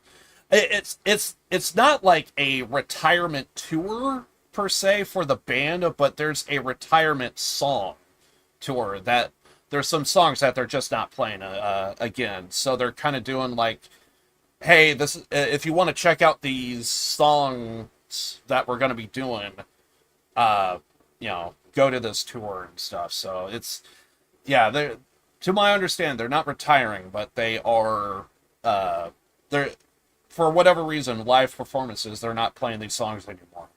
And again, I'm just guessing as to why, but the story I'm hearing is they are doing like a song retirement of some kind, retiring some songs, and yeah, as far as I know, other than that, Iron Maiden is just doing another tour, and Bruce Dickinson has a album coming out. And more recently, I thought I heard Kirk Hammett from Metallica. He has a solo album that he's been working on that has like blues, jazz, classical, and I guess other forms of rock and metal album that he's been working on, along with potentially another Metallica album coming out. And I don't know how I feel about that, because I don't know if anyone's checked out 72 Seasons, but that was the worst fucking Metallica album that I've ever fucking heard. I actually think that Saint Anger might actually be better. And I'm not a fan of Saint Anger. There was like a couple of songs from Saint Anger that was good, and then like after that, I'm just kind of like, yeah, I could kind of do without. So, but anyway, songs are retiring. Yeah, they're just doing a song, retiring songs is all. The band's not retired. The band is still fully going, to my knowledge. So it's what I heard. But yeah, so those are like the tidbits I've heard in recent memory, and I'm like tempted to do a music news video, but I kind of feel like because like if I do a news video, I feel like I want to do like, hey, here's something to look forward to. Here's a new album. Here's a new music video. And I kind of want it to be like from a band that I'm excited about. Because as of right now, I don't know like what bands and artists that you guys are vibing with. And even if I haven't covered them at all on the channel, like basically it's a case of if there's like bands and artists that you guys are excited for, I would cover it and like do as many updates. But because I don't know, I'm just going by what I like and what I know. Because of that, I'm like covering whatever bands and artists that I'm excited for, and from the bands and artists that I'm looking forward to, everything is just kind of like mediocre at the moment. And there is plenty of news, but it's like, it's nothing too exciting. There is one big piece of juicy information that I'm actually really excited to talk about. Has anyone heard of Firefest? I'm curious. Please tell me, have you heard the legend of Firefest? Because I got news for you. And I'll go ahead and drop it now. Oh my god. But yeah, if anyone's familiar with Firefest, I got news. And there's like a full video that I could play for you guys. I have heard of it, yeah. Billy McFarland is out of prison, and the dude is he's getting the band back together, and he is doing a Firefest too. It's more or less confirmed by Billy McFarland himself. So for whatever reason, the same asshole that went to prison because he was running a scam that was Firefest 1 is trying to do a sequel. And everybody on the internet is going, bro, what the fuck are you doing? And there is not a shadow of a doubt anyone that if you could get the names of some of the people that's buying these tickets, they're doing it for one of two reasons. Either they don't know and they haven't heard, or two, they're going there for the lull. They know for a fact it's going to be utter dog shit, and basically it's just going to be like, look at this trash fire, dude. He could do that? He's out of prison. And honestly, he only got out of prison because of 2020. I actually did hear about that in real time. Because apparently 2020 happened, a pandemic was happening, the virus was spreading in some prisons, and for safety, if there wasn't any violent offenders, Billy McFarland, you are going to get a sped up served time so that way we could cut down on the amount of people inside prisons. So because of that, Billy McFarland is free, and he's running a, like, I think I actually have the, I'm pretty sure I actually have the screenshot.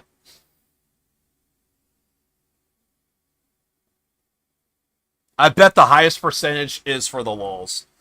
Oh, I'm almost willing to bet money.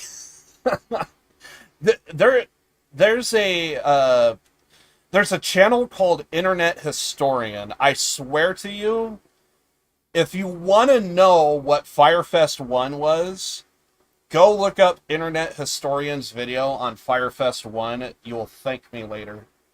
It's detailed, and it's pretty fucking comical. I will say that.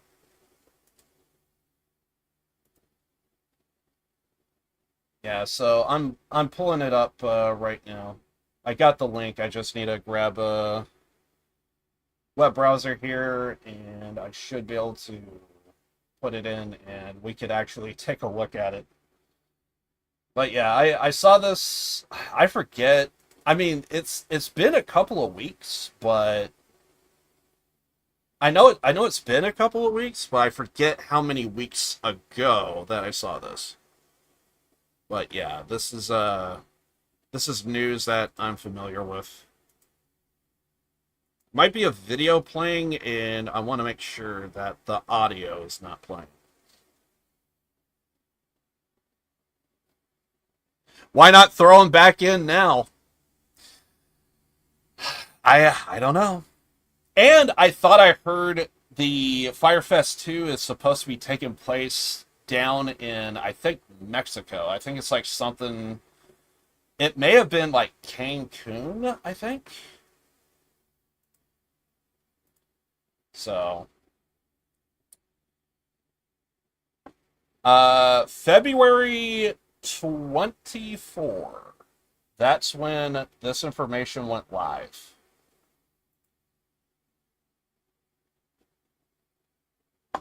Trying my best to not... What the hell? Yeah, that's good. So yeah, here it is. So this is Firefest 2. This is allegedly from Billy McFarland himself.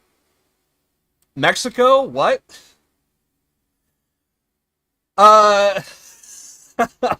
Firefest 2 is real. May 30 to June 2nd, 2025. Playa Fest. Sure, dude. Sure, dude. Mexico. Tickets on sale now at fire.mx. Fire Festival, Fire 2, I guess is the name they're going with. Fire 2 is produced by Lost Nights, premier live producer, near 20 years of experience. At what point do you think that this team is going to, like, cut and run, dude? Firefest is supported by some of the Mexican Caribbean's finest hospitality providers, delivering world-class accommodations and unforgettable experiences. Yeah, I bet, dude. I bet. Firefest will have adventures led by international and local talents, taking guests on pushing excursions by day and uniting for intimate beachside performances at night. Is that before or after the fires are starting? Fire 2 is working with soldout.com and Friendly Sky to provide ticket and hospitality, hospitality packages to its guests and rewrites the festival playbook, helping Fire attendees create core memories and life-changing experiences. My mind is going right to the goddamn freaking, like, here's your American single, and it's just like one slice of cheese. And like one slice of cheese, like an actual slice of cheese, and just like a carton of milk, and that's your food. This is supposed to get you through the weekend. I'm sure many people think I'm crazy for doing this again. You're telling me, but I feel I would be crazy not to do it again. After years of reflecting from prison and now thoughtful planning, the new team and I have amazing plans for Fire 2. The adventure seekers who trust the vision and take the leap will make history. Thank you to my partners for the second chance, said Billy McFarlane. I'm just gonna say it, just like Fish. I'm just gonna say it. Can we just get the handcuffs now? Because I think we need to lock this man up. yeah, exactly, dude. Exactly. You're just gonna get the taco shell and nothing else.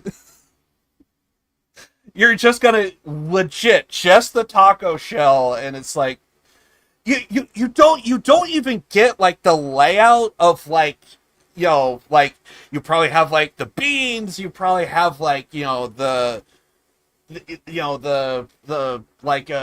grounded beef and everything, and it's like, you know, it's like all like minced and everything. It's like all cut up, you know, you just get the meat. It's not even like that. You just straight up just taco shell and bro, here you go. I'm pretty sure there's supposed to be like, you know, cheese or it's probably that way. I think you want that. Legit, literally points to the garbage. I think you'll find it in there. Literally points to the trash. But yeah, allegedly this is supposed to be the actual press release from Billy McFarlane himself, and me, just like everybody else, is all thinking, there's no fucking way. There is zero chance that this guy is actually pulling it off. It ain't happening. And for those that will show up, it's just, bro, I'm getting tickets to the shit fest just so that way I could show you guys like what you're missing out. And the funny thing about Firefest 1, I thought I recall that what was it that the people that tried to get like tickets and stuff, they had to get their own plane rides back, and I thought I heard there was such a influx of like people trying to leave at once. I thought I heard that the to stop people from coming in, they decided to actually lock the doors to the airport just so that way they could like, okay, we can't take in any more people. The rest of you gotta stay out. We'll deal with the people inside. And I thought I heard some people had to go to like the U.S. Embassy to try and get like some sort of like tickets to get like a plane ride out. So it's like, there's a channel. I could probably like link it in chat. If you guys want me to play it, I don't mind. But if you guys want me to play it, I don't mind. But it's just, I know it's gonna be like, without I'm trying to think how long that video was, because I have seen it time to time over the years, but I think it could be like, it could be something like a 20-minute video. Yeah, if you guys want me to play it, I would, but I feel more comfortable just like dropping it in chat. You know, you guys can watch it on your own time. But yeah, if you guys want me to play it, I would. But I'm just gonna drop it in chat. For now, at least. Internet historian.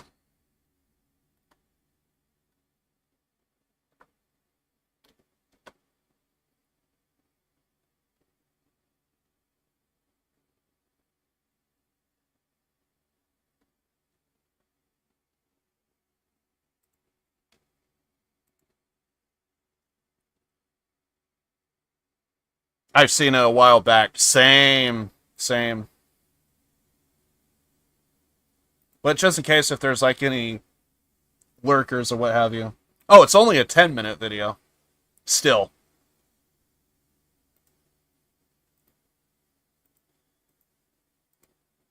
I thought his video was really good because it's funny, it's detailed, and yeah.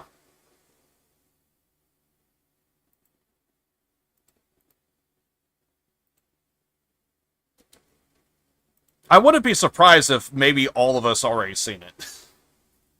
It wouldn't surprise me one bit. But yeah, if you guys want to check it out, there it is. But yeah, it's one of those things. But yeah, that's Fire Festival 1, and that Fire Festival 2, or I guess Fire 2, that one I am actually kind of, I'm if I do another news video, I'm talking about it, dude. I'm going to be talking about it. And that's like one video I have, like, if I do a news video, I'm going to be talking about that for sure. And without a doubt, so according to the press release that we just took a look at, it said it was going to be late May, and it's going to go through to, it might be like over a weekend, actually. What was it? It was like May 30 to June 2nd, right?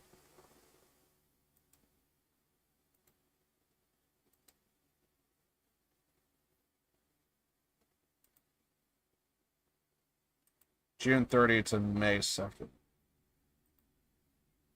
Oh yeah, so that's basically like over a weekend. I'm looking at it right now. That's basically over a weekend. Because May 30 is on a Friday, and June 2nd is on a Monday. So yeah, it's basically over a weekend. So when Fire Festival 2 happens, you bet your ass I'm gonna be on X. And I'm gonna be downloading a bunch of videos, and I am gonna be doing a full-fledged fucking, there might be a standalone video for that one. For that. Would the festival be streamed? You could restream it for the lulz. Dude, if I see that somebody is gonna be like doing, if there's gonna be some IRL streamers, bro, yes. I will be doing that. There is a chance I will be doing that. And I can tell you right now, it will be on the second channel. 100%. It will be on the second channel. Because, yes. if I find that there's an IRL streamer, I probably would. I do understand that if I do go with the IRL streamer, there is also the possibility that they're going to be playing by their own rules. So there is the possibility that me restreaming it, there could be some backlash there, and if they see something that they feel is appropriate for their channel, well, I guess we're going to be taking the hit. So again, that's kind of one of the reasons why I did the second channel, is we're going to be doing things a little bit more riskier. If I do hear from like the original streamer, if the original streamer finds my channel, then yeah, we're gonna oblige by the rules. If they want us to stop restreaming their channel, I will do it in a heartbeat. Like if I hear anything back, I'll stop. Because I'm not gonna make it a big deal or what have you. But yeah, if there's like an IRL streamer or just somebody showing off the trash fire that is going to be Fire Festival 2, oh yeah, at the very least, I'm going to be looking up on X, and if I see anything worth talking about, I might get all the videos collaborated together and do like a standalone video and just go over the trash fire. And chances are I'm probably going to bring up Internet Historian. Ask for the collab with the streamer. That's the thing. I feel like I would get rejected, but it is worth a shot. I will definitely say that. If I do like the streamer, I would definitely try my best to do so, but I'm going to assume it's going to be rejected, but we'll see. And then of course there is also the chance there might be, if Billy McFarlane is actually trying to do the right thing this time around for godforsaken reason, like, hey, well, like what are the odds? Like, dude, you have to go to prison to do it right? That just feels weird.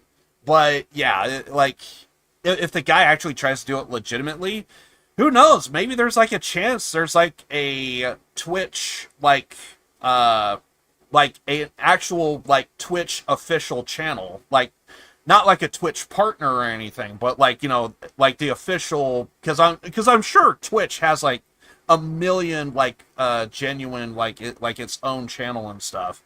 So I could imagine there could probably even be like a Twitch official channel that like is just out there, like, yeah, Billy McFarlane said this, so if we get that, then there you go. Like we'll just be doing that.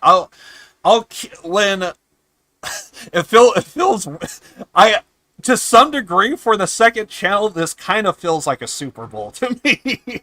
This feels like a big championship game to where it's like, dude, this is my WrestleMania. I gotta check this out, dude.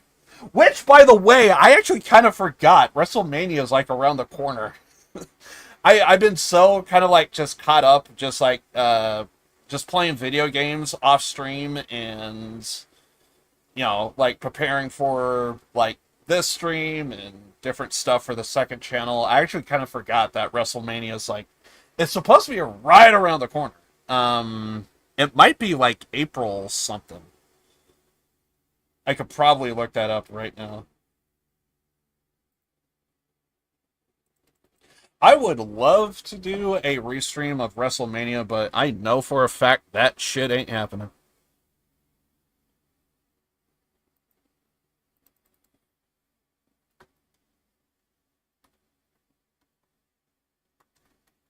That's going to be like an instant ban.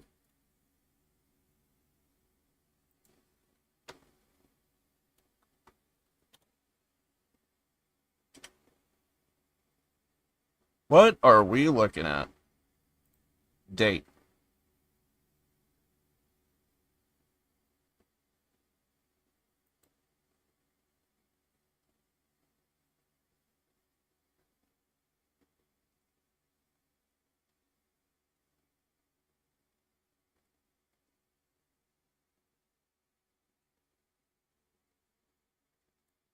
So it's going to be April 20th. So it's actually a month from now, actually. So yeah, so it's actually about a month from now. I thought it was sooner. But it is next month.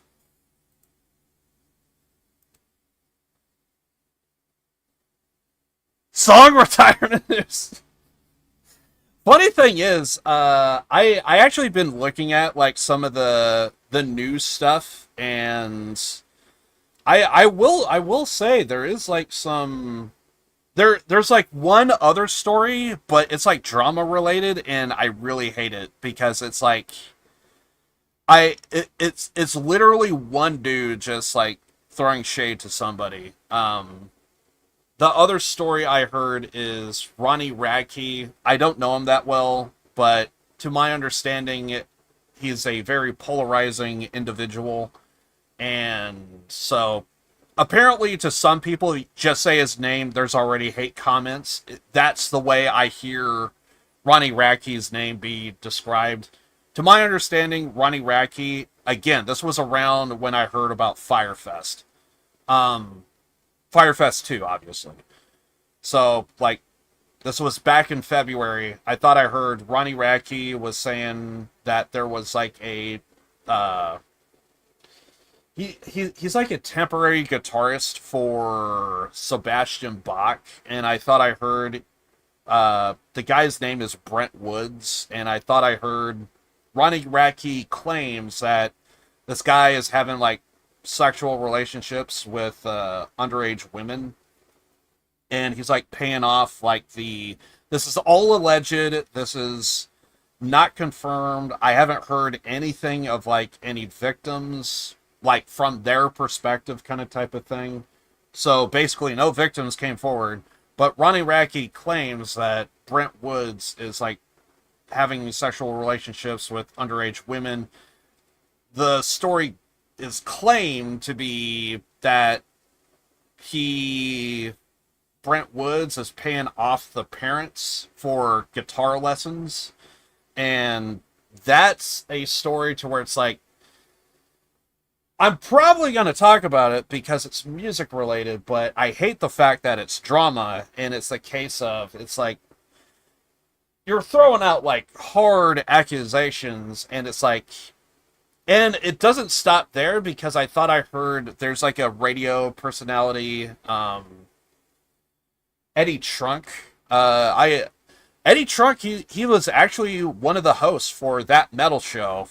So if you saw the Black Sabbath video that I did, that was from That Metal Show. And That Metal Show, they had 3 hosts, and 2 of them were comedians that were like good friends with one another.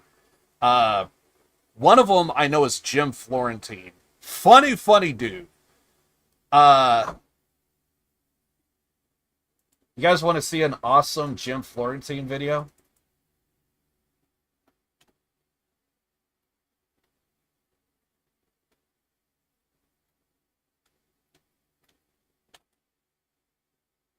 This is him and the other host to, the other comedian host to, That Metal Show. And then it's those 2 and Eddie Trunk. But I'm drawing a blank on the other guy's name.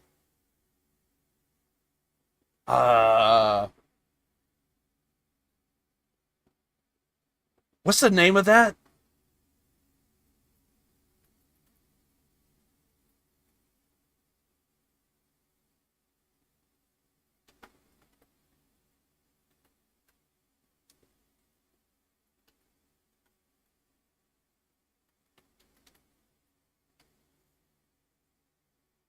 There it is.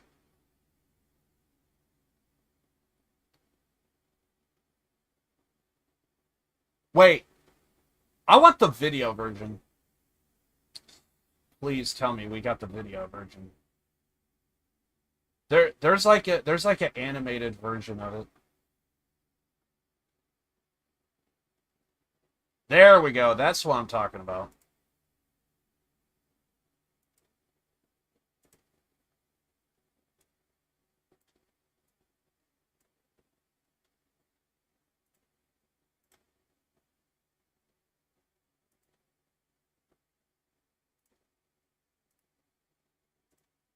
Yeah, so these are the two guys that are hosts of that metal show. I don't know this guy's name, but I do know this is Jim Florentine. And I thought this was funny as hell.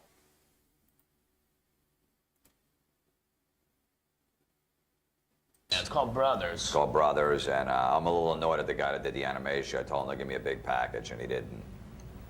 Now I'm not paying him. Fuck him. Hi, is this Casey Price? Yeah. Okay, I need to verify the information and I can tell you about the vacation you can receive. Yeah, hold on one second. Let me just put you on my brother. Hold on one second. Okay. Hello? Hi, I guess he wants me to talk to you about this? Okay, yeah. Hold on a second. Let me put my brother on the phone. Hello? Hi, Mr. Price. Yeah. Can I verify this information with you now? Okay, hold on. Let me just put my brother on real quick. Hello? Hi, can I verify this information with you? Sure. Your occupation's not listed. Hold on a second. Let me put my brother on the phone. Hello? Hi, are you guys not interested? No, I'm interested. Okay. Could you, give me your occupation? Hold on. Let me put my brother on real quick. Hello? Hi, it's me again. Let me put my brother back on. Hello? I guess I'm just gonna have to give this gift to a more qualified family. Miss, we're trying to get the verification. Okay, well, congratulations. You can receive 4 round-trip airline tickets. How does that sound to you? Hold on one second. Let me just put my brother on. Hello? Hi, your brother asked me to, go over this. Yeah, hold on a second. Let me put my brother on the phone. Hello? Hi, would you be able to come up for a tour? Well, were we supposed to, set up an appointment or something? Would you like to set up an appointment? Hold on. Let me put my brother on for a second. Hello? Which day is best for you guys to come up for a tour? This Saturday and Sunday or next Saturday and Sunday? Saturday's good for me, but I don't know about my brother, so hold on. Hello?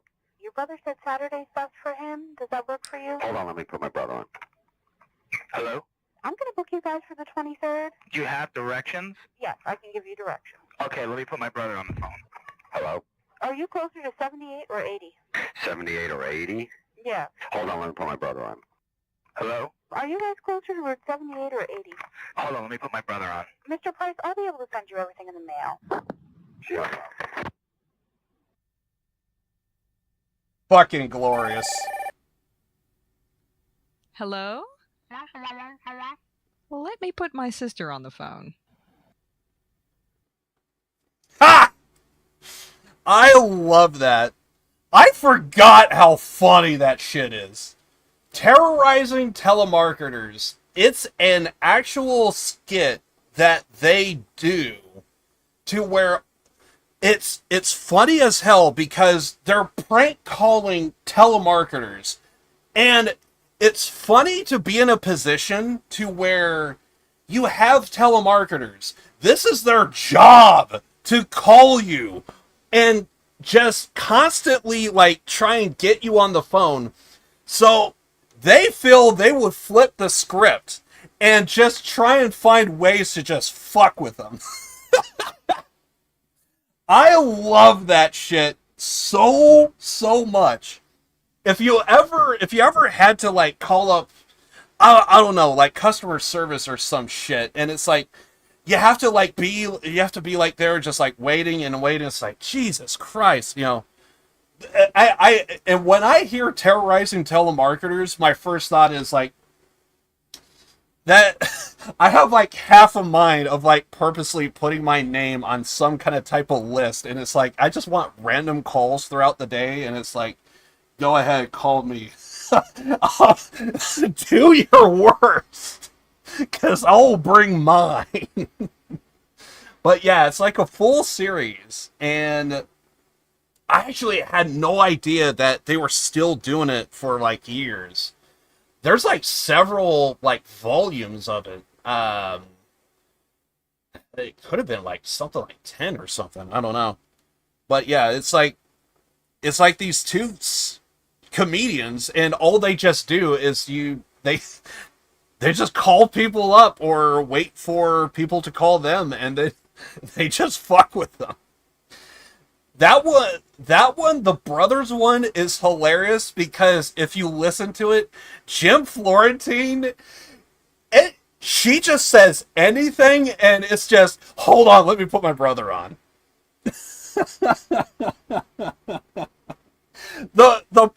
the part to where she asks like do you want to schedule an appointment? It was like a case of like that part was hilarious. Saturday is good for me, but I don't know about my brother. Your brother said it was good for Saturday. Hold on, let me put my brother on. Like he wasn't even listening.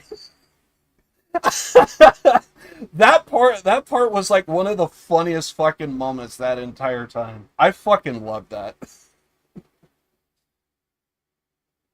I actually was like playing a bunch of like terrorizing telemarketers, and I was just kind of binge watching it, and I was just like, dude, some of these are like just so hilarious, so fucking hilarious.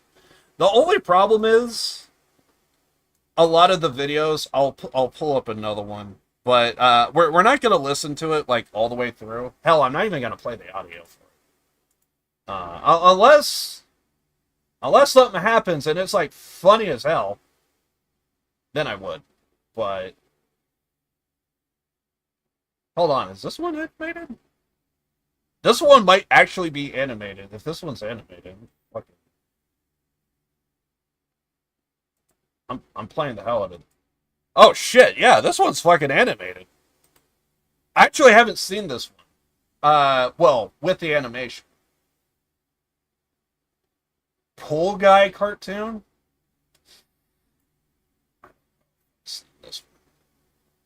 I have no idea what's about to happen, so... Okay, I actually have not seen this one, so this one's new to me. Please be good. Please be good. Please be good. Hello? Yeah, hello. Is this James? Yeah. Okay, what can I help you with?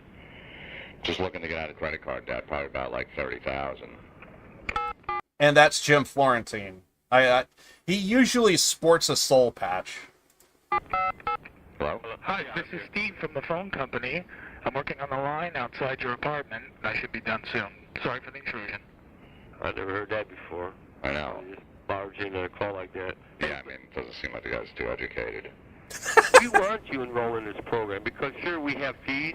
It's 15%. James, I know a place right here in Jersey that has it for 5%. So I could, if you want, I could hook you up with them. Really? Yeah. What kind of crap is that? Yeah, I mean...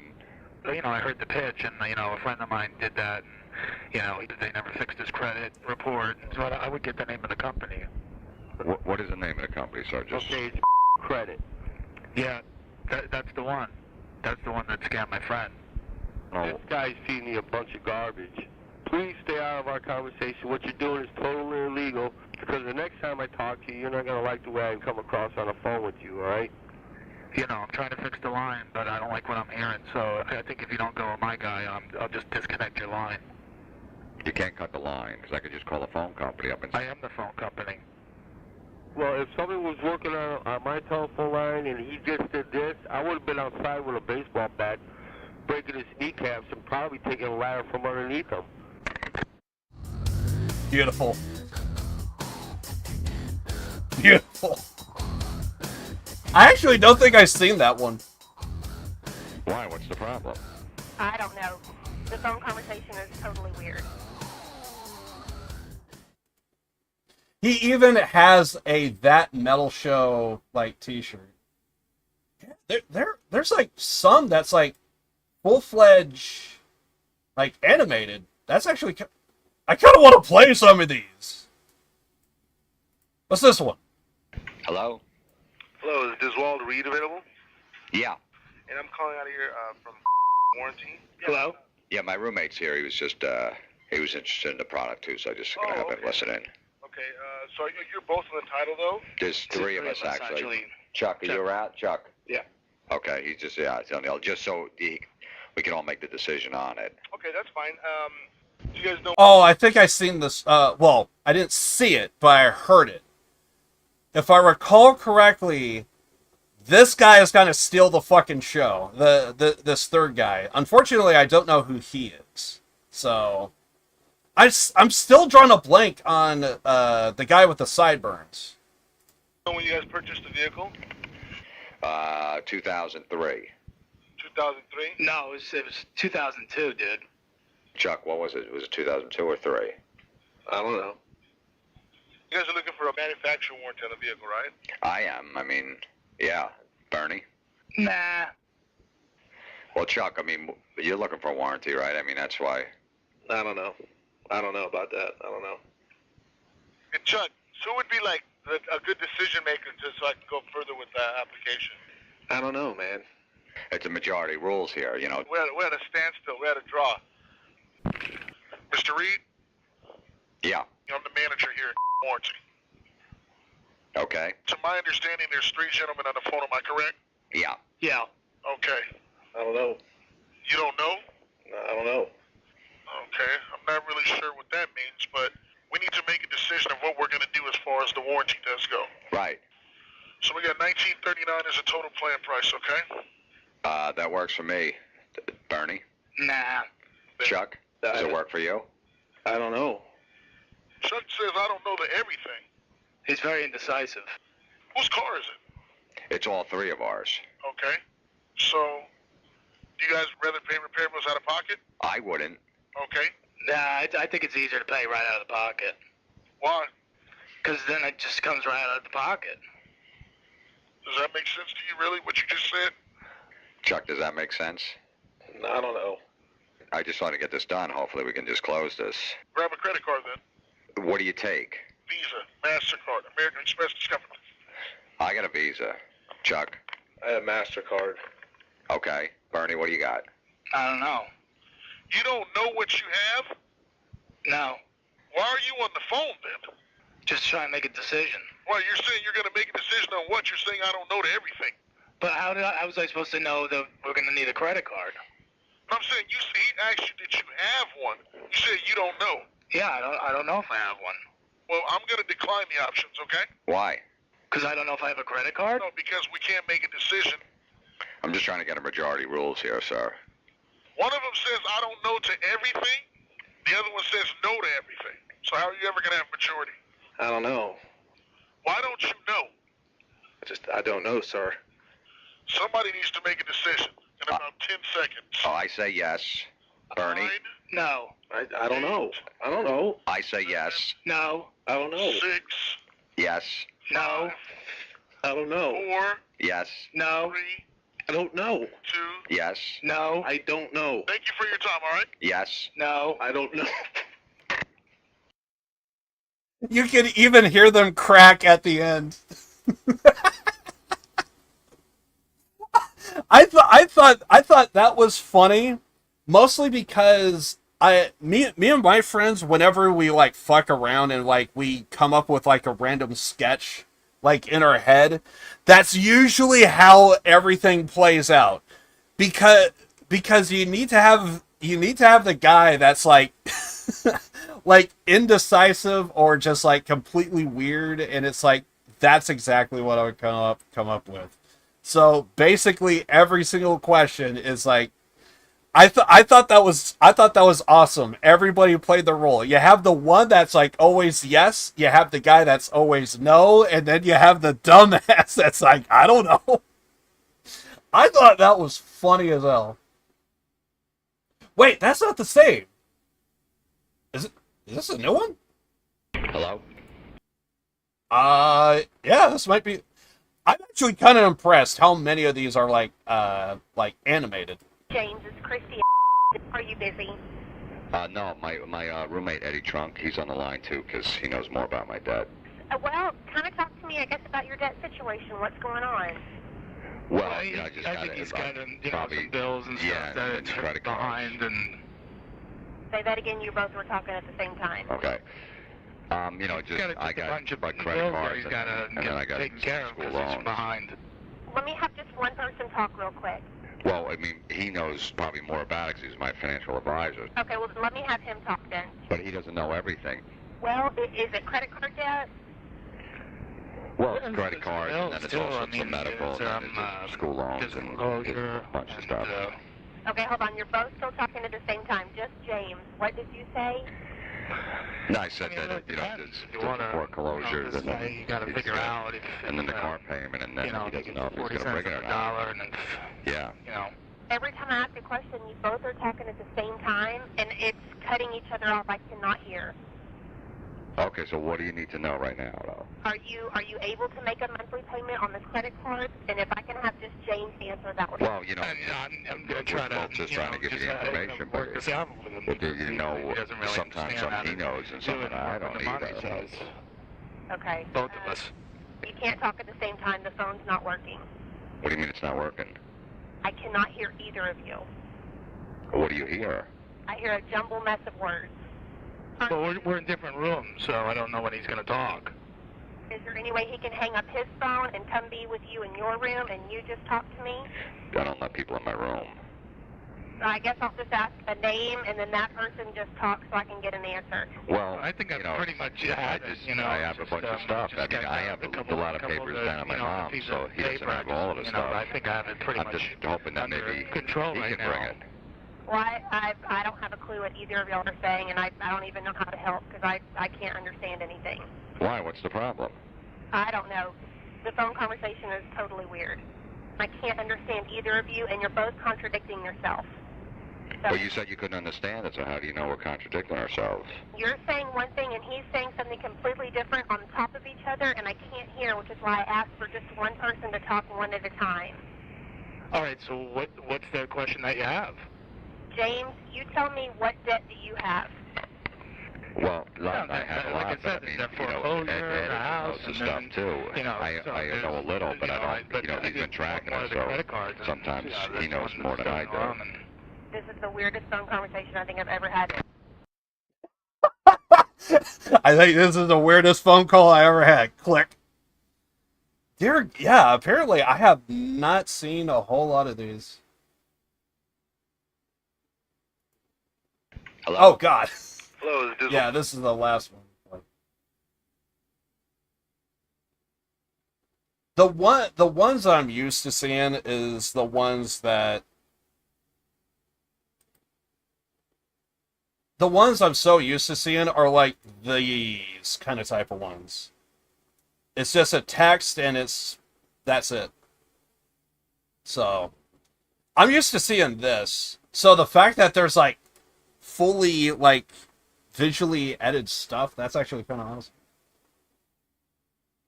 Anyway, back to the game.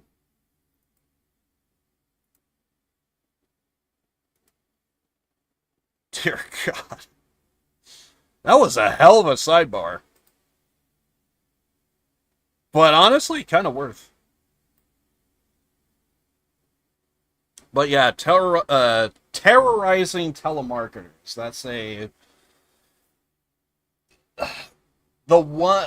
Putting my brother on the phone, that was probably the funniest one of the bunch, but I find a lot of those to be kind of like I will say I do kind of love some of the animation because like you could see the telemarketer just kind of like just shuts her eyes and it's just like we're having to put up with this again.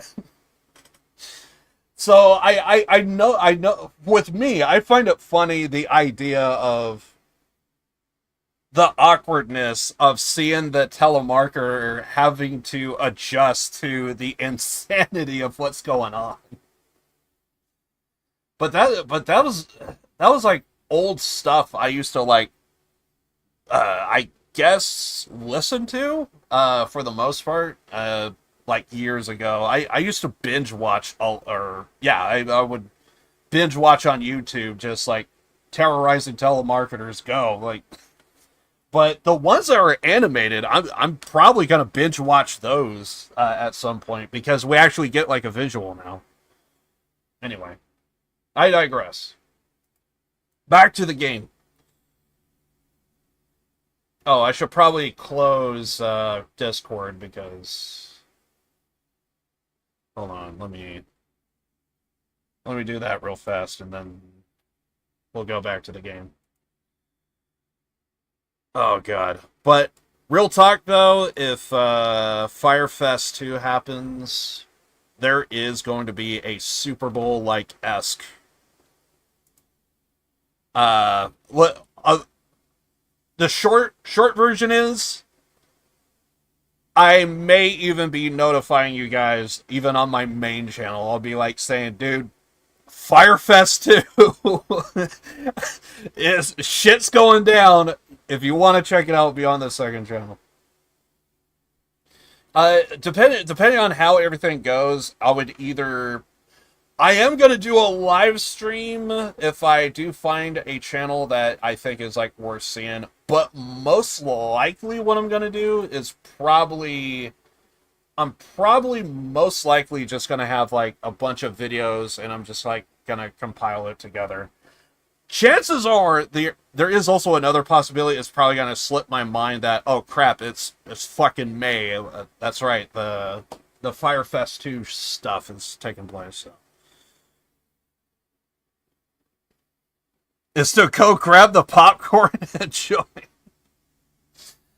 Oh god. The funny thing is, there's a I unfortunately there's no video that I could think of that is like Internet Historian's video, unfortunately. But there is another trash fire of Blue Ridge Rockfest that apparently they had it really bad for multiple years, and I thought I heard the first court case finished a couple months ago. But there's like 2 or 3 total, and one of them just finished. So there's 2 that might still be active. Blue Ridge Rockfest. To my understanding, there's actually a lot of like personal like experiences of like, dude, this is my time at Blue Ridge Rockfest. And apparently it's one shit fest after another. It got so bad that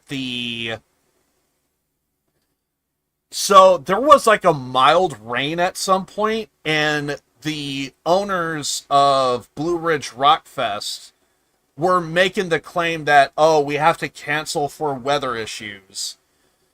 But it got so bad that the staff GTFO'd. Like, the people to, like, get drinks for everybody, to have, like, food on the ready. Those people all GTFO'd. All of them. There was, like, some managers that stayed back because, like, dude, I'm getting paid for this, and, I want the experience, I want to be here. And there's one YouTube channel, Tank the Tech. He actually is the tour manager for Electric Callboy, and I did see his video on it, and he basically said it was a fucking hellhole just being there. The dude has been like sober, I think, for 5 years, and I think his 5 years was kind of like recent.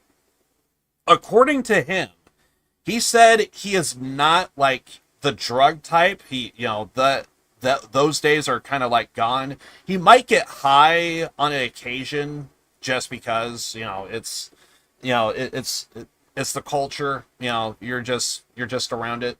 So he might smoke like marijuana or something. But other than that, apparently Blue Ridge Rockfest was so stressful for him. He said he actually picked up and smoked a cigarette because he was under so much stress. He was like, dude, I just need a smoke. He is not a smoker. So, oh God. Yeah.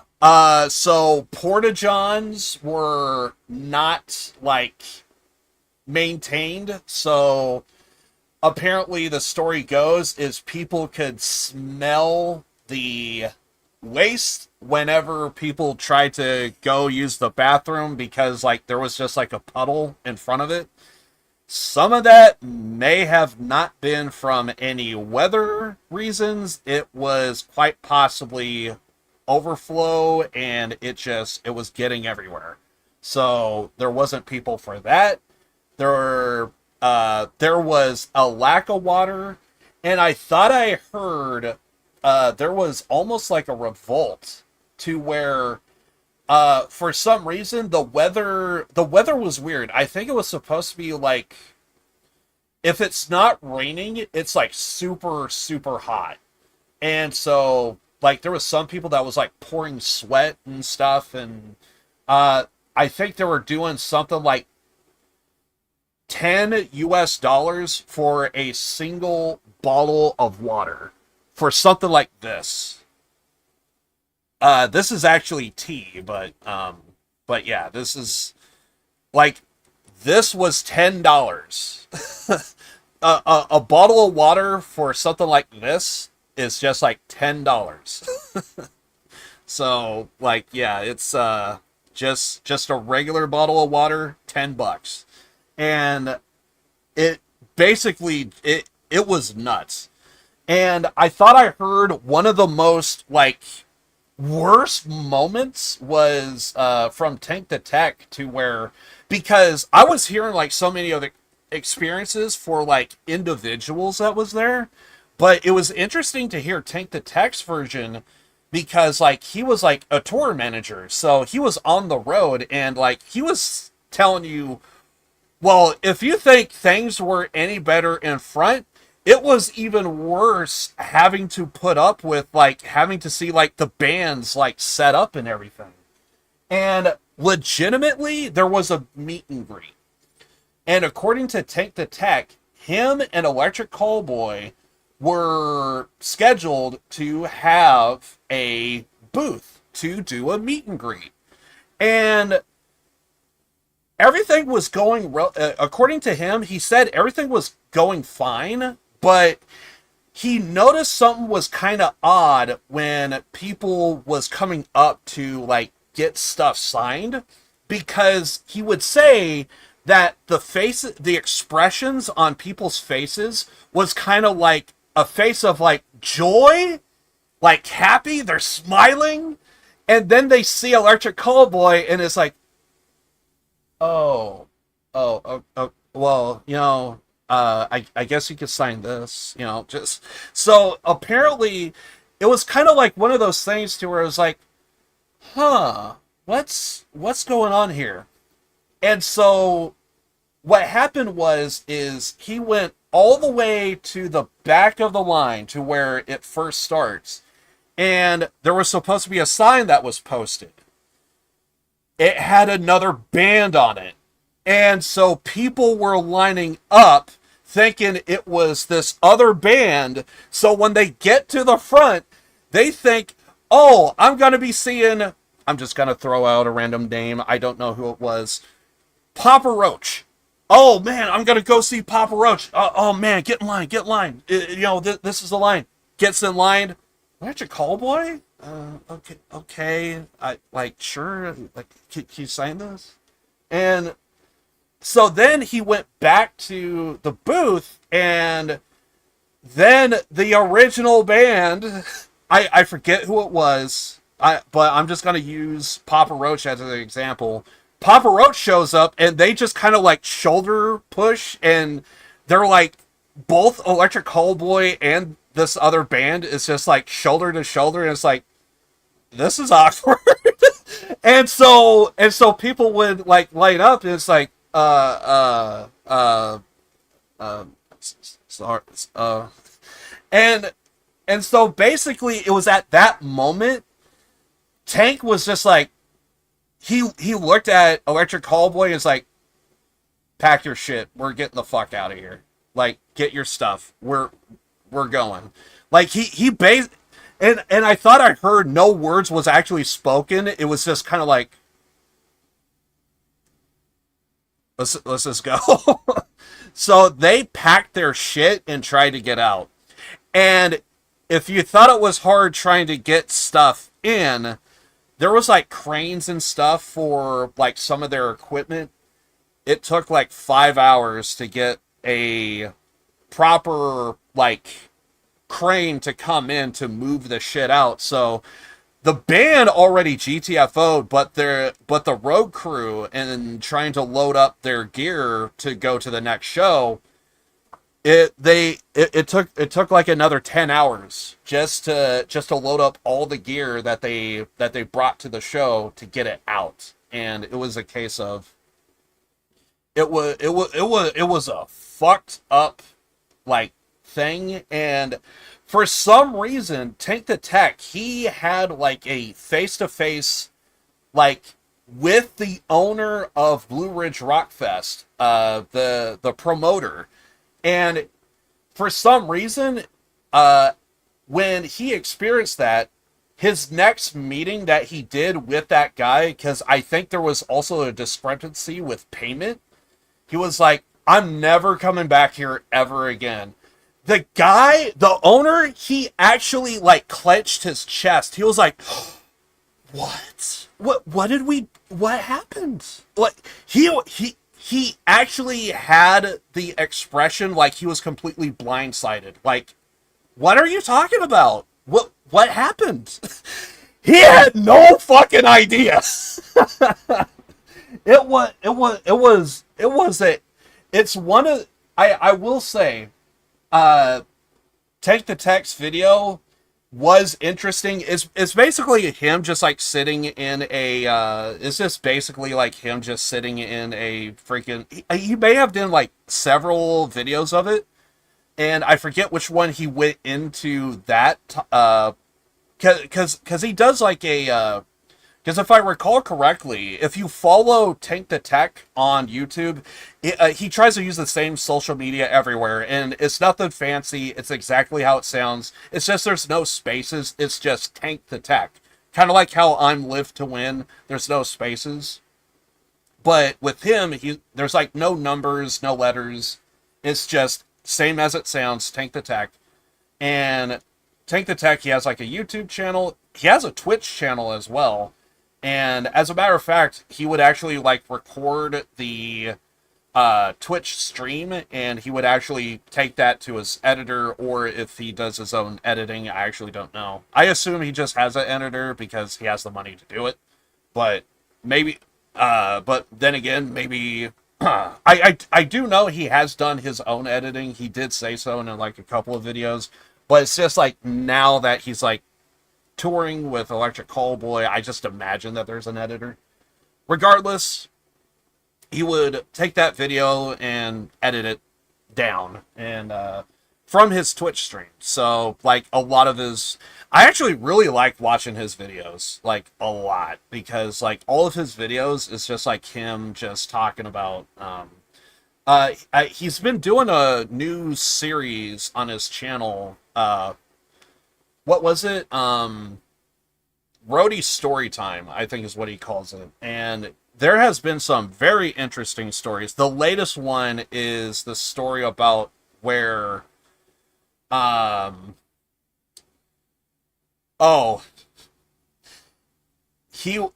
at the time, he was touring, he was a guitar tech, and I think that's actually how he got the name, Tank the Tech, is, he was a guitar tech for, I think he actually plays bass, but he's done multiple jobs, as a roadie over the years. And, one small story, how he got to become Electric Callboy's tour manager is he actually never was a manager, and yet for some reason Electric Callboy's management thought he was a manager for like different bands and stuff, and so they wanted him to become a tour manager. And I think it was on the second day, I forget if he said it was like the second day or like the end of the tour. They asked him straight up, so how long have you been doing tour managing? This is my first time. What? Then how did you, if you are a roadie and you are having to interact with multiple different managers, multiple different roadies, if you do it long enough and you are aware of who does what and why, you slowly pick up all the little pieces that you need to know, and that's how he knew how to be, like, knew the process of, like, where to go, like, the websites to go for, like, booking a tour bus, for getting in contact with promoters, because there is going to be a manager that's going to line up your tour dates. And so at some point there is going to be like a list of shows, and there's probably going to be like a contact information. So if there's anything you need to contact with the owner about, like, say, the equipment, the space that you're going to be needing for the show, you're probably going to have that contact information. So you're going to probably use that to call the owner if there is any discrepancies to where you need to call the owners. There's going to be that. So, like, little by little, he just ended up just learning little bits and pieces here and there. So if there wasn't like a day to where it's like, oh man, Jeff called in sick, dude, we need somebody to do this. Normally this is like tour manager stuff, but you know, we're going to need you. There is a good chance maybe some of that bullshit probably actually happened, and even if it didn't happen to himself, he probably like heard stories to where, oh, this happened with this people, and he heard the stories of like play by play of like, oh yeah, I had to go to like this call center, this website, whatever, yada yada yada. So, but anyway, field experience, exactly. So, but yeah, like Tank the Tech, I thought I heard there was like a story to where this was funny. So he was touring with he was a roadie guitar tech for, I forget what country musician he was for. He was teching for, but the story goes is they were doing like there was like they like finished up like a one particular show. So it was like they were packing up their stuff. They were gonna head out to like their hotel, but there was kind of like a little bit of like a bonfire. They were passing out some drinks, and the story goes is like one of the roadies for the team, he was so plastered drunk, he was doing the like, dude, I fucked it. Like everybody's just circled around, and you know they're just like just sitting down, just kicking back, drinking a little bit, and this one guy is plastered drunk, and he's like, dude, I fucking love you. I love you. I love you. And there was like, I think he said there was like a day-to-day manager, and he said he pointed to that day-to-day manager, and he was like, I fucking hate you, dude. I hope your family dies in a tire fire, man. You can eat shit and fucking die, but you are fucking cool, man. I fucking love you. And he says, dude's just like plastered drunk. So then they go to another show, and apparently this is how he Tank the Tech stopped drinking, was because of this event. So there was another show later on in that same tour to where he now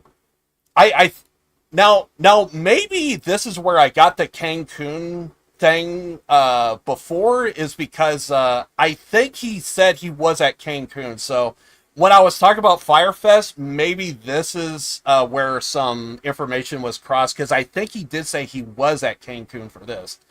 But anyway, so there was like this and I thought I heard him say that there was like a private bar to where free drinks, name your drink, they'll make it for you, or if they have it on tab or whatever, they just got a line of booze in the back, and it's just like, name your beer, they'll make it, or name the kind of type of cocktail that you want, just say it, they'll make it for you. So open bar, get your drink, do whatever, have a good one.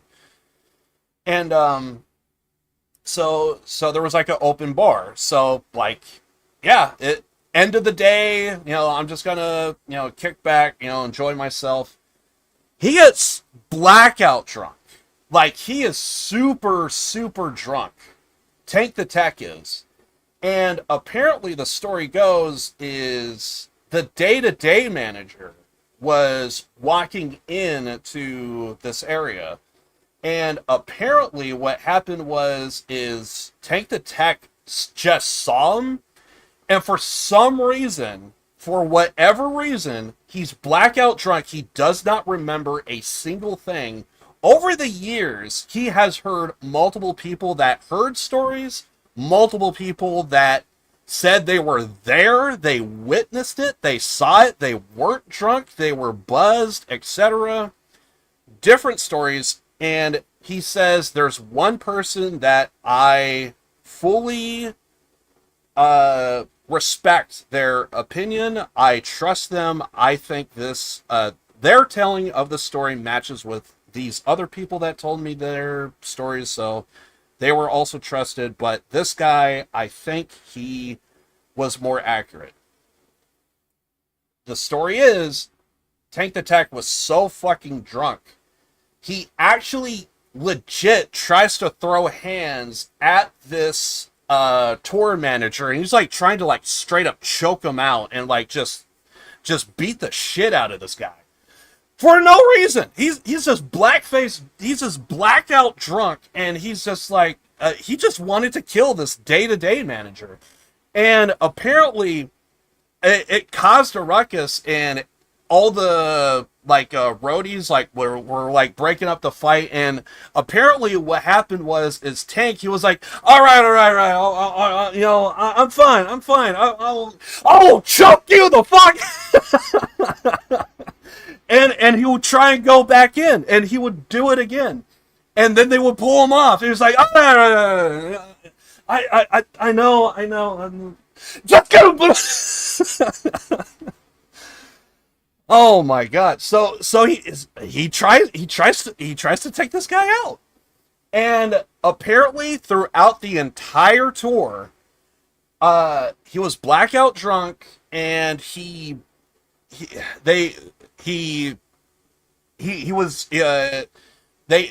someone just took him and just kind of took him to the hotel, and then just kind of like just shut the door and just like, hey, just stay here.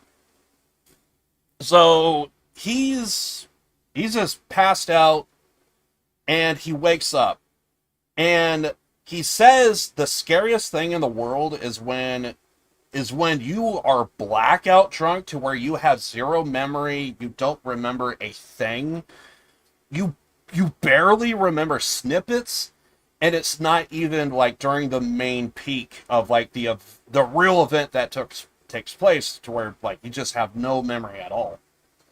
And he was like, that's the scariest moment, because it's a case of like, where am I? And then it's like, okay, yeah, I'm touring with this guy, I'm in Mexico, Cancun, okay, where's my phone, where's this, where's that? And then tries to meet up and talk to everybody. His phone is dead. So he's trying to charge his phone, and once there's enough charge, he's going through all the texts and different stuff. And everybody in his texts are all saying, stay away from the day-to-day manager. And I think he even said that he called up like one of the roadies, like, hey, what happened last night? And it was a case of, the day-to-day manager, stay away from him. Just avoid him at all costs. Don't go anywhere near him. And now he's young. He was like 20 something at the time. So he did the thing that everyone told him not to. I'm going to call up the day-to-day manager. So he calls him up and he says, are we good? And the guy says, don't come near me. If I see you, there's going to be issues. Click. What happened last night? So, didn't the manager sue? Apparently not. no one sued, no one did anything because everybody according to Tank the Tech, he says if you are trying to be sober in the country music scene, good luck, because they drink and they drink hard. So I feel like it's a case of it comes with the territory. So everybody just knows, like, dude, he's drunk, he just needs to relax. So they finish out the tour, and then he was called into a meeting, and it was a case of, oh god, this is it. They're gonna do it. They're gonna pull the trigger. I'm fired. I'm out. My life is over. I gotta find work elsewhere. Oh god, this is it. He's called into a meeting. The main musician, I forget who he was touring with, who the guy was. He called him? Why? I don't know, but he did. But like everybody was there. The tour manager, the day-to-day manager, everybody was there. Like all the main figureheads for the tour on the management side of things were all there. And this is the reason why he stopped drinking. They called him in. They didn't fire him. And first question was, are you okay? Do you need help? Is there anything that you need help with? And the reason why his mind frame went to different extremes, because he thought he was getting called in to be fired, and all of a sudden he found himself in a room of people that cared about him. They were looking for his safety. They were asking if he needed help, in what way, how could we help you, just let us know. He was in a room of individuals that was looking out for his interests. And that's the reason why he decided to stop drinking. And he feels like if he starts drinking, he's gonna lose the respect of those individuals. Even though he hasn't toured with any of those guys in years, they still talk. He still knows many of those guys, has a great rapport with a lot of them, and chances are if he needs help, there's a good chance if he's on tour and they're like, if there's any like towns to where they kind of intersect, they're probably going to call each other for if it's just to say hello, or if it's like, hey, our bus is broken down, you think you can help us out? That's the way it works as a roadie. So he went from like, no one cares about me, they don't care about my life, and then all of a sudden he had a full room of people of like, hey, if you need help, just let us know. And right then and there, he already had it planned that he was going to stop drinking, but like that was like the nail in the coffin of like, dude, you're going all in on this. Like before, it was like a case of like, maybe I'll stop drinking. Maybe that's the solution. Because I think he said he like talked to his like dad or somebody, and it was like, yeah, you just need to stop drinking. If I remember correctly. But yeah, and then when he was in that particular room, he was like, well, now if I start drinking, I'm gonna let them down. And he did do like a bunch of tours after that, and a couple of things. One, somehow he didn't get fired, but that day-to-day manager did. Their next tour, that guy was let go. So he didn't go into detail on it, but allegedly it may have been a case of this guy has a story, day-to-day manager. This guy has a story, day-to-day manager. This guy has a story, day-to-day manager. So it's a case of, it sounds like it's a case of there was a minor incident, this guy has a story, and it's tied to the day-to-day manager. This guy has a story, and it's tied to the day-to-day manager. And it sounds like it was a case of, well, we could either fire all of these guys, or we could just get rid of the problem. So it sounds like that was kind of like the case. He didn't go into detail, so I'm guessing it was just minor discrepancies, but minor case after minor case piles up, and it's just like, something needs to stop. And I that's my guess is what happened. So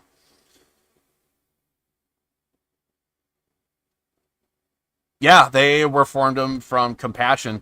And it was kind of interesting watching that video. And I think that was like one of the more recent videos that he did as well. I don't think it was like the most recent, but it's definitely one of the most recent videos. Definitely the most recent video for the roadie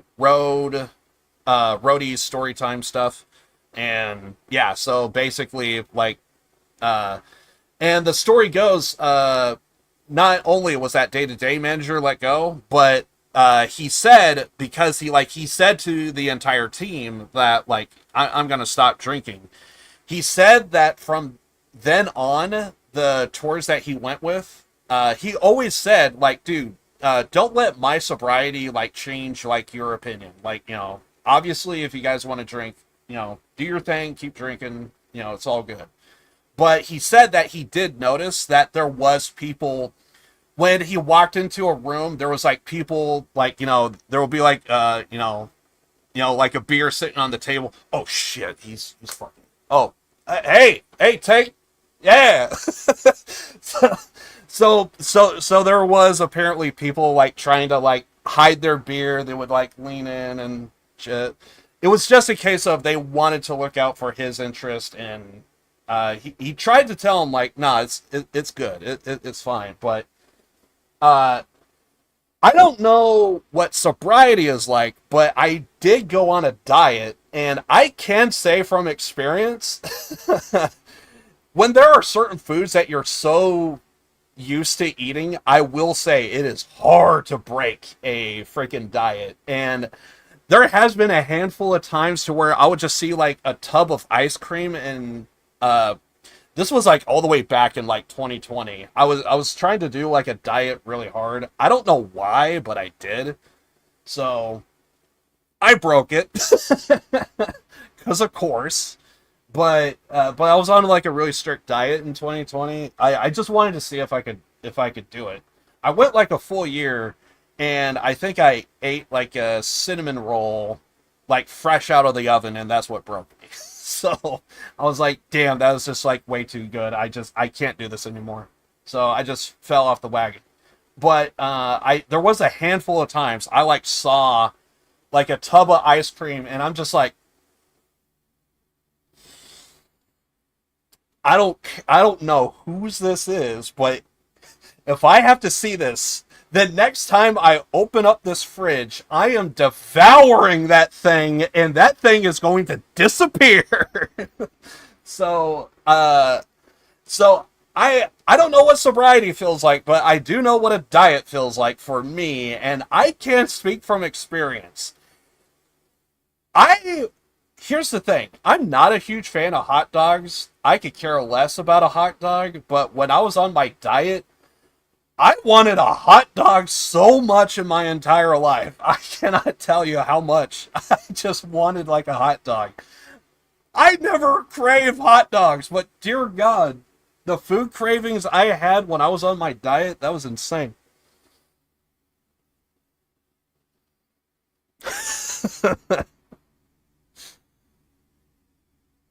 Manager wasn't up. Looking at the ice cream is like the bag. Yes. Oh, dude, I'm telling you, that bear is like the food cravings, and it's just like it's beating the shit out of me, and it's just like I just can't. Luckily, I can say I didn't go near that ice cream, and I did try my best to stay away from opening up that refrigerator, but or maybe the freezer, I guess I should say. But that cinnamon roll, man, that thing fucking, dude, a fresh cinnamon roll fresh out of the oven, oh my God, that is mm. It's when you have like the dough mixed perfectly, and you have like a nice coat of icing on it. It's like, Jesus Christ. I know it feels weird to Talk about fucking pastries and ice cream, and I'm over here looking at fucking Kiryu just like, that fucking ice cream is mine! Oh my god. My reaction when I saw that goddamn... This was me when I saw that goddamn cinnamon roll, dude.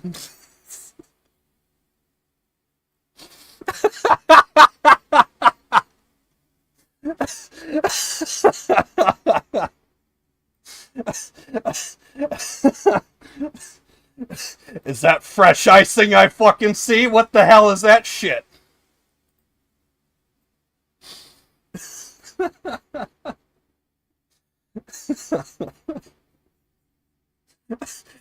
Is that 35 degrees? Is that 350 degrees? Oh my god. My fucking reaction, dude. Anyway, we are legit gonna go back to the game. Oh god. I think I need to switch game titles and stuff. Oh my god.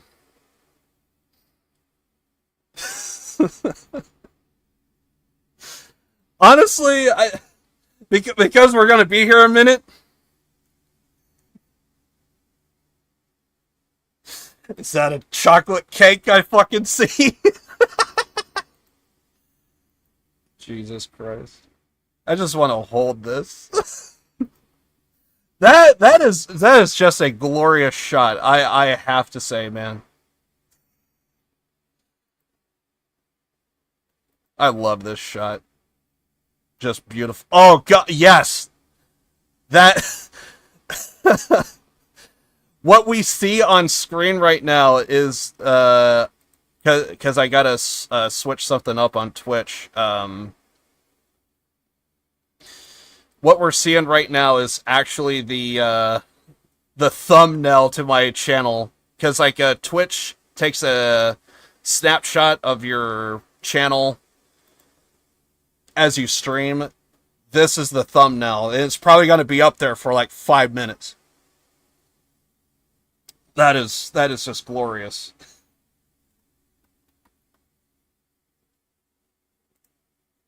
All the more reason why I need to hold this. I love it.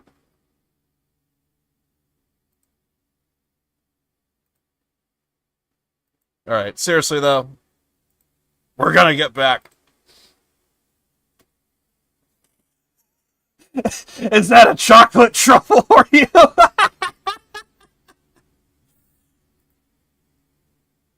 Seriously though, we're gonna dive back. Oh my god. だから薩摩もいくらだって白切れる。今西郷に聞いたところでろくな返事はねえだろうよ。だからまあ何も情報をつかめなかったのはあんたのせいじゃない。ただでさえ本音を見せねえ西郷の口割らせるのは簡単なことじゃねえからな。けど大収穫だ。いやあ、あんたいい仕事したぜ、斉藤さんよ。俺がですか。うん、だってよ、坂本龍馬について一つだけ確実なことが分かったんだからな。薩摩の西郷にあったその坂本龍馬ってのは真っ赤な偽物だ。だよな。本物の龍馬さん。Probably not soon, but I'll probably be wrapping up at some point. So that means probably 2 hours from now. その坂本龍馬って男が今のあんただ。だとすりゃ長崎で英国の武器商人と取引している坂本龍馬は偽物ってことになる。だよな。お話の意味が分かりかねます。そうかい。こっちから先に腹割ってやらねえとあんたも話しづれえやな。まずは安心してくれていい。あんたの正体は俺の胸にしまっておく。新選組としてあんたを粛清しようって話じゃねえ。それだけは分かってくれ。担当直入に言やよ。俺はあんたの腕を高く買っててね。別にあんたが坂本龍馬でも斎藤はじめでも構わねえんだ。ただ俺のある計画に乗ってもらいてえとは思ってる。ある計画？ああ、日本の都を京から江戸へ移す江戸遷都計画だ。江戸遷都計画だと？夢みてえな話だろ。だがこれは至って真面目な計画だ。俺はよ、これが最終的にこの日本を救う唯一の道だと信じている。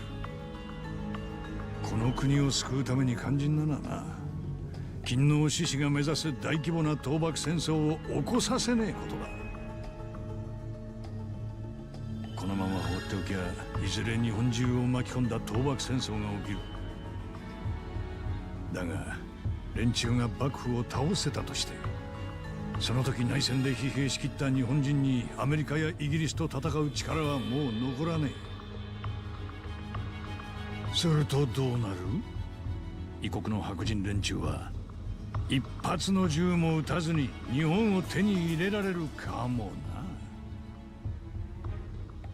江戸に遷都すればそうはならねえのか？ええ。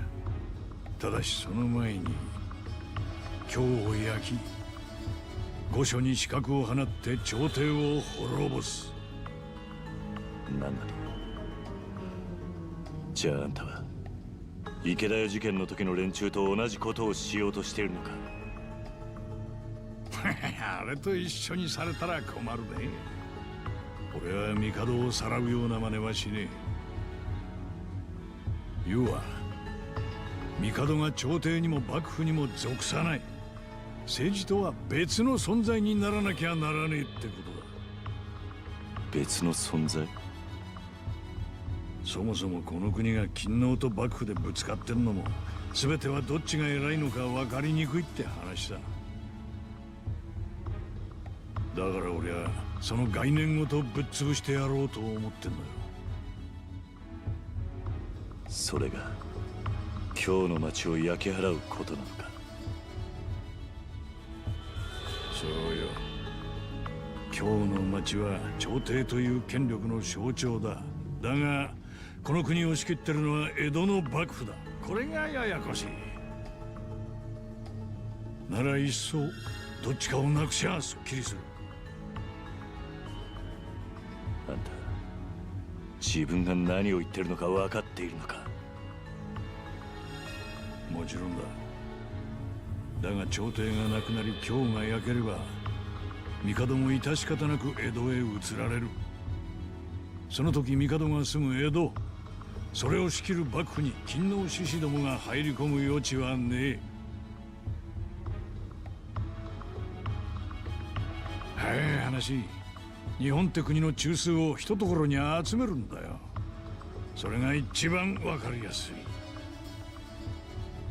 だが朝廷を滅ぼせ。それこそ幕府は日本中の武士に報復される。だからそうならねえように、誰が今日の町を焼き払ったのかわからねえようにする必要があるのさ。そしてそれができるのは選ばれし能力を持った男たちのみだ。それはまさか。さあや、俺はその計画のために新選組を作ったんだよ。京を滅ぼすのに必要な精鋭を集め選別するためにな。もっともまだこの計画を知ってるのはほんの一握りの幹部だけだ。だったらなぜ俺に計画のことを話した？俺はあんたの腕を買ってるって言ったろう。それにお前さんとならよ、取引できると思ってな。俺との取引？何のことだ？吉田東洋を暗殺した覆面の男のことだ。俺はそいつをお前さんに渡してやれる。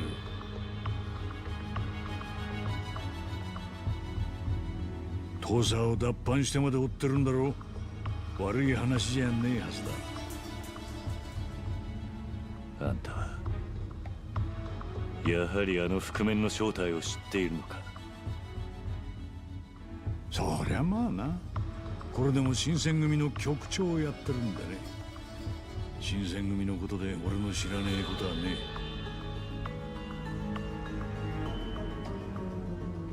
え。どうだい？覆面の男を渡して欲しけりゃまず俺の言うことを聞くってな。さっきの馬鹿げた計画に乗れってのか？馬鹿げた計画？あんたの言ってることは理にかなってる。だがな、今日の町の人間はどうなる？目的のためだったら多少の犠牲は構わないってことか？倒幕戦争が起こりゃ多少の犠牲じゃ済まなくなる。生きるとは一時が万事犠牲を伴うものだ。お前だって多くの犠牲の上で生きてるってことを忘れるな。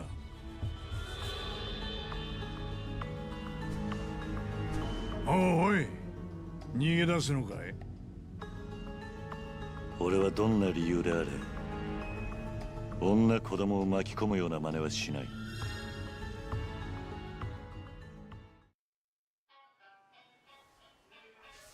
そうか。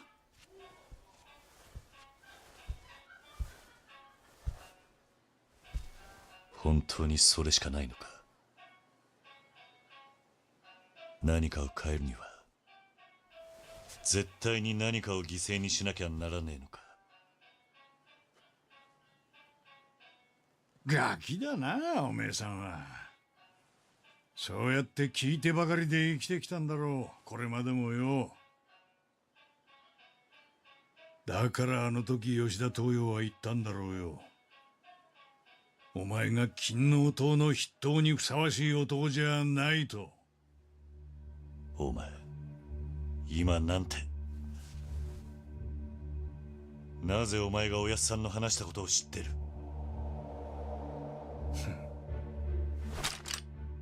あんたがあの覆面の男って言うなら話が早い。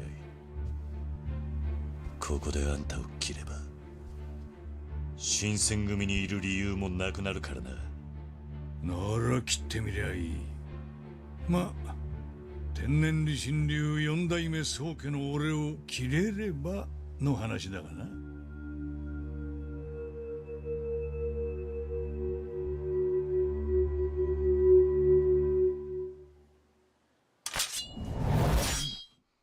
何？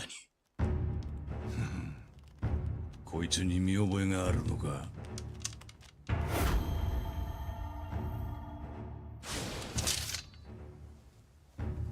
やはりお前があの時の。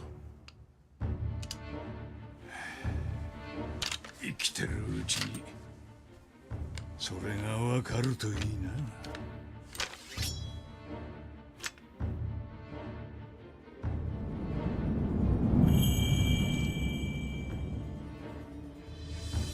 さあ、1年ぶりの実戦だ。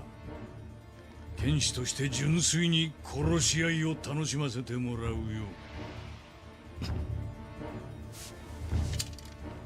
行くぞ、坂本龍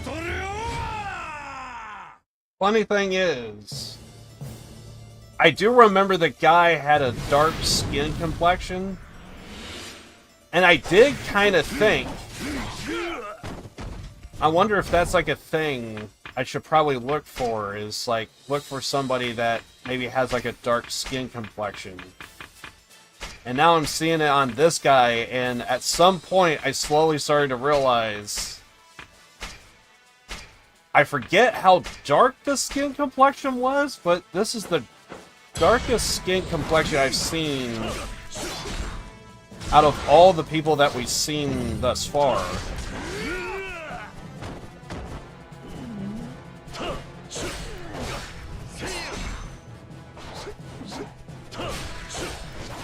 And I started thinking maybe this is the dude. Ow. I don't know when I'm gonna stop. Yes, doggo! Do your thing! I don't know when I'm gonna call it for today, but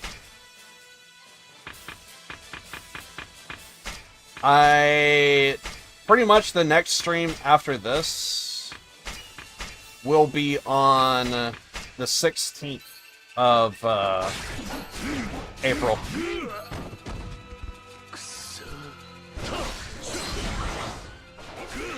Ow.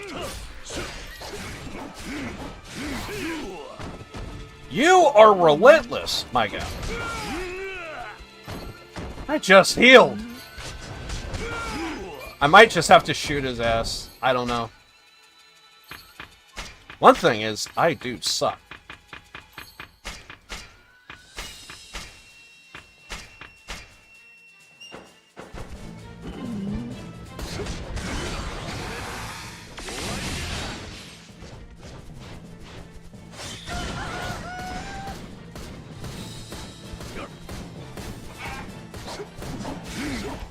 Ow. Fight Yakuza 7, weird seeing Itachi. Every so often, that's just how it just kind of feels just playing this game. Every so often, my mind just goes to, wait, I know you from Yakuza 3. I know you from Yakuza 7.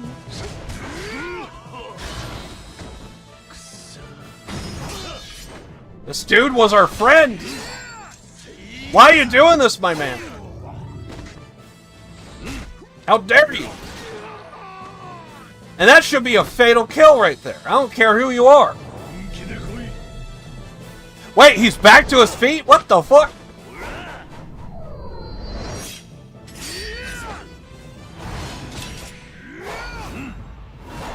Gotta be careful with these quick time events. Either take a huge chunk of health, or...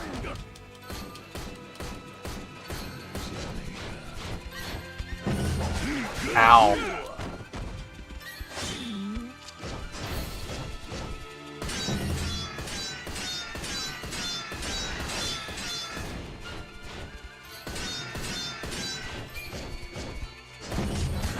Ow! Jerk. You fuck!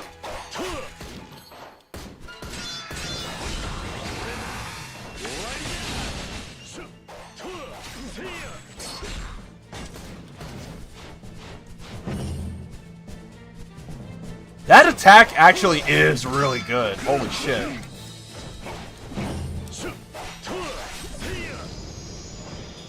Dude, that like slowly chips away at your health. Bear! I see you there. God damn you, Adachi. Get back on the right side of the tracks, dude. How dare you? We were friends.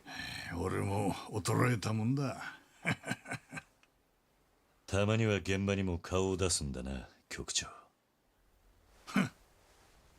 いい気になりやがって。今度、あんたはあの覆面の男じゃねえ。ん？なぜそう思う？おやっさんを切ったあの覆面の男は、あんたよりも強かった。まったく傷つくね。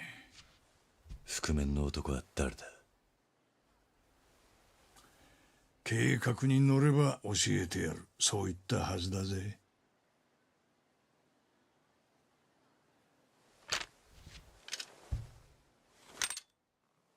おや、なんだ。やめるのかい。あんたの言った通りだ。俺はまだまだガキってことだ。はあ？わからねえことはすぐに人に聞いちまう。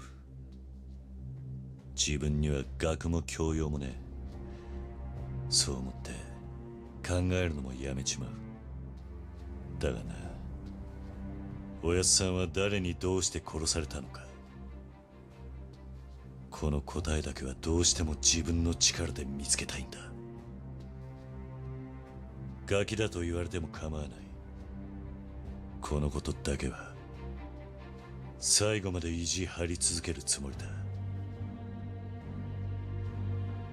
答えを見つけるまで新選組には居続けさせてもらう。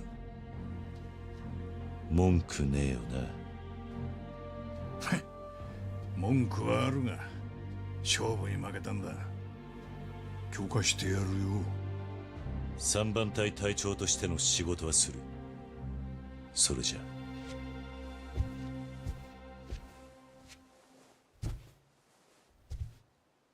あんたと戦ってもう一つ分かったことがある。なんだ。天然理心流の使い手は一流の剣士ばかりだ。俺が戦うべき敵は覆面の男のさらに多く、もっと深い闇に潜んでいるのかもしれないな。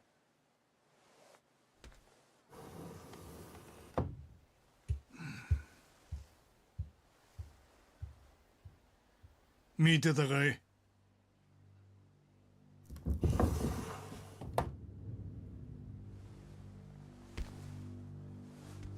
いやー、強えなあいつは。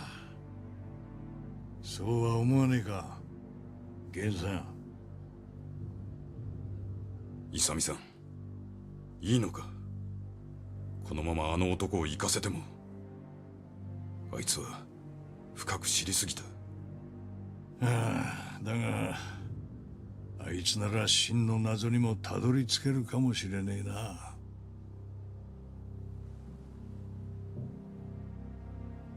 あれが坂本龍馬か。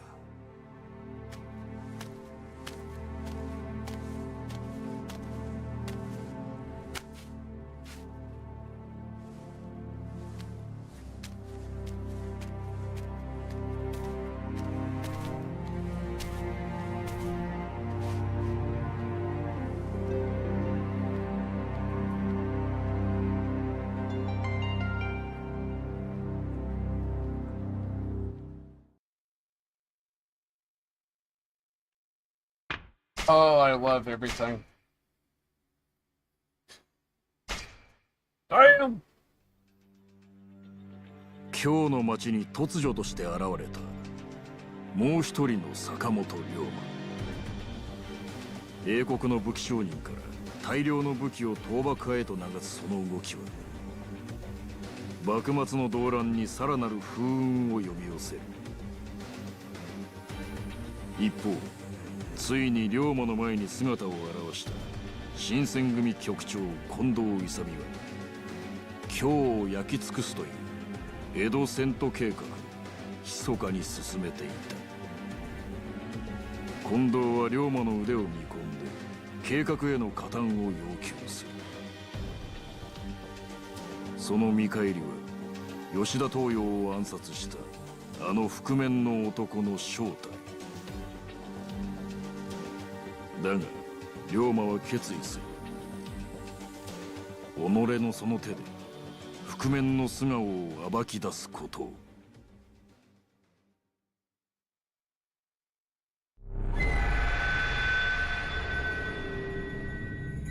The Mad Dog Hunt. Yes!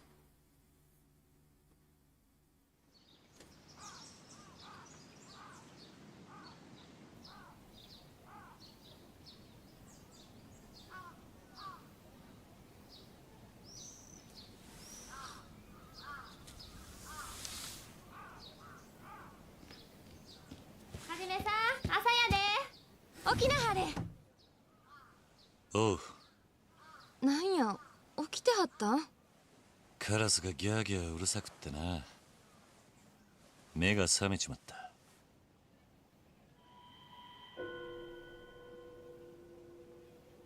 まあええわ。ご飯できてる？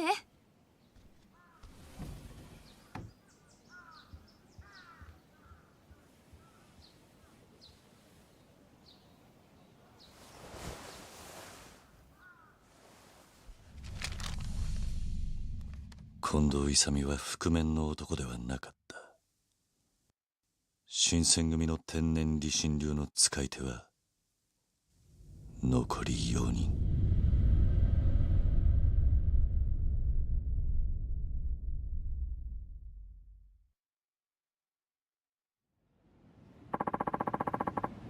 Kondo's not the man who killed Pops. He's still out there somewhere. Dwindling on it. I should head to the barracks, see if I can find something new. Wait, did Dante finally leave? He has been in my freaking room for the longest time. He actually left! It's about fucking time. He was here for the longest.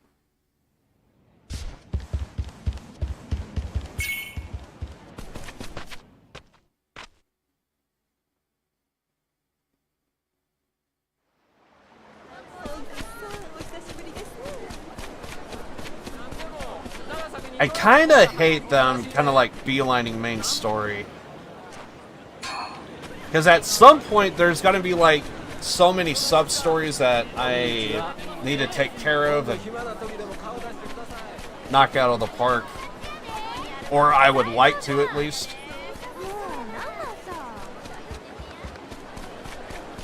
I think because of that I want to end the stream, but I could go on a little bit longer.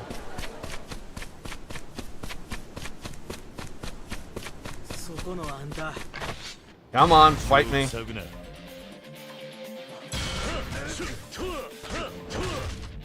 Careful, bear. Bear!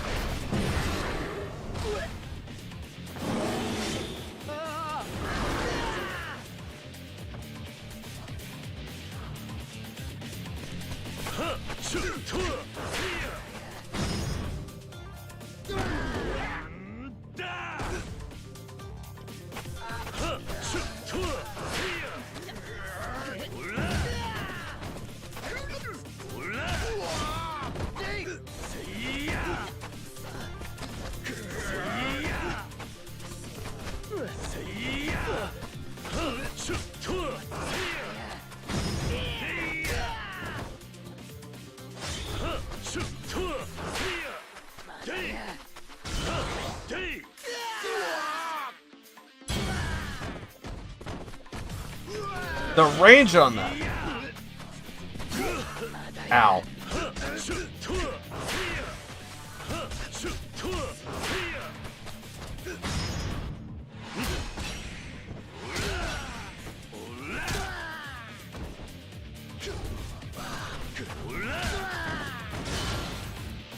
Again! Bear! I want to see a bear actually get a kill. Thank you! Finally! It actually happened! A bear actually got a kill! I am amazed. Did you see that? I actually thought that was the last guy.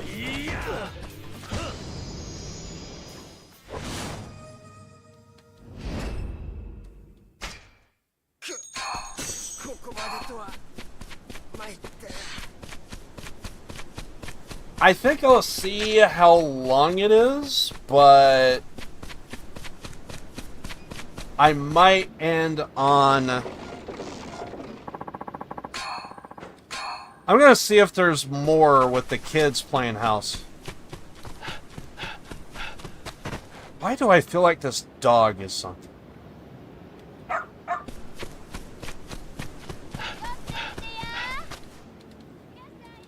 Also, we should probably get some heals.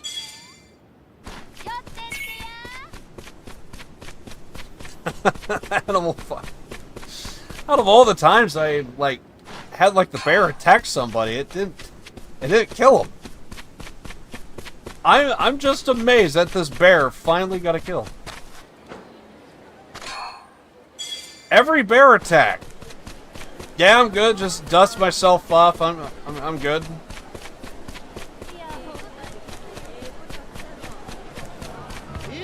Not one time. Bro, did you see that? The bear actually got a kill.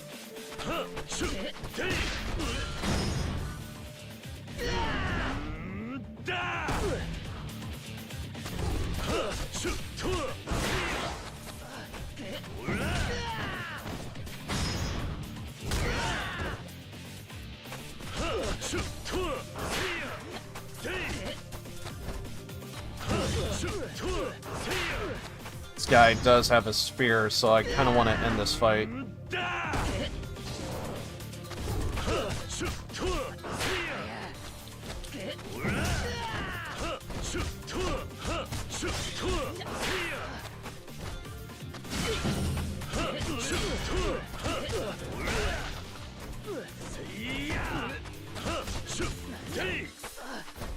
Careful, there's a bear attack.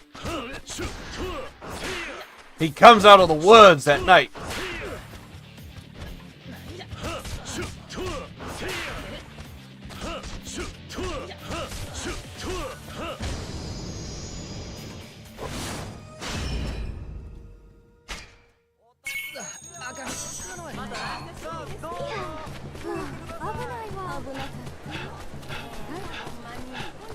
I almost do want to see what the hell this is.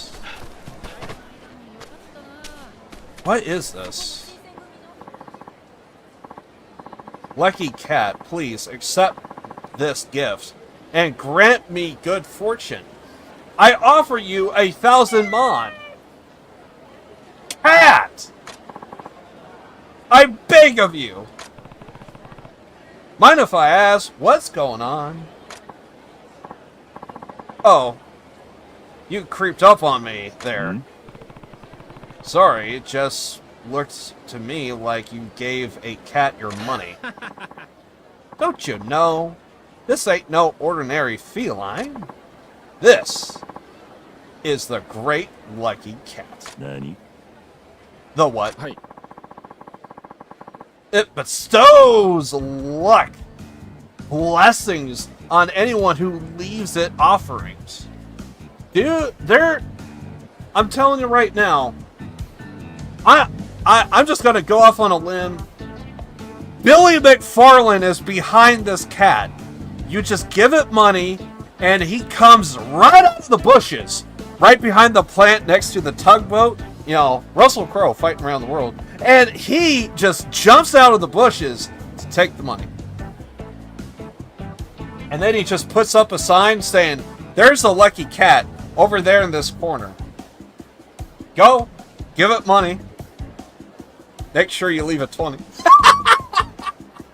Rubs hands together.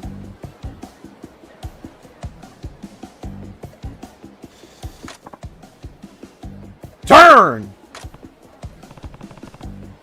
Did he just turn around? Shh. Look. Spin! I love this cat.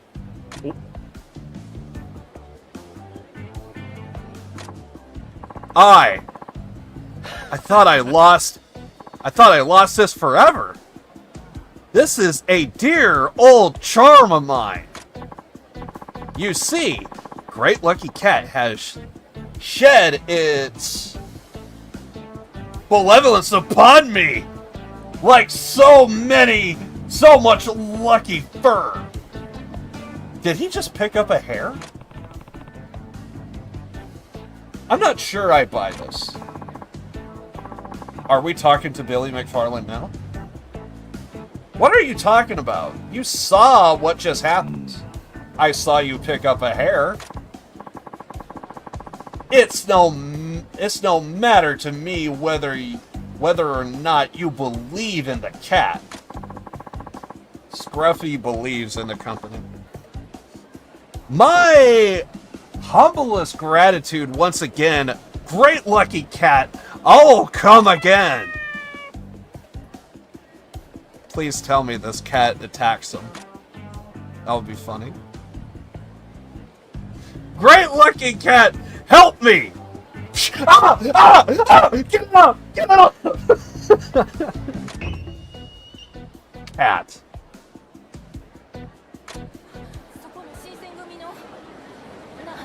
I have to see. Where is this going? Supposed to bring you good luck if you offer him money. That guy gave him 1,000 mon. Yeah. See what happens. 1,000 mon.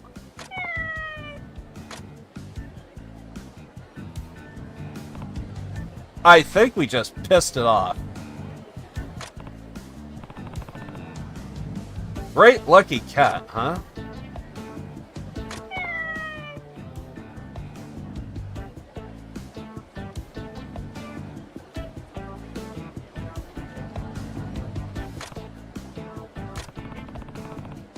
He actually brought me something. White bait. Maybe you think this is lucky. You want it?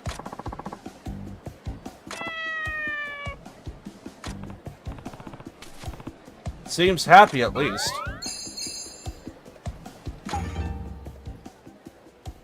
Okay. Well, I had to see what the hell this is.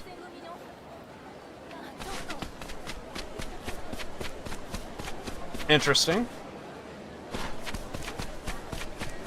Alright, so...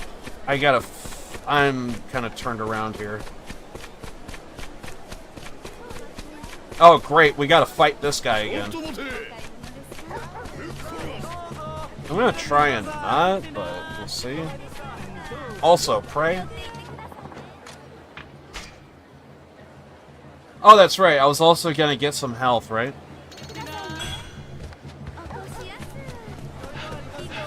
Oh, the guy's still here.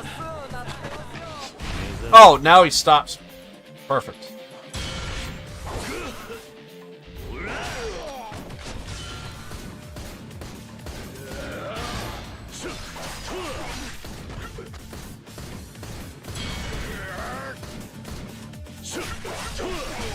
I just wanted to hurry up with the fight.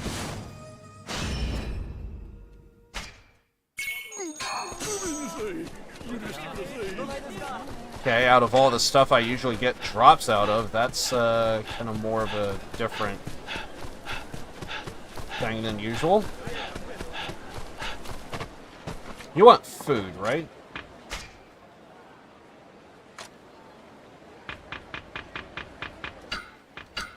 Just don't have sex with this thing.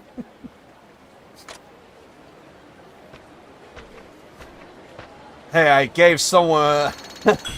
I gave a weird vegetarian some eggplant, so don't have sex with this.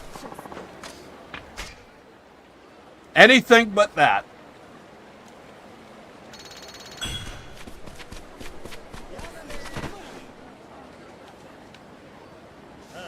Black Panthers? No. No.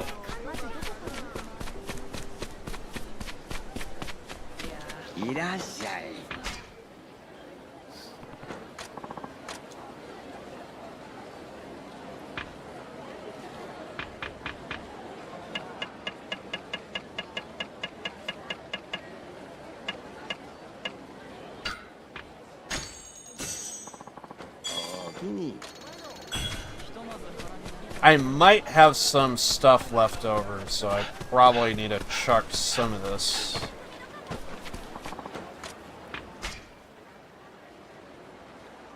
Yes.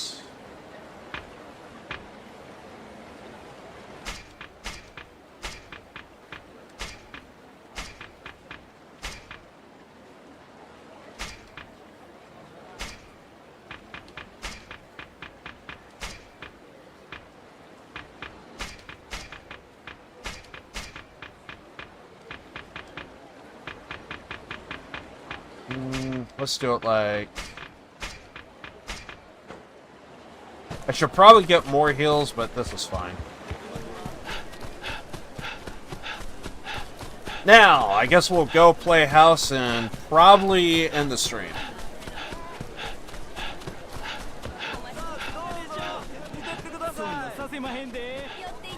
Assuming there's something here. Otherwise, I'll find something else to do. We could probably do like a run of one of the dungeons, I guess. If there's nothing that happens with this kid playing house. Anything? Haven't run away, have you? Nope, I kept my promise. Oh, wait, no, this is a different kid. I thought this was the kid that played house. Never mind. Yeah, there's a kid that wants food because apparently he's poor or something. Never mind. I thought you were somebody else.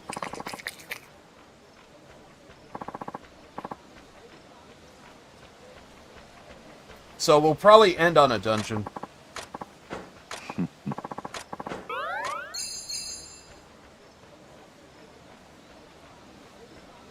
Yes, run away.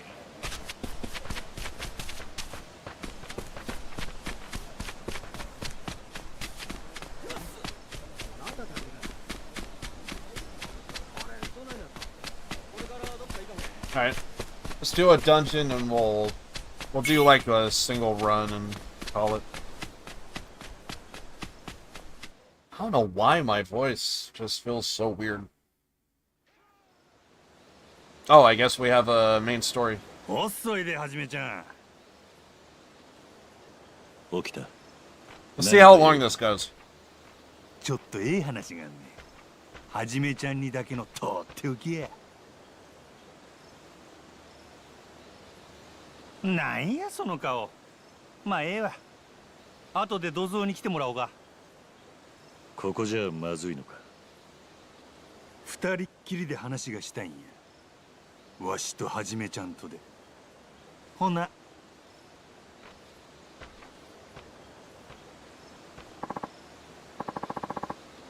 What are you planning? I'll meet him at the warehouse when I'm ready, I guess.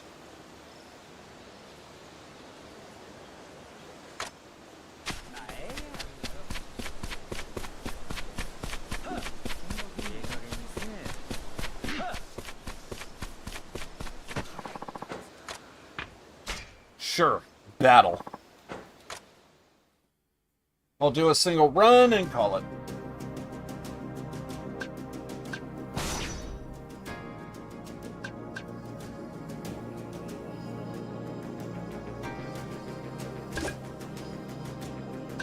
See, we want dispatch, right?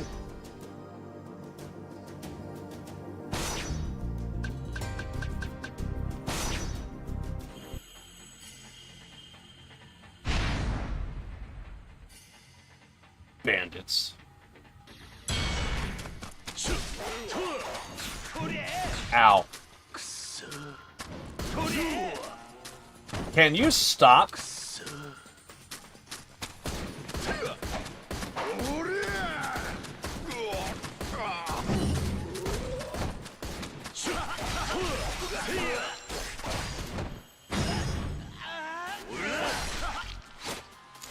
That one's on you.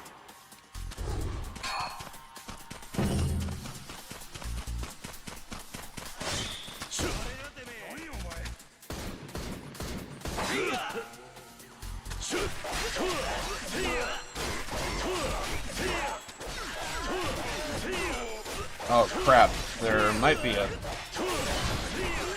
Okay, there's a hell of a lot more than I thought there was.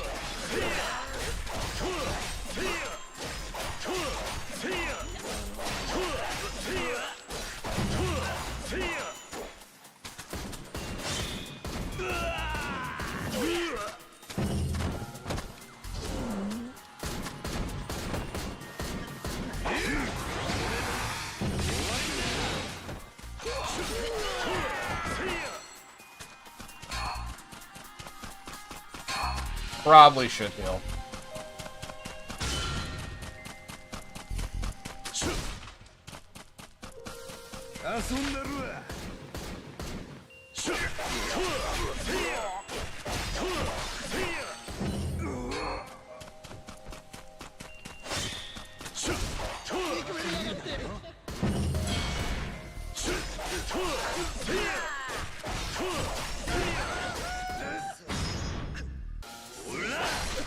You can't walk away from that. He tried.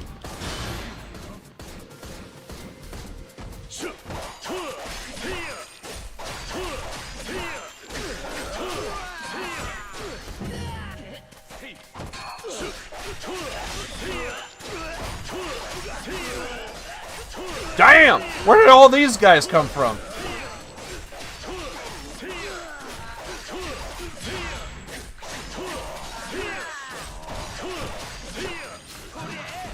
Ow.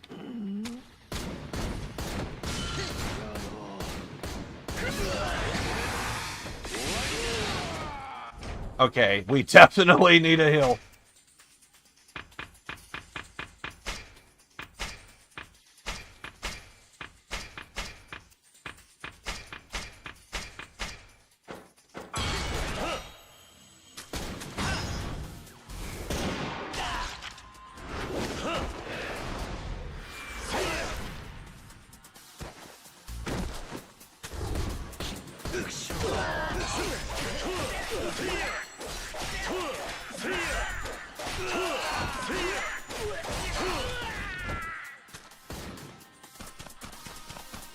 I have no idea where all those guys came from.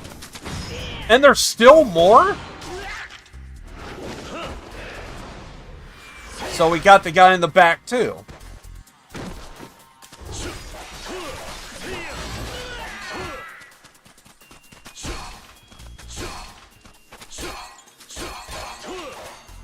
Golden nugget. Okay. And I'm pretty sure we gotta collect a certain amount of stuff before we can move on. I think there's one room I never went into. Here.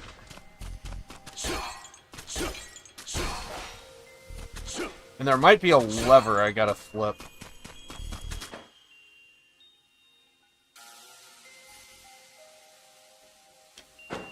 Okay, there might be a couple more, maybe?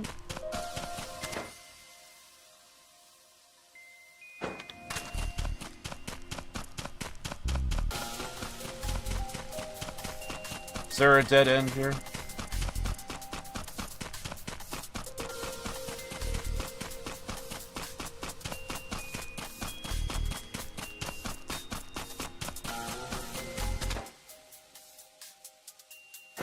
That might be where we started.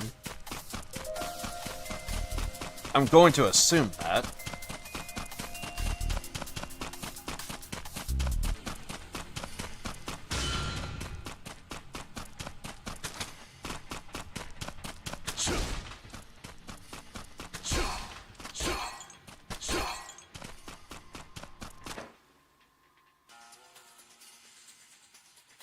Alright. Now we get the hell out of here. Oh. This is where we came from.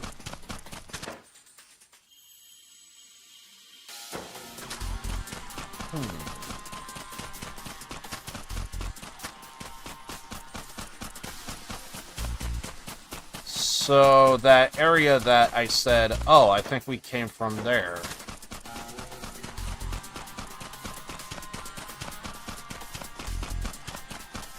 Did we check this?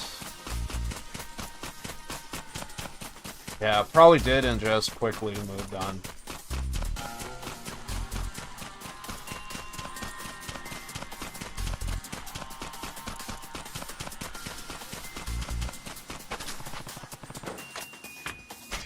Let's go.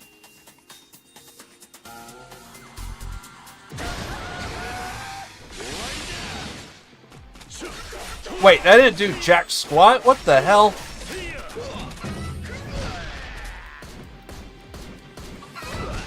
trying to beat on my chickens? How dare you?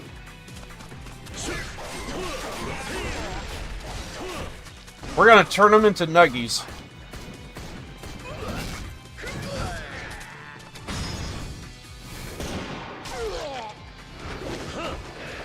Please be a kill. Of course not.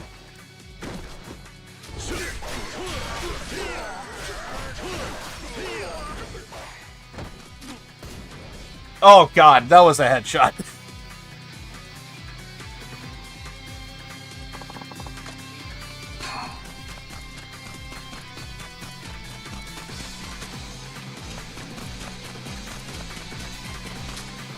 Alright. That's it for me. I am done for today. Hopefully my throat, whatever it is gonna hopefully be okay tomorrow. I just thought it was weird that, like, I felt it yesterday, but I didn't think it was that big of a deal. And now I actually do kind of feel like it did get worse, so. Anyway, next stream will be on, what is it? April 16. Let me double check that. Take care, man. Yeah. Yeah, April 16 is when the stream will come back. I'll probably do a notification of, like, letting you guys know on Wednesday that, just a reminder, like, hey, not doing a stream. I'm going to be doing some recordings. I do have some video stuff. Again, I probably said this 1,000 times by now, but it's worth bringing up again. I did kind of have it planned to kind of like have like a bunch of like videos done in, what was it, back in February, but at some point I realized I have like 50 different videos right now. And why am I focusing on like other stuff? Shouldn't I, why am I wanting to record other why record other videos when you have like 50 others that you haven't touched yet? So because of that, I started thinking, well, maybe I should probably. So basically throughout February, I was just, I was gonna like record like a bunch of stuff, but at some point it was just like, well, I'm just gonna edit a bunch of videos. Now I'm satisfied with the new batch of videos that I edited. It's just now I gotta like release them and what have you. So yeah, now for April, I'm going to be recording another batch of videos, and yeah, I'm going to try and edit some more, and hopefully everything will be good. Yeah, fingers crossed, and I know my mental sanity is just going to be all over the place just simply because, well, I'm just not a fan of editing. But I'm sure I could deal with it. It's fine. Not gonna do an outro. I'm just gonna go ahead and end it here. Again, do appreciate everybody checking out this stream today. I don't know when I'm gonna get that Black Sabbath video up. I'm probably over March, or hell, even when I end the stream, I'm probably gonna like think about just when am I gonna release that damn thing, because like I love that video so goddamn much, but we'll have to just like wait and see. GG later, man. Thanks, Fish. Appreciate you hanging out. Anyway, but yeah, I just really love that freaking Black Sabbath video. I'll release it at some point on Patreon and what have you. Well, hell, I could probably even see if this video got flagged for anything from that video. I guess I'll find out when I end this. But yeah, we'll see how everything goes. And I think on Wednesday for April 16. Again, I'm gonna double check that.